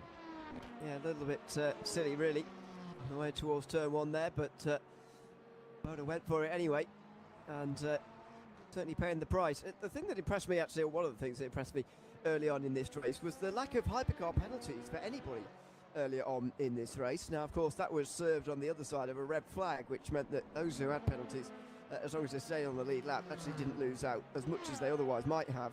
However, it was really impressive that all the hypercar teams have been able to avoid a penalty during Interlagos as well, which is a difficult race to go through.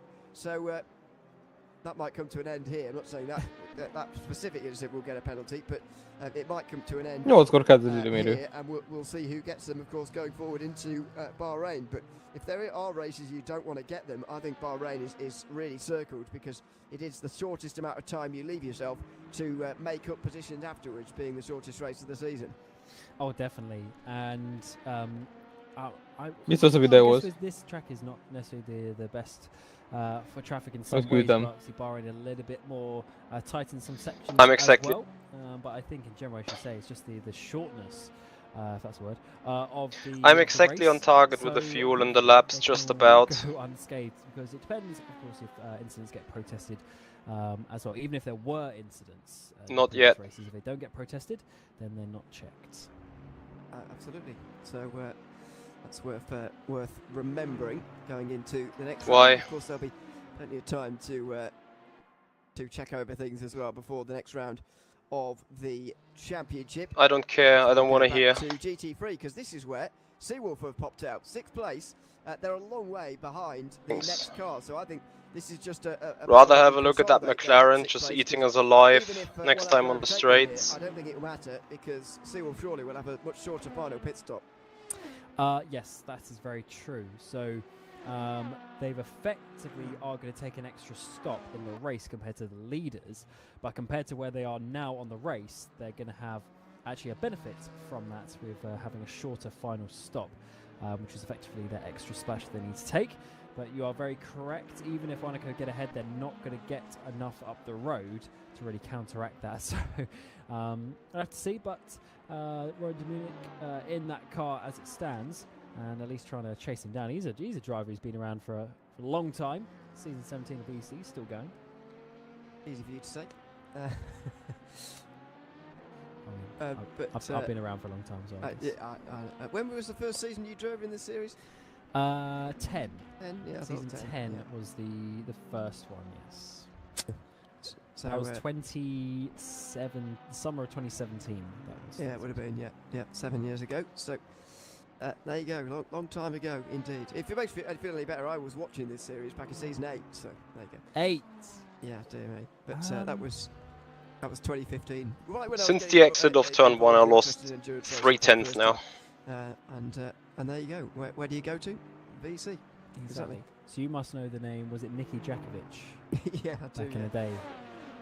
Yeah. But meanwhile, by the way, this is Chris Kitts. While we're babbling on, this is Chris Kitsov's incident. Was it induced by a hypercar? Wow, it certainly was. And Valley Esports have a right, I think, to feel a little bit aggrieved about that one. Yep, just squeezed. It's easy to do, but it's also kind of clumsy to do because you have all of the track to the left. You've already overtaken the car, basically. There's no need to then squeeze, but the issue is, as you go past them, your brain kind of almost forgets that they're there. You're like, okay, I've gone past them. And then you start looking at the apex of the corner, and all you're doing is looking left, and then your brain is thinking, I need to go to the right to get a better racing line. And then you forget about the car, you squeeze over, you make contact. So it's easy to do, but it's also a little bit clumsy. And we've seen it a few times, actually, this race. But I think it was you, actually, you mentioning earlier after you came in. This track is actually quite narrow. Also, we will inevitably lose the position to Guida behind. If the track is a bit wider, they are faster now, and they have 6 laps less to refuel on the pit stop, and they are just sitting in 2 seconds window, so we're gonna lose 8 either way. That's exactly what causes that kind of incident there. I would expect that if they protest, of course, Valley, they would be on the correct side of that one. Although we've only seen it once, of course, difficult for us to speculate on that, but it must be very disappointing indeed for Kitsov. We go back to Michi Hoyer. Tudom, mi kell most a Ferrari-nak. Hogy Norris üsse ki Verstappen. Just ahead of Ben Guida for 8th place in the GT3 category. I'll tell you something that was weird for me to get my head around early on in this race, actually. Michi Hoyer starting the WRT BMW. Jone Simicic starting the Rafa McLaren, both on the track at the same time in different cars in the VEC for the first time this season, of course, because they're doing this season. But this is the first season in ages I've seen them on track together, not in different cars. Absolutely. It's been a weird change around. So they would have been in different cars back when it was the LMP2 days. So the hypercar, the DPI, the last couple of years. So the last 3 seasons they would have been in the same car for Burst. And then previously, when it was the LMP2, Michi was in the car with Davin Mrocek, and then Jone was in the car with Dennis and Alex. Yeah. So they have been in separate cars together, but not for probably about 5 years now. Yeah. Season 6 years it would have been, actually, if it's season 11 we're talking about. Yeah, a little bit of a while ago. Which one was season 12? Was that the Senna? 12 was the only Senna season, the full Senna season. Michi, that's when Michi left that outfit for a bit. So actually, Michi was in a different car, but he was in Division 2. So season of the Senna, he was racing me in Division 2. he was actually with Mark Vates. Oh, right. I can't remember what their team was called. But they were him and Mark Vates and someone else were in the Senna back then. Yeah, what would you call it? A different era, shall we say? The Senna, that's for sure. We're in the hypercar era now, of course. Started a couple of seasons ago, or a season ago, I should say, with the Van Walt. Now we've got the Ferrari and the Porsche at the top end of our field. Everyone's reminiscing about LMP1 in the YouTube chat at the moment, by the way, Cam. Is there any reason you brought up Michi Jakovic earlier on and then discontinued that thought?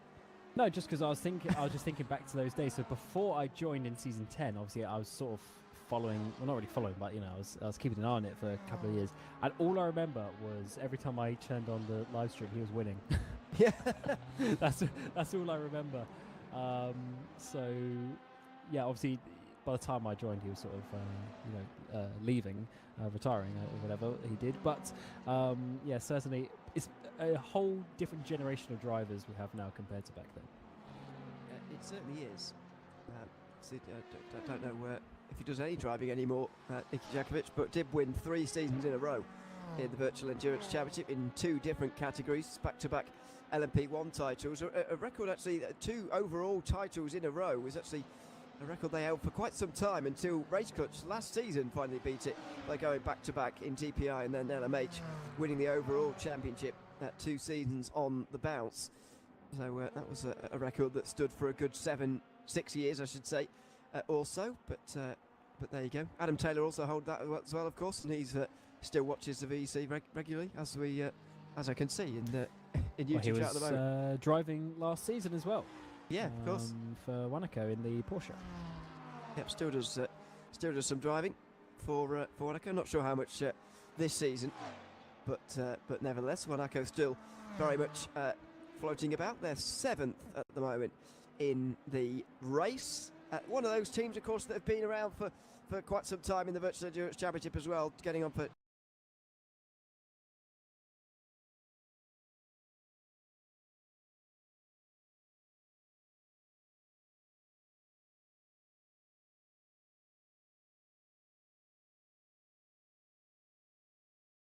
Aha.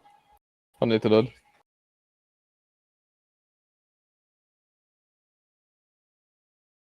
Currently making his, so surely this is going to be Sean Clark Racing getting ahead of On-Off Racing. Yes, so this is the extra Nem túl beszédes. stop. Well, not really extra tire stop, you know what I mean? The strategy is working out. Hát épp azért ráér beszélgetni. He's gone to the lead for now. Ráér beszélgetni a chatten. He's come around the final corner actually. So we need to see where he is going to be in relation to the cars in the pit lane. Are they even rolling yet? No, they are not. So he's going to have a pretty decent lead. Obviously, Mark Vate doing a similar strategy. He'll be there for a few more seconds, subject to the gap that they had. But it's certainly going to be Nirola leading this battle, and that is the gap that Rigo needs to close down. He's got obviously fresher tyres to the end, but that's actually a bit of a decent gap. It is quite a large gap. It's not 72 seconds, but it will get itself sorted by the time they complete Sector 1. Speaking of Sector 1, there's a car off there to the Iris right-hand side. Not sure who that was there. Yeah, I think yes, it was Team Iris. Yeah, well spotted. Jurika Slovinak, who's recently got into that car in a car, by the way, that Dara says is the best looking on the grid. You can discuss if you like, but there you go. Didn't look too great in the gravel there a couple of moments ago, though. Yeah, as they go past their sister BMW in the GT3. Best looking car on the grid. I mean, it is a nice one. I don't know if I'd say it's the best, but it's definitely a good one. And I do like the guys over at Iris. They're a good bunch and a very fast team indeed in various different categories. But unfortunately for Eureka, I mean, he was facing the wrong way. He turned right in a left-handed corner, so something went wrong. Yeah, indeed. There's Pudapooka now, making his pit stop. 18.8 seconds is the gap between Sean Clark and On-Off Racing, so that's... I'm not Túl sure kemény az autó hátulja, mert most mondom. It Állandóan keretbe úszik. Not the best, fine, whatever. But yes, 18 seconds is the gap then. As Yusi Nirola finally does take that lead away, because Arm Cyber come in too. Not sure how many laps we've got remaining. It's too early in the race to figure that out, but always at this stage in the race, I start to look at how much of a gap do they have to close per lap, because as much as this is a timed race, we deal in lap times, and you want to know how much you have to catch per lap, I think, to try and get whatever position you're hoping for, in this case the lead. 19 seconds, I mean, wouldn't even have to gain maybe I don't know, maybe a second every 3 tenths a lap or something like that, maybe less. So it's not huge, but I'm just wondering what the tyre difference actually is and whether that is achievable or not. I would say it is, but it's not going to happen soon. I don't think it's going to happen in this next stint. Yeah, so we're looking about 40 laps to go in the race, approximately. So obviously that will be the number that they are dividing against. But it's so difficult when you look at it like that. So say, yeah, let's just make it easy. So it's 40 laps to go, 20 seconds, half second to go. However, some laps you might gain a second. Some laps you might lose a second. So it's always really difficult, because then you end up catching, because then maybe you end up doing 4 tenths every lap, and in your head you're thinking you're doing it, but after 10 laps, there's another second that you then need to get. So it changes very quickly with those numbers, so it's always difficult to look at. You just got to keep just going as fast as you can, really. Yep. It is difficult in multi-class racing, especially to say I need a second, as you say, half a second a lap in this case, because of the traffic, as you mentioned. Maciej Zabinski in YouTube saying you can make a second a lap on fresh tyres versus used ones. I wonder whether that is 1 stint used versus 2 stints used versus fresh tyres, because there is going to be a difference between those that have done already just one stint in this, which is Kicsit mit csinálnak, lefölmennek. in this case, or those that have done just 2. And how about Charlie Rigo, by the way, getting into the car at this stage in the race? Just 80 minutes to go. He's got the task in front of him. He knows exactly what he needs to do. It's all riding on him now. He's just got fresh into the car, whereas Nirola is, well, accustomed to the conditions. He's up to speed already. This is there's no bedding in time for Charlie Rigo. He's got to go immediately here. Certainly does, and I'm sure. Kíváncsiak, hogy egy olyan felállás, hogy Martin tud-e győzni. Straight fight to the end. Igazából ezzel az autóval. So we'll just have to look at the sector times, the lap counts, and just to reiterate, Nirola will be going 3 stints to the end, whereas Rigo just the 2. So that is the advantage that he's got. And I think the advantage might be a little bit bigger in the next stint as well, when Nirola will be on the 3rd stint of the tyres. That might be a bigger factor when he's really starting to struggle. But let's see what these fresher tyres. Nem véletlenül van ennyire megbopolva ez a BMW. Nem a 2 szép szemetekért, hanem mert ez ennyire OP lenne ez az autó bob nélkül. Very difficult to toss that one up. Érted? He will be doing 1 stint less than the Tehát ez lenne a legjobb autó. That will be surely factored into the lap time. As Ben Guido meanwhile has got through on Michi Hoyer for 8th place. I didn't think that was a pass that was actually going to happen here. I thought Ben Guido was going to just slowly ebb away from Michi Hoyer, but SRC Commerce Esport into the top 8 now at the expense of Michi Hoyer in the WRT BMW. Yeah, that WRT car, I mean, they're just not quite doing what they would have wanted this season. Down to 6th place in the championship, and as you say, 9th place as it stands today. So that's a bit disappointing for them. But his ex-teammate and ex-team boss even, Jesper Pedersen, is in that 1st place by just under 11 seconds now. So Akio, he's been getting closer, he's got further away, but it's roughly stayed around this 10-second marker. And Rafa doing everything they need to do with just over an hour remaining in this race. They certainly are. Just holding this margin at 10 or so seconds now would be ideal and a good place to be for the Rafa Esports team as they make their way down the straight in towards turn number 1. Just ahead of Caspian Motorsport. It's worth reminding actually the first Code 80 after the red flag that those 2 teams were the only 2 teams. Még kiderül, hogy nem lesz verseny.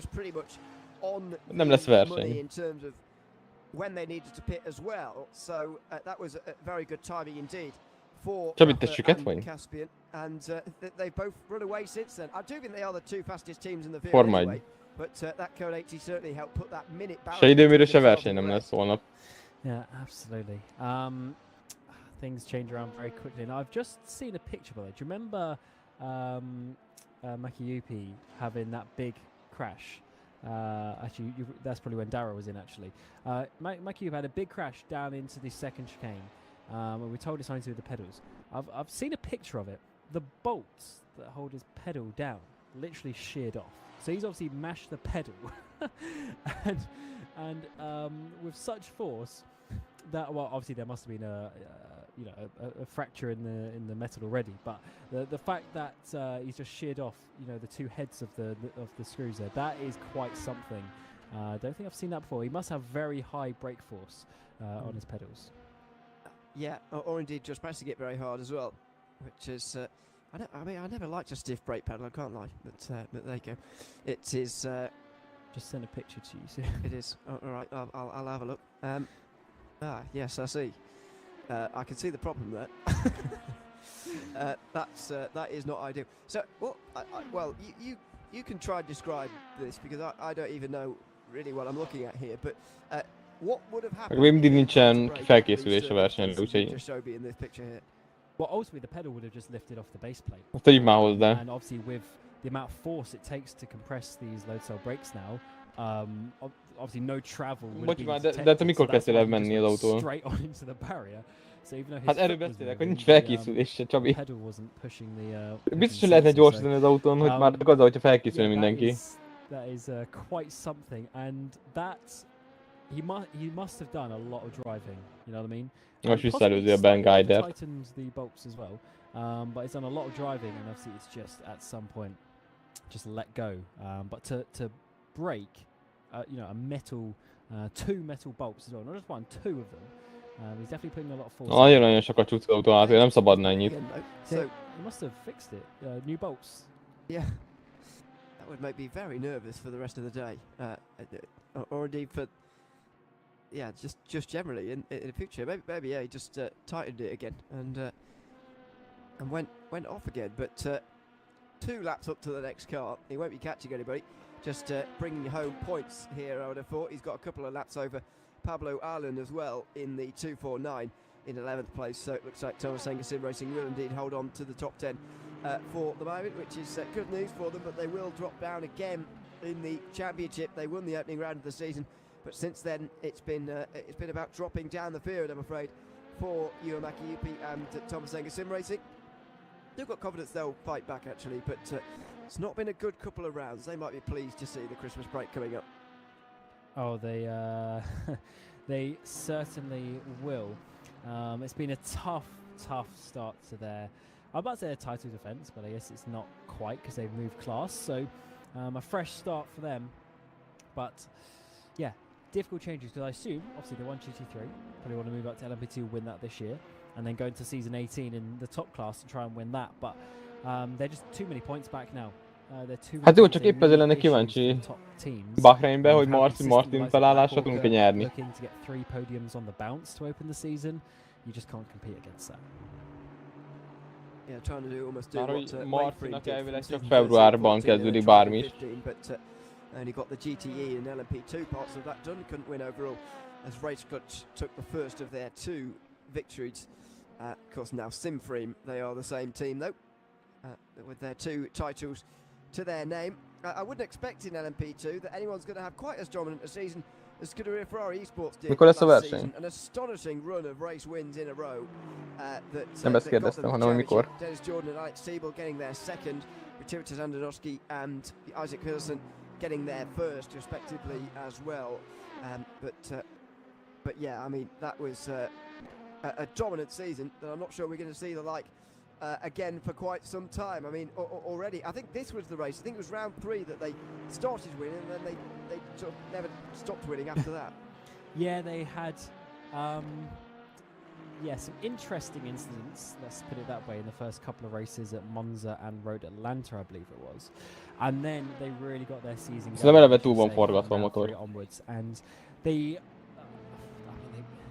in terms of pace, they probably nem véletlenül van a sárga ledek után szünet, hogy a pirosban nem kéne beleforgatni. Sorted out, get it going and get the races down, but they didn't lose so many points in those first couple of races. So I'm worried about this one, 3 races in a row, but yeah, you never know indeed. Valószínűleg, hogy ezeket mind megcsinálod, akkor valószínűleg kevesebbet fogyaszt. Win every race, for the final 5 rounds of the season.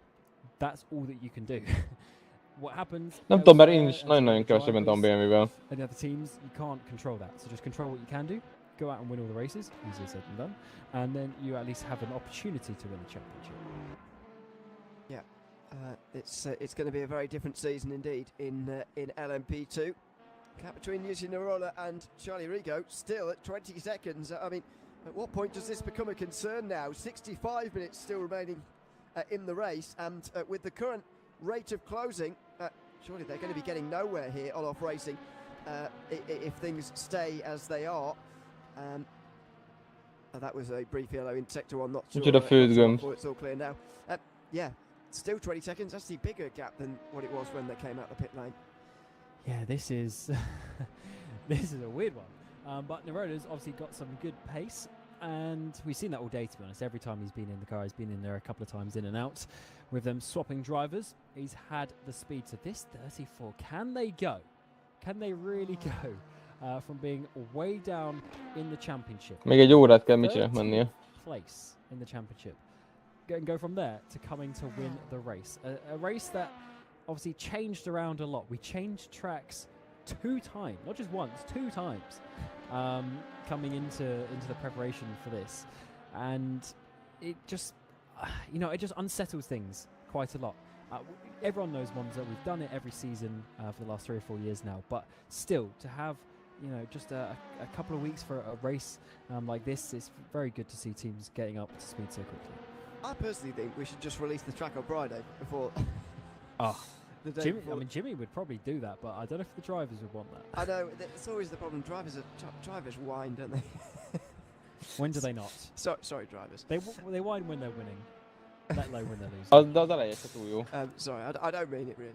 But Well, no, just it would be great fun. I'll tell you what it would do. I think sim racing could stand to do a lot more of this just as across the board, not just the Virtual Endurance Championship, which, but across the board. You know, releasing the track the day before the race or something. You know, you could have especially from a broadcasted side, practice would actually be interesting. Although, you know, only limited because there's only a limit to how interesting practice could be. And then the start of the race also would be very interesting. I think that some of the problems with sim racing sometimes is that everyone gets used to not actually practicing driving anymore, but just practicing doing the same thing again and again and again because they know what the conditions are going to be, they know what the circuit's going to be, and it's just a sort of muscle memory test almost after a while, as long as things aren't too variable. So I quite like the fact we've had a couple of changes, even though I would have been really excited to see Dubai. I can't lie, but never mind. It's a shame we're not going there, but nevertheless, I think it's a good thing, even at Monza, to not quite know where you're going to be a couple of weeks beforehand. Yeah, especially for, well, I don't know how other teams practice, but I know from the days when I was driving, of course you do most of your practice in the week, and especially the 3 days before the race. You know, if you go onto the practice server Wednesday, Thursday, Friday evening, it's packed. You got every driver from both divisions all on the server. De Csabi, baszki, úgy csúszik a kigyorsításon az autó, persze, hogy nem kaptak egy autóhoz. Nem lehet gázra lépni. The extra weeks you have before that are also quite important because that's where you get the base knowledge. You can actually do some longer stints without more drivers on the server. Akárhogy is nézem, Micsit, mindig ezt látom. When there's 80, you know, even 40, 50 cars, it's hard to get, you know, a triple stint done on an evening where there are people trying to do quali laps. You know, there's traffic. It's hard to get proper data. So those first couple of weeks are very, very important. And also, it's just generally getting comfortable. I know speed, but I needed that extra week beforehand to get comfortable with the car and the feeling, and then also not having to pressure yourself to end up doing 100 laps a night. You know, a couple of days before the race. What about practicing with traffic on the circuit at the same time? Because it's an interesting point you raised. I assumed, sort of from the outside looking in, I've not done a multiclass series for God knows how many years now. It's been a very long time, certainly pre-COVID. So it's I've got no idea. How much would you work out your strategy without anybody else on the circuit, and how much would you? Because I take your point about creating inaccurate data, etc., with too much traffic, but also there's traffic in the race. So how do you balance those two in terms of figuring out what you're going to do? That's a very good point, but it's more so the regularity of the traffic as well. So, for instance, say you got on at 6 p.m. Onto the practice server, there would be 20 cars there. By the time it's like 8 p.m. and there's 50 cars there, it drives a lot different as well. So it's a tough one. I would say as we get to 1 hour to go in the race, by the way. So 7 hours done, 1 remaining for the season. I would say you have to factor it in a little bit, but because there's so many variables, you have to also go with what you know.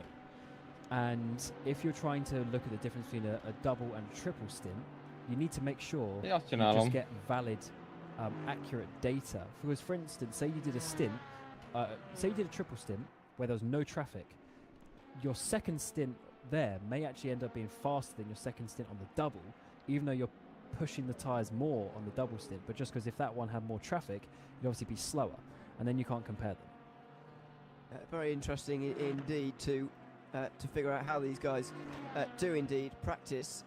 Seen a brief yellow flag there in Sector 3, which always just concerned me, but it's gone again now, so that's all fine. Seems that everyone is okay. Yeah, I'm not sure whether it is a rule these days or whether just a recommendation in the rules, but it mentions about doing 50 laps online to get used to the traffic and the conditions and the circuit and how your car interacts with that as well. But I would assume that does, as you say, get rather busy at times.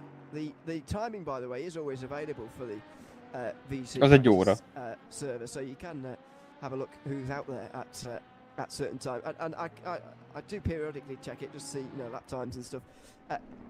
I very rarely see nobody there. There's almost always someone practicing at some point, no matter what time of day you check it, seemingly. Yeah, it's also because there's Royal VC there. You have to go on the official server basically to practice. You can't have your team server, so that obviously forces people to go on there naturally, which I actually kind of like, to be honest, especially when you want people to practice the traffic. The fact that it gets everyone to go on there, I think, is good, and more so than just getting used to the traffic, it's also getting used to all the people as well, as Sarah gets a penalty later on in the race, but you get used to some drivers who it must be Sprintfutam alapján indulnak a versenyen. Also struggling with the brakes because he can't get it stopped for turn 1 either. So was that I'm very puzzled. It looks like he's just come out the pit lane, doesn't he? But he must can't have done, because he was about there in relation to Seawolf and in relation to Simframe before. So unless no, it just changed there. So there we go. Yeah, he must have just made his pit stop. Ja, I don't know whether he's going to make it home. Second of all, he's got a drive-through penalty for speeding as well. So it's double disaster, I'm afraid, and it might cost them a top 5.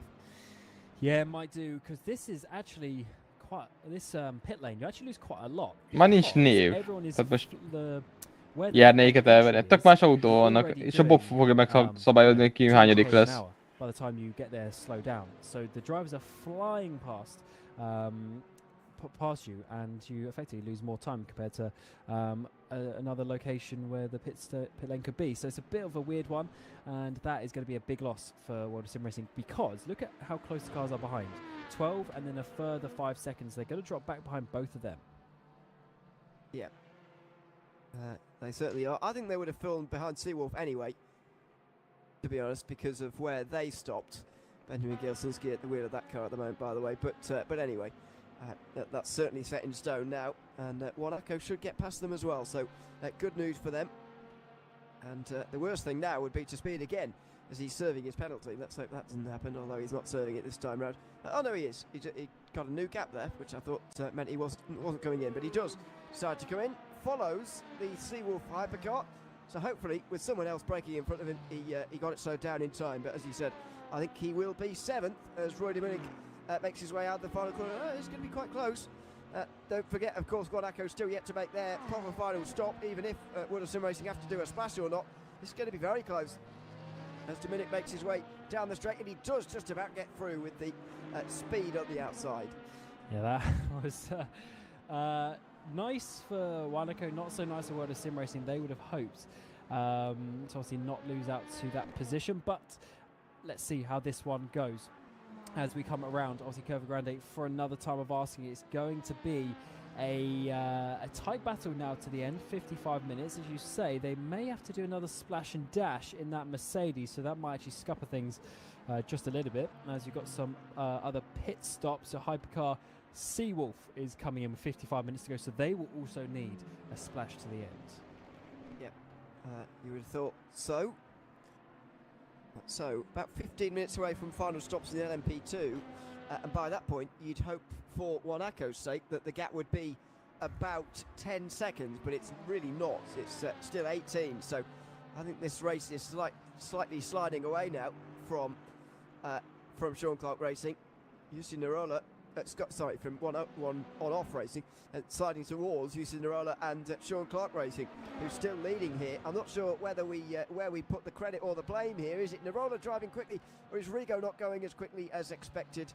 I'm not entirely sure, but at the moment that gap is looking comfortable. Well, I can tell you, Rigo did a personal best Sector 1 on this lap, so it's not like he's going slow. But the pace has been there for Nirola. It really has. And this 34 is looking good. So this stint is their second on the tyres. Rigo's first. So the next stint, though, when he goes into third stint on a tyre, that is potentially where we're going to see the major drop-off happen. So let's see how that one works out. But there's quite a few personal bests coming in, actually, in all classes. In fact, even Leonov has just set the purple middle sector in the Netrex in the NetRex hypercar. So I think the track is really cooling down, Ewan, and the pace is coming for all drivers. Yeah, maybe. The sun is going down, of course, as well. The in-sim time, virtual standard time, if you like, it's 7 minutes past 8, so evidently we're not racing on today's date. Otherwise it would be pitch black, as it would be from about 4 o'clock, to be honest. Although I'm not sure if that quite applies in Europe, whether it does as it does in the UK, but anyway. It does look like we might well just get a little bit of dust towards the end. I know that Igen, 14. He hadn't decided anyway when the start time of the race was going to be when we did our last race anyway. 14 október valamennyi, október 20. Couple of weeks ago, however, looks like very limited amount of darkness here for this round, as it's still okay likewise, actually 52 minutes from the end. Yes, it may just get dark, and this isn't actually the best track for the dark conditions. It's actually one of the more dark ones, being in the woods, in the forest, and the trees just outside of Milan, of course. But I'm sure the drivers will cope. They should have done a little bit of practice at least in that part of the evening. So we're looking at Boda. He's going on. He's leading by 22 seconds. So this car did have about a 40-second lead at one point. So it has swung back towards the way of the 17 with LaRue in that car, who has had a bit more speed over the sort of last, really sort of an hour and a half that he's been in the car.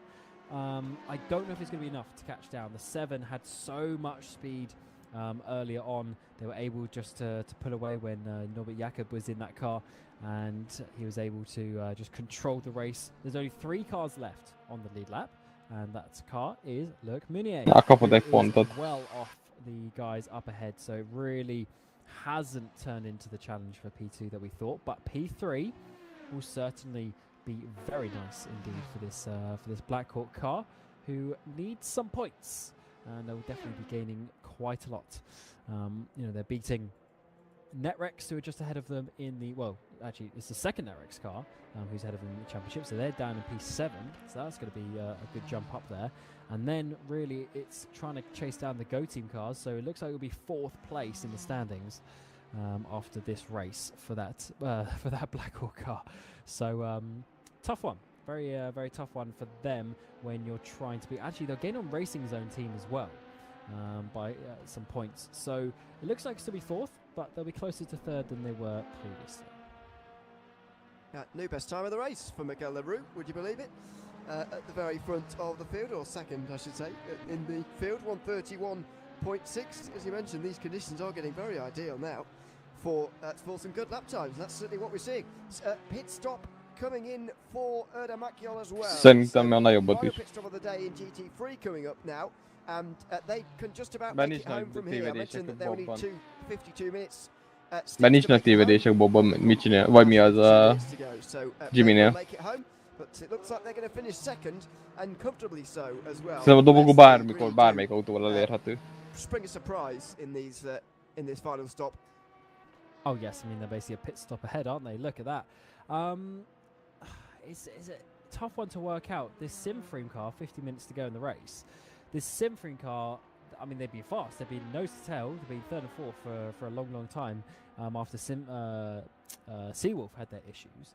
But they just haven't had the pace of the top 2. And even at the end of this race, Jesper Pedersen actually, as he comes into pit lane, also just did his personal best lap of the race. Yes, it's kind of getting to this point. They've had the speed. No one has been able to challenge another best time for Martino in the LMP2s as well. So basically all of the categories going so much faster right now. They really are. It's remarkable, really, for this time of day, this time of the race. There is Luca Martino. It's not even the leader in LMP2, nowhere near it. So he's nearly a lap down, for goodness sake. Still going very quickly. Shows you how strong in depth this field is as a whole, really. Just keeping an eye here on Jesper Pedersen, because I'm not entirely sure how long this pit stop's going to be. 37 seconds was about for Erda Makion. It's actually even shorter for Jesper Pedersen, so it looks like and yes, he will be quite a long way ahead of Caspian Motorsport, and now they've just got to bring it home for the final 50 minutes. They do, and it's at this point where just don't bottle it. Just don't go on the grass. Don't do anything too silly, and just keep it going very nicely indeed. Take the result that you've got, and not try and overdo it. Certainly not the best ideas. Suave, is he? I was going to say he was going. Obviously, they're slower than the hypercars, but I think that was a bit slower. Must have been off at the first chicane. Yeah, he has. That was the yellow flag was about in Sector 1. The good thing, though, doesn't look like he's hit anything. So should be okay to carry on. 13 laps down on the leader, though.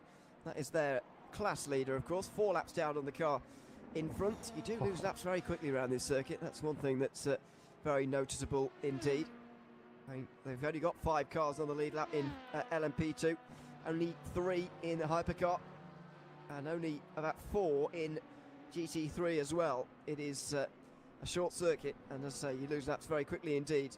But it's been a difficult race for Simfree, I think it's fair to say. No race in which you finish 13 laps down on your class leader has been an easy one, I think it's fair to say. And so he's just looking to bring it home now and bank those points really from 13th place. But as I said earlier, you've got to be careful about finishing down there, otherwise you will be in danger of relegation.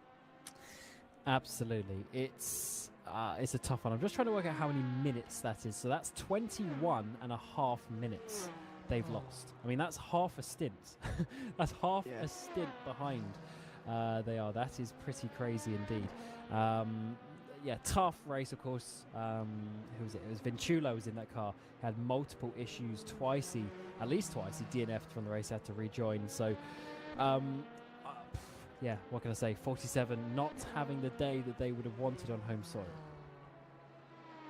Absolutely a shame for them, but they'll be looking to bounce back against not against Bahrain, sorry, I was about to say against Bahrain, in Bahrain, and the other side of the new year. I was thinking about football. Darren was texting me about Forest being third.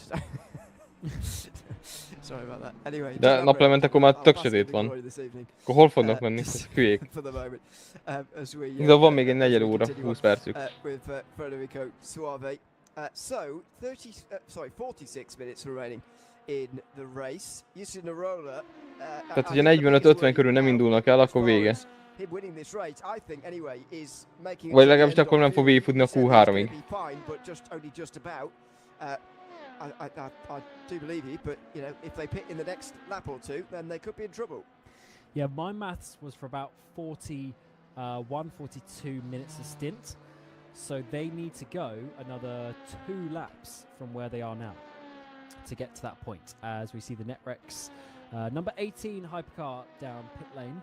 So if they can do that, then they should be okay. But even then, if they pit with 42 minutes to go, that means they're going to be at no fuel left when the timer hits 0, which means depending on where they are compared to the leader, that could be a little bit awkward. So really, I'd prefer them to go a lap longer than that, but again, commentators' maths. Let's see what the reality is, either this lap or next lap. Yeah, we'll just follow along here for the next couple of moments with Narola, who is still leading the way. And has done a very good job to stint older tyres than Charlie Rigo. Has held the margin to on-off racing pretty much at where it was. Igen. They made their pit stop there. Mondd meg neki, hogy megvárják, még beér. Hát nem indul el akkor időmérő. We'll be doing so again here, if unless there's a major surprise. Narola will be getting towards the end of a third stint, which is where things could get really tricky for him. But so far, they haven't looked very difficult as he makes his way into the Parabolica. Can he go another lap further? As you say, he really needs to, and he does. So a bit of a sigh of relief there for Sean Clark Racing, I'm sure. Although they'll know how far they can go already, and I'd imagine it's going to be comfortably making it for them at the moment. Yes, you'd hope so. So another minute and a half or so, plus going out of the pit lane. Did they postpone it again? We'll move 41 and a half. So it's getting tight. It is getting tight. We'll have to see as more pit stops come in. Pribek for the Racing Zone team, championship leaders, come in from. So where are they sitting? Of course, Netrex. Oh, we just missed his box a little bit. Netrex coming in. Lap previous will probably go back ahead of them, with even Leonov taking that car to the end. as he's coming down the back straight here. But certainly Racing Zone team, tough day, but if they can take that 5th place, then I'm sure they will be at least 20:45 satisfied after being way off in the mid part of the race. Yeah, it is going to be 4th again, I think, for NetRex, although it will be a shorter stop for Racing Zone slightly. Not short enough, though. And they will go back down to 5th. Yeah. There goes Prebeck. Oh, that could have been awkward as he gets out right as well as the leader comes in, Zoltan Boda. So that is the final stop for the leader of the race. And Go Team will have both of their team cars in at the same time as Michael Leroux makes his final stop as well. 43 minutes to go. And they will be fine to make it now in the hypercar class, just about bringing it home now. Yes, I'm just unsure whether we can go flat out or whether I have to save for 28. 42 and a bit minutes left. Has he got another lap in the tank? He can. Okay. So, if this is true, then by the time he comes out the pit lane, he will probably have exactly the right amount of fuel, including having 1 lap extra for where he is with the leader. So if that is the case, he's done very well because he's kept the speed to Rigo. Az a szerencsétlen terrautó mi a fasznak van kint? Szakadó esőbe. És csöprögeti a vizet jobbról balra. Is using a roller, possibly taking a race victory here for Sean Clark Racing. They've not even finished on the podium yet this season. They've been outside the top 5 as well. It's been difficult for them early on this season, but this could be a big win for them if they're able to take it. It's still 20 seconds that he holds at the moment with just over 40 minutes remaining. The battle for 3rd is probably one of the closer ones in LMP2. Argenis Riera holding on from Luca D'Amelio at the moment.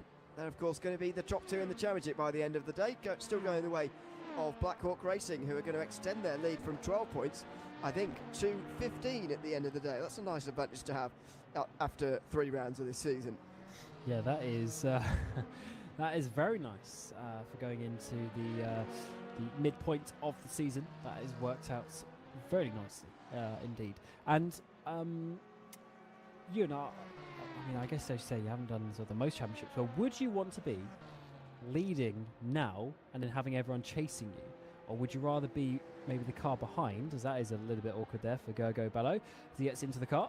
Or would you be the car that's slightly behind but chasing, and then you have that sort of motivation for the rest of the season and you're not treading on eggshells? Yeah, it's difficult. I think I would rather bank the points, to be honest. I think it is quite rare that you see a real turnaround, especially after nearly half of the season, which is what we've had now. Certainly not in terms of hours, but in terms of rounds, we've had nearly half the season now. I'd rather bank the points. I need 23 after this. Happens after this stage. Remember sim racing for Holland finishing maybe 1st, 2nd and 3rd many seasons ago now. It might be season 12. They had a wonderful start to the season. Thought, you know, banked loads of points over the rest. And you thought, you know, they've sort of won. Yeah, sorry, forgot about the fuel level. And I don't think they finished in the top 5 again. That sort of stuff. Yeah, I need to save a bit more. But yeah, I would rather have it could the be good. And let everybody else chase you. You know, it does make you feel like you're looking over your shoulder a bit, but I think it's generally better to have the points. Absolutely. I just wonder how just how sort of inconsistent some of the results can be in this championship. Or at least there's the potential for that, especially if you're not in the hypercar, where obviously there's only, you know, the 8 cars. But in the other categories, when there's so many cars, it can go up and down very, very quickly, and things can change around, especially in the so for instance, in the hypercars, there's only 8 cars. So even if you have a bad day, you're finishing 8th. Yeah, I know. I'm more worried on Ben Geider. I think he's in now. Is he? No, he's not. Whereas in GT3, if you can finish, you know, if they don't change tires, they will have 10 seconds advantage. That is quite a big factor. But I'm not sure what they do. You can only lose 17 a day in hypercar, so that's not very many. As long as you make it to the end of the race and do the necessary distance to score points. As you say, LMP2, you can finish down in 14th, and that's not good news at all. You can be a long way back after that, if indeed you don't get it quite right. As we continue to follow Guga below, looking to hold on to 3rd place in this race here. Still, Sean Clark Racing continue on using the roller, still going here, just in behind them, and Well, that's very good news for him now. He will have a little bit more fuel to put in, of course, but it's not that much. And surely he's going to hold this now all the way, at least until this pit stop, probably as well, to the checker flag as well. But we'll wait and see. This could be a real kick-starter for their season as well, because as I say, they've not finished in the top 5 yet, and they might be about to win the race. Which will be a ridiculous turnaround. So it can be done, and this pace has been good. So obviously the stints are a bit longer than I was expecting, which is good. So it means there's going to be no issues on that one as well. So they are, yeah, plenty good enough to go to the end and just really control the race from there. So the speed, especially from this guy, Nirola, in that middle part of the race, a couple of battles, important battles that he had, worked his way to the front, but now he does come into pit lane.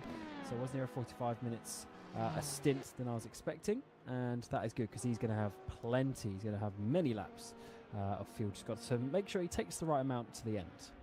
Yep, he probably won't need the full tank. No, he's probably got time to take it as Charlie Amigo makes his way down the straight and into the lead now, briefly, but that will go away again once he makes his pit stop. In fact, in the background is that, oh no, that's a different car, excuse me, coming out pit lane. I thought that there might actually be not that much difference even after a pit stop here for Sure Club Racing. It's not quite that much of an advantage that they hold as things stand, but there you go. It's also a decent race to kickstart On-Off Racing's season actually as well. Their best finish so far is 4th this season, that is. That would be a much improvement on him, as Benjamin Gelsinski, he was nailed on for a top 5 in my mind, but he's got a penalty now. Certainly has, and that is really not ideal at all. So late in the day, can't come back from it. Even if you're faster than some drivers around you, you can't really come back for it in 30 minutes. So that is not ideal at all, as we were seeing Argent's Riera also come into the pit lane as well. So final pit stop time, 36 minutes remaining. There's been a few more penalties than I was expecting, Ewan, actually. In terms of the, I guess, speeding in the pit lane. It is quite a tough entry because it's so fast and so far off the final corner, but still, you would have expected them to practice that enough not to get a penalty. I always say it's a really underrated part of practicing. You've got to do the pit lane entrance, and looks like either a few haven't or a few have ignored their own practice really in this race. As Argent's Riera makes his way back out onto the circuit again, he'll be fighting with Pancorsa for 3rd place after all of this. And there's Luca Martino, who will drop behind Blackhawk, I would have thought. But meanwhile, On-Off Racing are in as well. 35 minutes to go. So this will give up the lead for them. This is what happened for Gelsinski. Watch the speed. 100 Ks, still 100 Ks. He's very close to the line. 84, 83, crosses the line. Doesn't quite slow down enough. You can tell he went down to about 70 there because he realised I'm going too quickly here, but he still got pinged for it, and that's a costly drive-through penalty. Yes, normally the game will allow you maybe a kilometre or two if you're lucky, but yeah, if you're doing 83, 84, then yeah, you don't have much chance. Also, did he go too early on the exit? I mean, it's easily done. Oh, he did? Yeah, he also went too early. So that, I wonder if this maybe even going to be a stop-go penalty, or even 2 drive-throughs. We'll have to see what the game does as Martino comes down pit road with 34 minutes to go and goes off in behind the Pancorsa car. Yeah, Gelsinski thinking, well, I've sped already, might as well do it properly. And sped on the exit as well.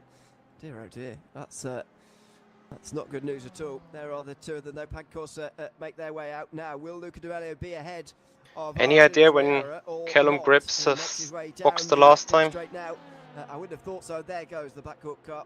He's in amongst a bit of LMP2 traffic there, but Pancorsa not quite close enough to get ahead, and so it is at the moment going to be 3 more points gained for Blackhawk Racing and a 3rd podium of the season. That will be a great record to go with into the Christmas break.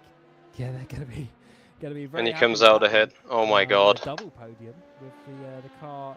What car? In 2 categories. C8. Well. So very nice outing for them if they can at least bring it to the end of the race. Feliratos taivon, onko safety car, se ei ole safety car. don't give up now. But we haven't actually seen you in many sort of real big. That will be interesting to the end. I need to save fuel The crash that we saw from the likes of Michi and Hoyer, overtake that was these like guys hardware issue. with a I tyre guess we did see, disadvantage. the Hell yeah. single car moving over on Valet, but there's been not too many, just driver errors as such this race. Yeah, absolutely. It's been good so far, I think. I'm not going to risk a penalty with them. See the gap stabilise. 8 seconds. It is 17 seconds for Nirola. So But I'm surely not carrying home a 10th place. Stops are down to 16 as well. Well, it's a tall order now. I mean, 40 minutes to go, 20 seconds, let's call it. I think he's going to be needing about a second a lap, and that's very tricky. Yeah, so if it's 16 with 32 minutes, then that is 2... he needs half a second a minute, and then it is a minute and a half a lap, so that's about 7/10, a little bit more, so 8/10 a lap. That's good maths there for me. 8/10 a lap is what he needs. So yes, probably too much. Probably too much. Even on the fresher tyres, I even call it half a second, but because of the averages, it'll probably end up being less than that. I don't think he's going to have enough time. Yeah, I think I'm trying to do the maths as well myself. Half a second a minute is about half a second every 2/3 of a lap, which is tricky.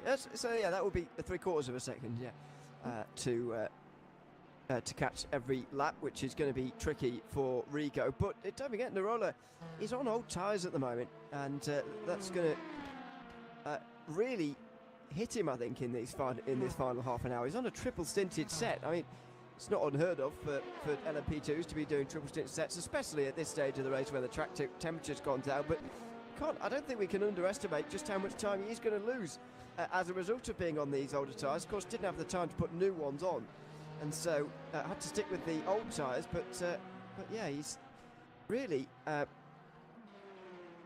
really going to be under pressure here in this final half an hour, even if it's not a real wheel-to-wheel battle just for the moment. And don't forget, it's not just about what his peak lap time is on third stint old tyres, is what his average lap time is. Because sometimes what can happen is, yes, maybe 1 in every 5 laps, you do a lap time that was comparable to your second stint, and you're like, oh yeah, there's still good life left in these tyres. But if you can only do it 1 every 5 laps, and then the others you're losing half a second, that's 2 seconds you're actually losing in that 5-lap period. So that is the difficult part, is keeping the consistency. Are we the best BMW? And make it even harder to drive. So it's going to be a tough one. And especially now, the sun is basically going down behind the trees. 30 minutes remain. I think we will just get to dark conditions at the end. As you say, it is getting cooler, but that doesn't mean it's going to be easy. No, certainly isn't. I have no chance against Grip's car is half a second faster. It does. It does. He seems to be hovering in the same place. Maybe there's food. Maybe there's food at that tree. I don't know. I mean, I'd imagine racetracks are quite scary places for birds, but there's a lot of food about as well. So, you've got to take the risks and the rewards where you can take them, and that bird certainly is. 15 seconds to go between the two, Nirola and Rigo. What was it going to be over the line here? Rigo's going to get a lovely 16 as well from Bahrain. We will be half a second further down the road because of balance of performance if it stays like that. So I can't be asked. An overall lap, he's certainly gained 15 seconds now between them. Nirola did a 39.0. Bahrain has even slower corners, has more stop and go than here. For the 3/4 of a second he needs. But he needs. And when we are gaining, when we are losing, on average. 4/10. No excuses for traffic, no excuses for overtakes. Between every turn and every braking zone to a Porsche, that is from first gear up to 5th gear. Then we're gonna lose. There is last turn, turn 1, turn 4 and turn 8 can be considered the gap.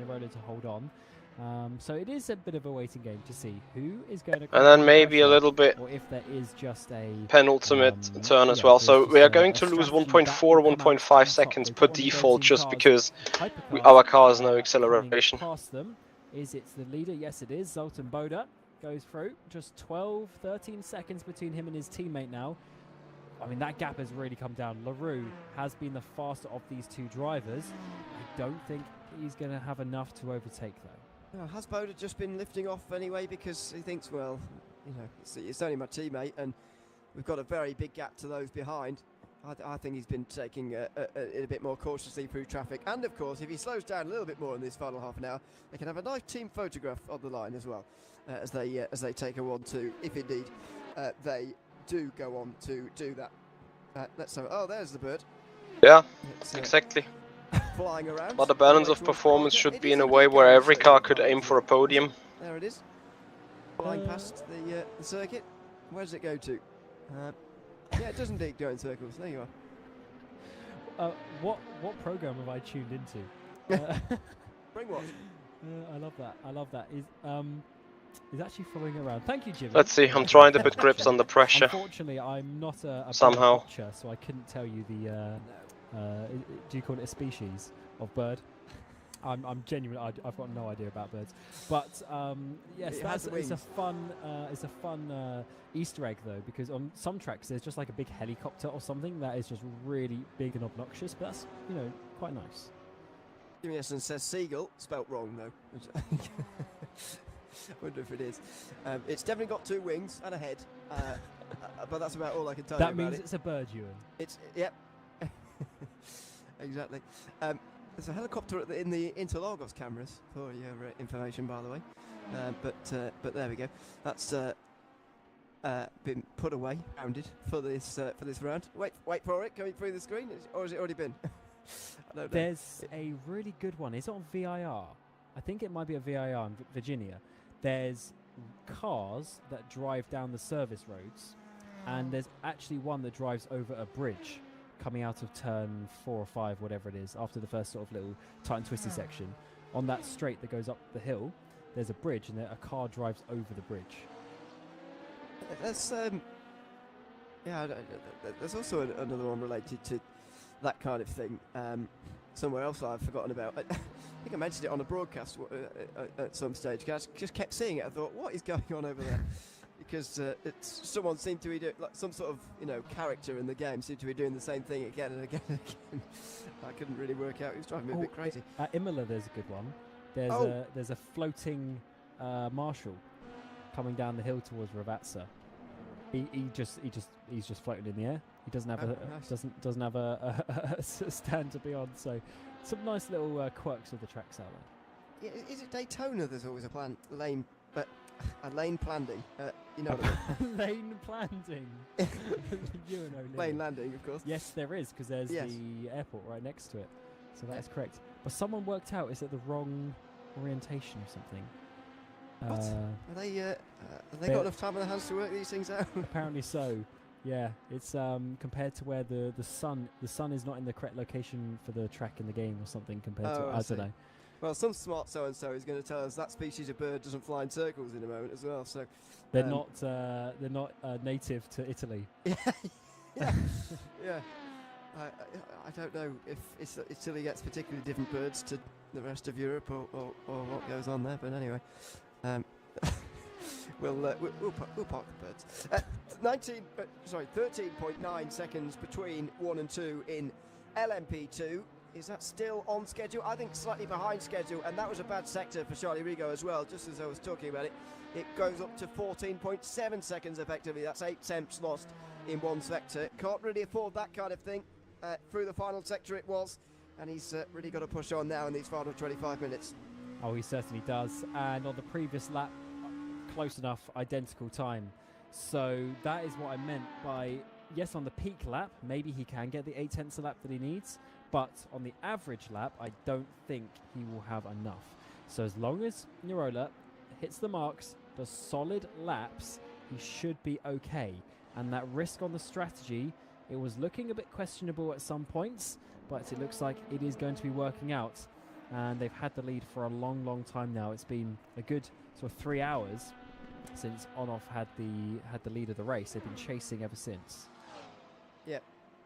It's very much a race that's been shaped by the opening couple of hours. You can see the red flag just around 35 minutes into the race, interrupting things after 23 laps.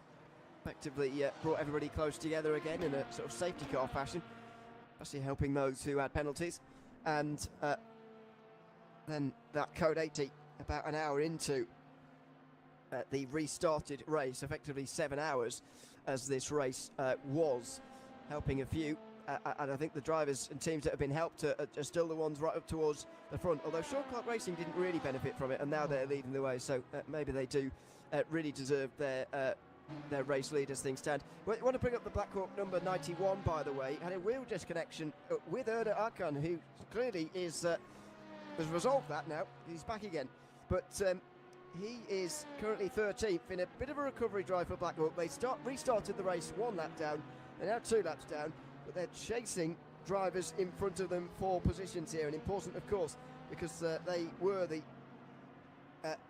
winners of the opening round of the season. Stumbled a bit at Interlagos. Looks like they'll be losing more points here as well. And that's why you can't get complacent over the course of the season. Even if you win that first race, you don't have to, you don't have to assume that you're going to win the championship. You have to keep it going, and unfortunately, hasn't been that way as they get overtaken by those pieces of traffic. 13 seconds up ahead though, so just keep on the balls to your feet. Maybe some opportunities will come ahead. Absolutely. 22 minutes to go. Those chances for opportunities to arise are now closing in. That's for sure. Close battles on the circuit include, that we haven't mentioned so far, include the one for 3rd place in LMP2 as things stand. Someone's pointing out the bird to us again. Battle for 3rd place. Look at D'Amelio. How far behind is he? 6.2 seconds or so is the margin. For 3rd in GT3, 2 Simframe cars are about 8 seconds apart. That looks pretty settled now. Benjamin Gilsinski is currently in 6th place, as a result of all of his drive-through penalty. 5 seconds ahead of Wanako, and they look like they're going to hold on for that. Yeah, absolutely. As we pointed out, it wasn't a bird, Ian. It was a plane. Right. Well, I can't see. It's a speck. A very big bird up in the skies. We see Juzinski here. Of course, this car has been up and down. He's done an extra pit stop compared to the others, which meant it should really be in 3rd place, or that sort of region, maybe actually just behind the Symphony cars now, but at least well ahead of the car in 5th, but unfortunately looks like it's going to be 6th place today for them. Fast car, actually. Fast drivers in that car, but just not getting exactly what they would have wanted. They are 10th place in the standings, so they could have done with a better points finish today, but it looks like that is not going to be coming their way as we get the Go team car go past. And talking of that, Ewan, it is 7 seconds. Yeah. Is there enough time? Well, need about a second every 3 minutes. There's a half a second a lap. Bit easier math for us on this occasion. So LaRue at the moment is doing enough to just close in 7.3. As I say, I don't know if they're going to fight at all actually over these two teams as things stand. As I think you mentioned earlier on, they're in the reverse.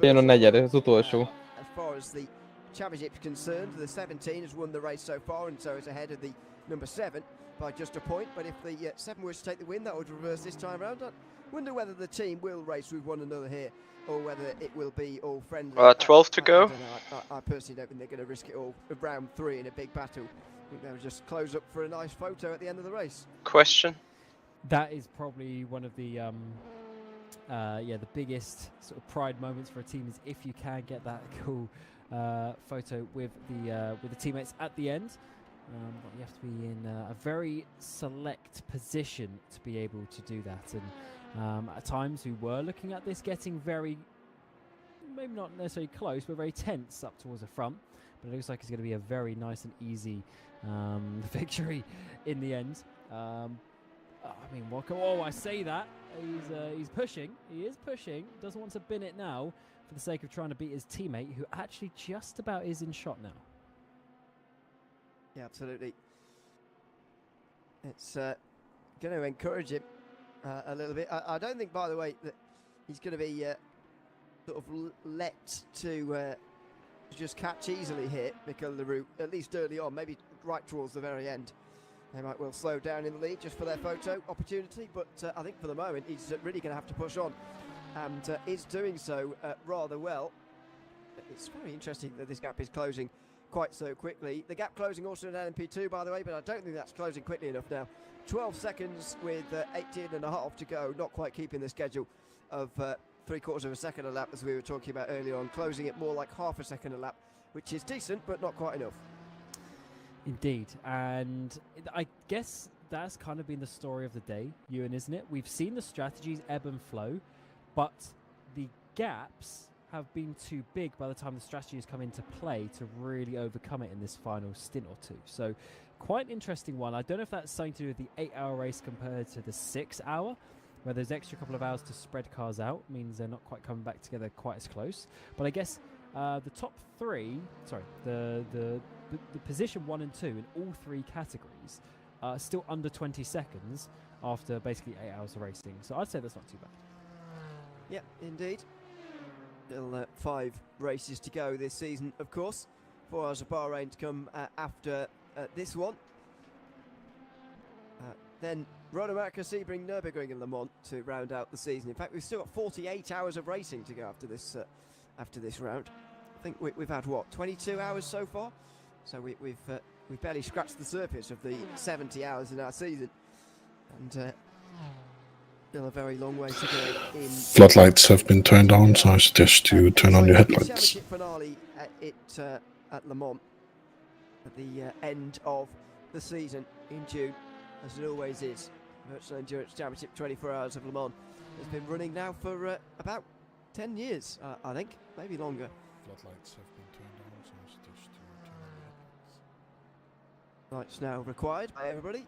Csabi, egészig el van halasztva, addig úgyse lesz semmi. Ezt az előbb is mondtam már. I think it's going up to 9 o'clock in the evening. Yeah, it is indeed, 8:45. So this is very much a sort of summertime in sim date, and that means that we've stayed light pretty much all throughout this race now. Indeed. So it's only just going to sneak into darkness at the end, which is good, because I do struggle to identify the cars when it gets dark around Monza, so it's not the lightest track in the world, as I mentioned earlier, so that is good. But I also like, from a driver's perspective, I love this time of day, that proper twilight where the headlights are actually making a difference. It's a cool one too. I'd love to be driving this stint right now, but Microphone I think it's muted. Probably good for all of the GTs out there that I'm not. Maybe. Certainly in the McLaren Senna, he sounded like a bit of a liability. Oh yeah, I'm trying to remember. Oh God, that was a long time ago now. Yeah. Yes, no, I couldn't drive that car. I could not drive that car. That was a weird one. Or indeed, remember where the chicanes were at Le Mans, actually. Yeah, that was because there was 2 a.m. in the morning and I was tired. And it was dark. And it was dark. That's a bit different. That's the only time I've done quite a few 24 hours in Le Mans. Argentin-Brazil miért ne lett volna? Copa America minden második vagy negyedik éve van. That compounded the issues. We're having a bad race anyway, but that didn't make it any better. Yes, even we've done a 24-hour race together now. We have. So not at Le Mans, but you know, no incident for you on that particular day. I did spin twice, but I avoided the wall. So the one that you were talking about, me and 24 hours of Spa. Also with Lewis McLeod, ex-commentator here at VEC as well, and Enzo Fazzi, who ex-driver. Is he a champion? I don't know. He's very fast, at least, if he wasn't a champion. Yeah, we did 24 hours of Spa, and we on a different platform, and we had obviously four quite different drivers. Ewan basically doesn't drive. I'm a scaredy cat. Lewis is actually pretty decent, and Enzo is Hát akkor jó volt nézni együtt a Forma 1-et. So there's 4 quite very different drivers. So we chose a setup that was not like Enzo could barely drive because it was so understeery. I could barely drive it because it's so oversteery. It just wasn't good. Anyway, microphone activated. Entry of Puon, everyone knows that curb is death, and we basically couldn't hit it for 24 hours. I touched it twice. Both times spun. I went towards the inside wall and I just missed it both times, going completely sideways. So I was very lucky. But fortunately, and I woke up about 2 hours late. That did happen. So yeah, that was just a bit of a mess, that race for me. Yeah. Oh dear. Well, all good fun. Yeah. Oh, and I was 2 seconds off the pace at least. Well, you know, I was slowest, I think. Out of everyone, I was okay, but you know, not. Ewan's actually pretty fast. Well, not really. You know, if you put me against these lot, I'll be last. You know, we're not talking. we're not talking quick really, but there you go. That's. I don't know how we got there, but anyway, that's our 24 hours of Spa from last year. Anyway, 3 seconds, the gap for third, as things stand in LMP2. Just to bring it back to the race, Argentin's Riera is being caught here, and it'd be a big swing if Pancorsa could overtake them at Black Hawk Racing in these final few moments. Now, is it because Riera's got caught up in traffic recently, or not? I mean, there's a big clump of GT3s that is just behind there that now. Luca D'Amelio's having to work his way through, so maybe that is the reason for this gap closing, but it's a pretty important battle here in the final 15 minutes. Oh, absolutely, and this is what we love to see when it gets under that 5 second or so marker with just a few laps to go. Can the drivers hold on? That's what we need to find out between now and the end of this race, and it is looking like it is getting fairly close. This Pancorsa car is sort of a dark horse.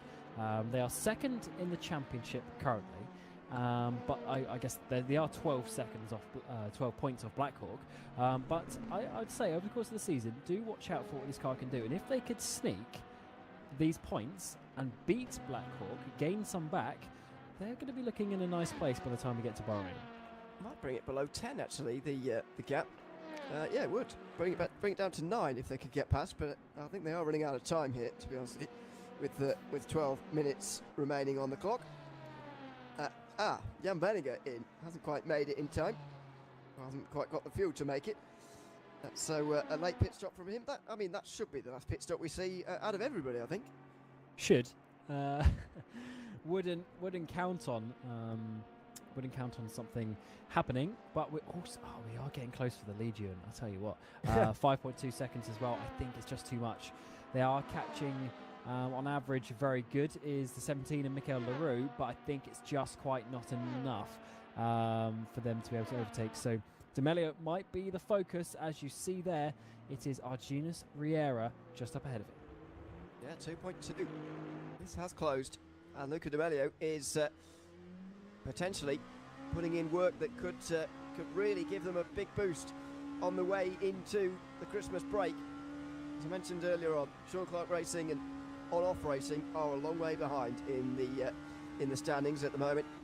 They've got a long way to try and come back from. This, of course, being the first race and that sort of road to recovery for them. But Pancorsa and Black Hawk Racing have been up there all season long so far. Black Hawk have yet to finish off of the podium. Pancorsa have yet to finish outside of the top 4, and it looks like one of those teams is definitely going to hold on to that record. Here with at least a 4th place for Luca D'Amelio if things continue as they are. However, it may be a first finish off the podium for Black Hawk. They need to get ahead of Clear Wolf here into Ascari, and D'Amelio does. Brings the gap down to 1.6, another gain from him. Yeah, obviously quite an experienced driver now. He's still actually not too old because he started when he was like 14 or something all those years ago, 6-7 years ago now. So he's definitely knows what he's doing. 10 minutes remain in the race, and he's definitely closing in that 39 machine. He's looking good, but when he catches, because he is definitely going to catch. I mean, on the previous lap to this, he was 2 seconds that faster. What is it this time around? About half a second faster. So he's gaining. He's going to be there, but can he find the way past? That's the important factor now. Yep, indeed. 1.8. Don't think the leading battle's going to come down to any sort of actual on-track fights here. By the way, I think the O-Team are just going to consolidate the first and second positions for the second race in a row as they head into the Christmas break. What's the gap going to be this time into the second chicane? Still 1.6 for D'Amelio. They can't really close in. That is the Black Hawk Porsche making its way through. Actually, just ahead of the overall race leader. I think that Black Hawk hypercar is not too far away from being lapped actually later on. Oh, that's crazy. At one point, we thought Blackhawk were going to be fighting for second. Second is now 5 seconds off the lead, but they're about to go a lap down. I actually kind of missed how they ended up. Lomania, he was not too far behind, about two seconds. He then went up to 6 after a round of pit stops, fair enough, lose a couple of seconds. And then somewhere I missed, he ended up being a minute behind, and then they've lost subsequently another 20-odd seconds on pace. So something probably 2 hours ago now happened for them to drop that minute. But unfortunately, I missed what it was. I think they've been set behind by at least a couple of Code 80s. I know the first one didn't. But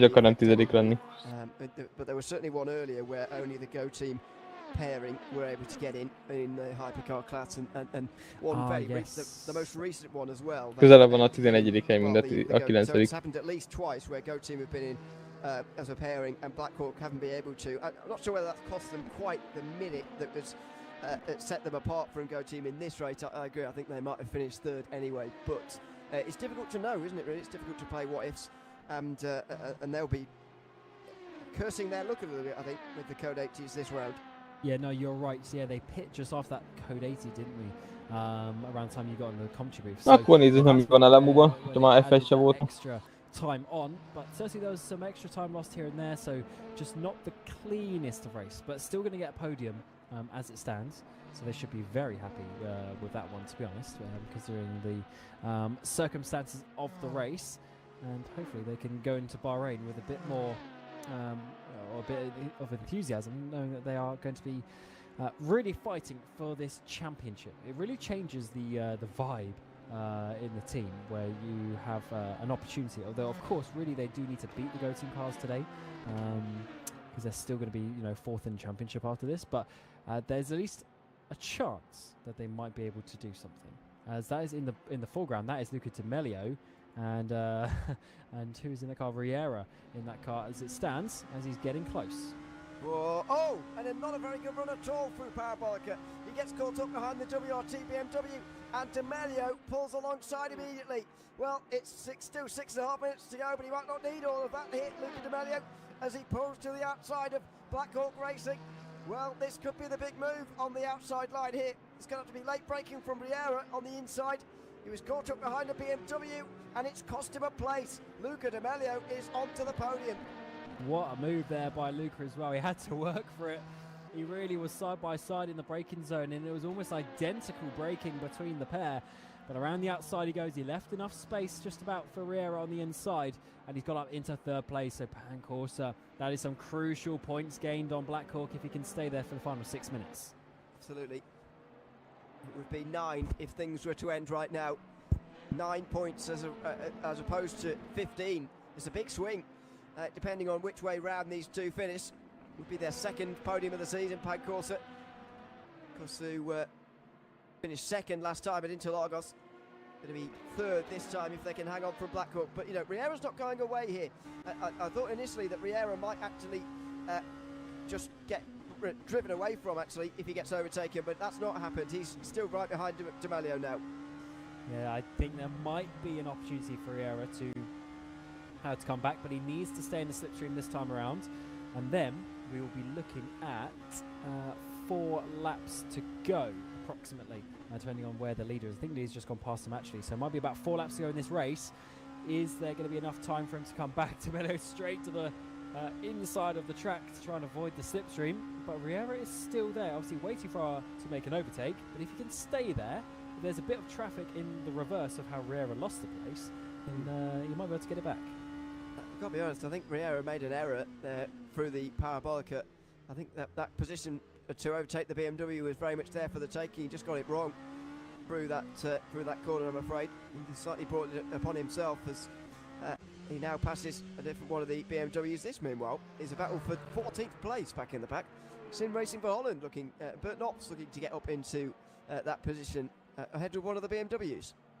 Certainly is. This car, though, is the car ahead of them of Pagani. This was the one. Do you remember they had no rear wing? They had a big crash, They've lost 3 laps over the course of the race. Obviously, some of that was due to that damage. But to be fair, they haven't lost as much as I was expecting, considering that was such a big crash. But either way, is Bert not Megyek egy jó kis szánzós Sakírt. a very fast driver himself, racing for Sim Racing with Holland. De te is mentél, nem? Also done his time racing for Arnage. Ja. Competition over the years as well recently.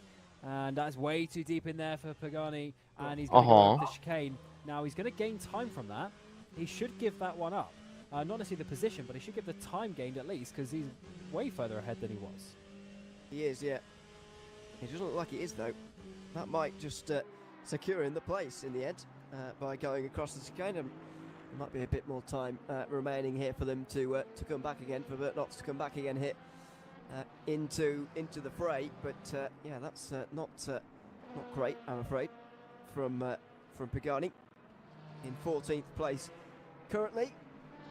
Riera, by the way, still behind Duelio as they make their way down in towards the first corner. I reckon, by the way, there's 3 laps to go. Just in front of them, the Go Team Hypercar pairing have not long crossed the line. As I say, I think they've started 3 laps to go.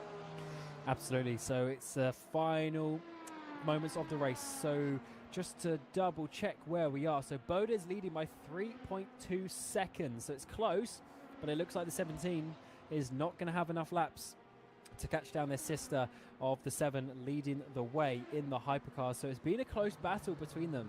It's ebbed and flowed. It's gone up. It went up massively to 40 seconds. It's come all the way back down to 3, but it looks like it's going to be the 7 taking the victory. Very possibly. They're about to come through with 2 minutes to go, with 2 laps to go here as well. So, new championship leader it will be at the end of the day as well. Zoltan Boda leading Go Team into a 1 and 2 championship situation. But more importantly, putting his team of the pairing on top as across the line to begin the penultimate lap of this race. Sun really starting to set now, but lights still good, even though headlights are required. Last little bit of traffic now for Boda to just negotiate. Yes, so just 2 laps remaining around this track. So what's that, about 10 and a bit kilometers for them to do at this point. And it's been a long 8 hours of racing, and they have been in control. I mean, haven't they, Ewan? It's just been 1-2 the whole time.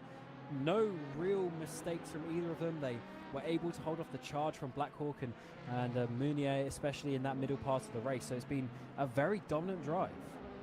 It absolutely has. That's for sure. Oh, pretty awkward on the way into the second Nasmo. And I was going to say, there is the teammate flashing the lights, almost just to say hello.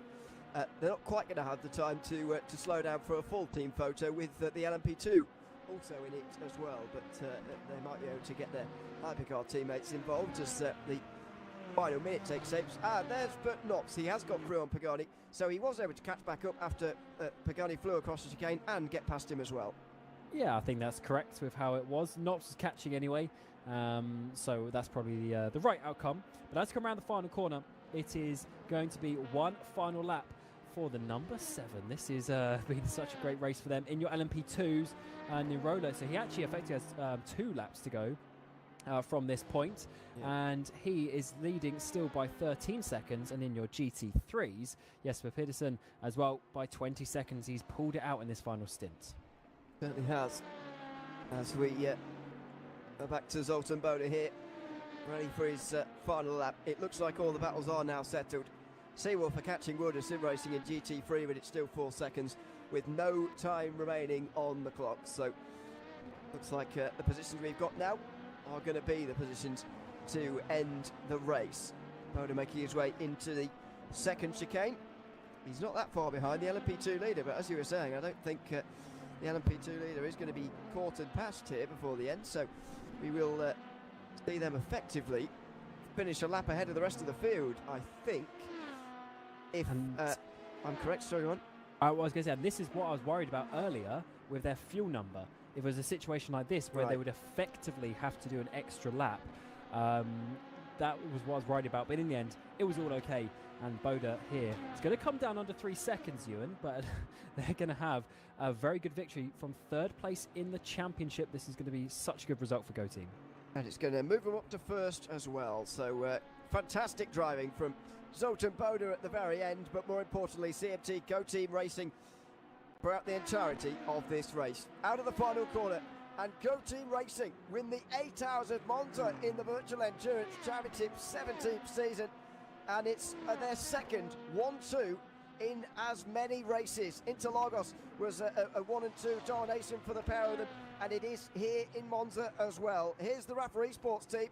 They are going to finish over 20 seconds ahead of everybody in the GT3 field here as well. They are going to win the 8 hours of Monza, and at the end of the day, RFactor Esports team and Caspian Motorsports will be tied on points after 3 rounds of the championship. Yeah, this is a very, very exciting GT3 season that we have. They're 1-2 in the championship and they're 1-2 on the track, but it is RFactor Esports who take the victory today. And they are going to be so, so happy with that one. Both Joni Simicic and Jesper Pedersen, just a 2-driver car, but they are going to come across. And also, of course, we have your LMP2, Sean Clark Racing, the number 34. They've been so dominant in this second half of the race, and they are going to win fairly comfortably. Looks like it. They are not going to be credited with the lap advantage that I was talking about earlier on. However, they will be credited with a relatively large advantage of over 10 seconds. Yusuke Narola, especially at the end here, holding on those very old tyres, triple stinting as he did at the end there. He's held on to win this race, flashing the lights. They win the 8 hours of Monza in the LMP2 category. It's just ahead of them, by the way. WRT narrowly hang on to a top 10, just ahead of the number 53 with that run to the line. So the battles continued right the way to the very end of that race. We'll have the results up for you in a few moments' time, of course. Yeah, in the meantime, Cam, a very good race. I think ending in the dusk in some nice light. And it's Go Team Racing who take the 1-2. Blackhawk Racing finishing in 3rd place with the first car 1 lap down. Netrex GP. It's Racing's own team, Seal of NetRace and Netrex GP, the other car, rounding out the hypercars who finished that race. Shortcut Racing win in LMP2 ahead of On-Off Racing with Pan Corsa overtaking Blackhawk at the very end there to finish on the podium. As we wait for our second lot of 10 to come up. It will indeed be 11th place for Blackhawk Racing, as I mentioned, taking a small hit in the points standings. They finished ahead of Arm Cyber, though. Hyperion finished in the 6th place ahead of Team Iris. It's Team RFRO next, ahead of Go Team, the final drivers in the top 10. Thomas Angus Sim Racing finishing in 17th overall, a couple of laps behind even the car in front of them. Undercover Rain, Valley Esports and Simframe all having crashes during that race and finishing laps. What should we have to do? Multiple laps behind the drivers ahead of them. Yep, like I have no hope. 21st will be Jesper Pedersen, the winner in GT3. The only car of the same lap being Caspian Motorsport. They'll go into the 4th round of the championship tied on points. Simframe finished 3rd and 4th out of World Sim Racing, who held on from Seawolf Net Race at the very end there. Warnack finished 7th out of SLC Commerce Esports, Brabham Motorsport, and WRT and Michi Hoyer just about finishing in the top 10 in the end there, but only just. It was the number 53 later on being driven by Juan Carlos Fernandez, who finished in 31st for MC Motorsport. Microphone muted. Rose Racing came from the back of the field, finished 32nd ahead of the 91 Blackhawk Racing car.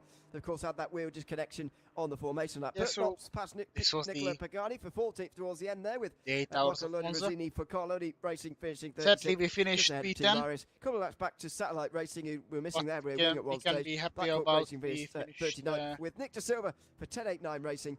And the final team, the LMP2, number 48, Varjan Samra, and XRL Motorsport Esports, finishing the field. Well, an interesting race, Cam, for sure.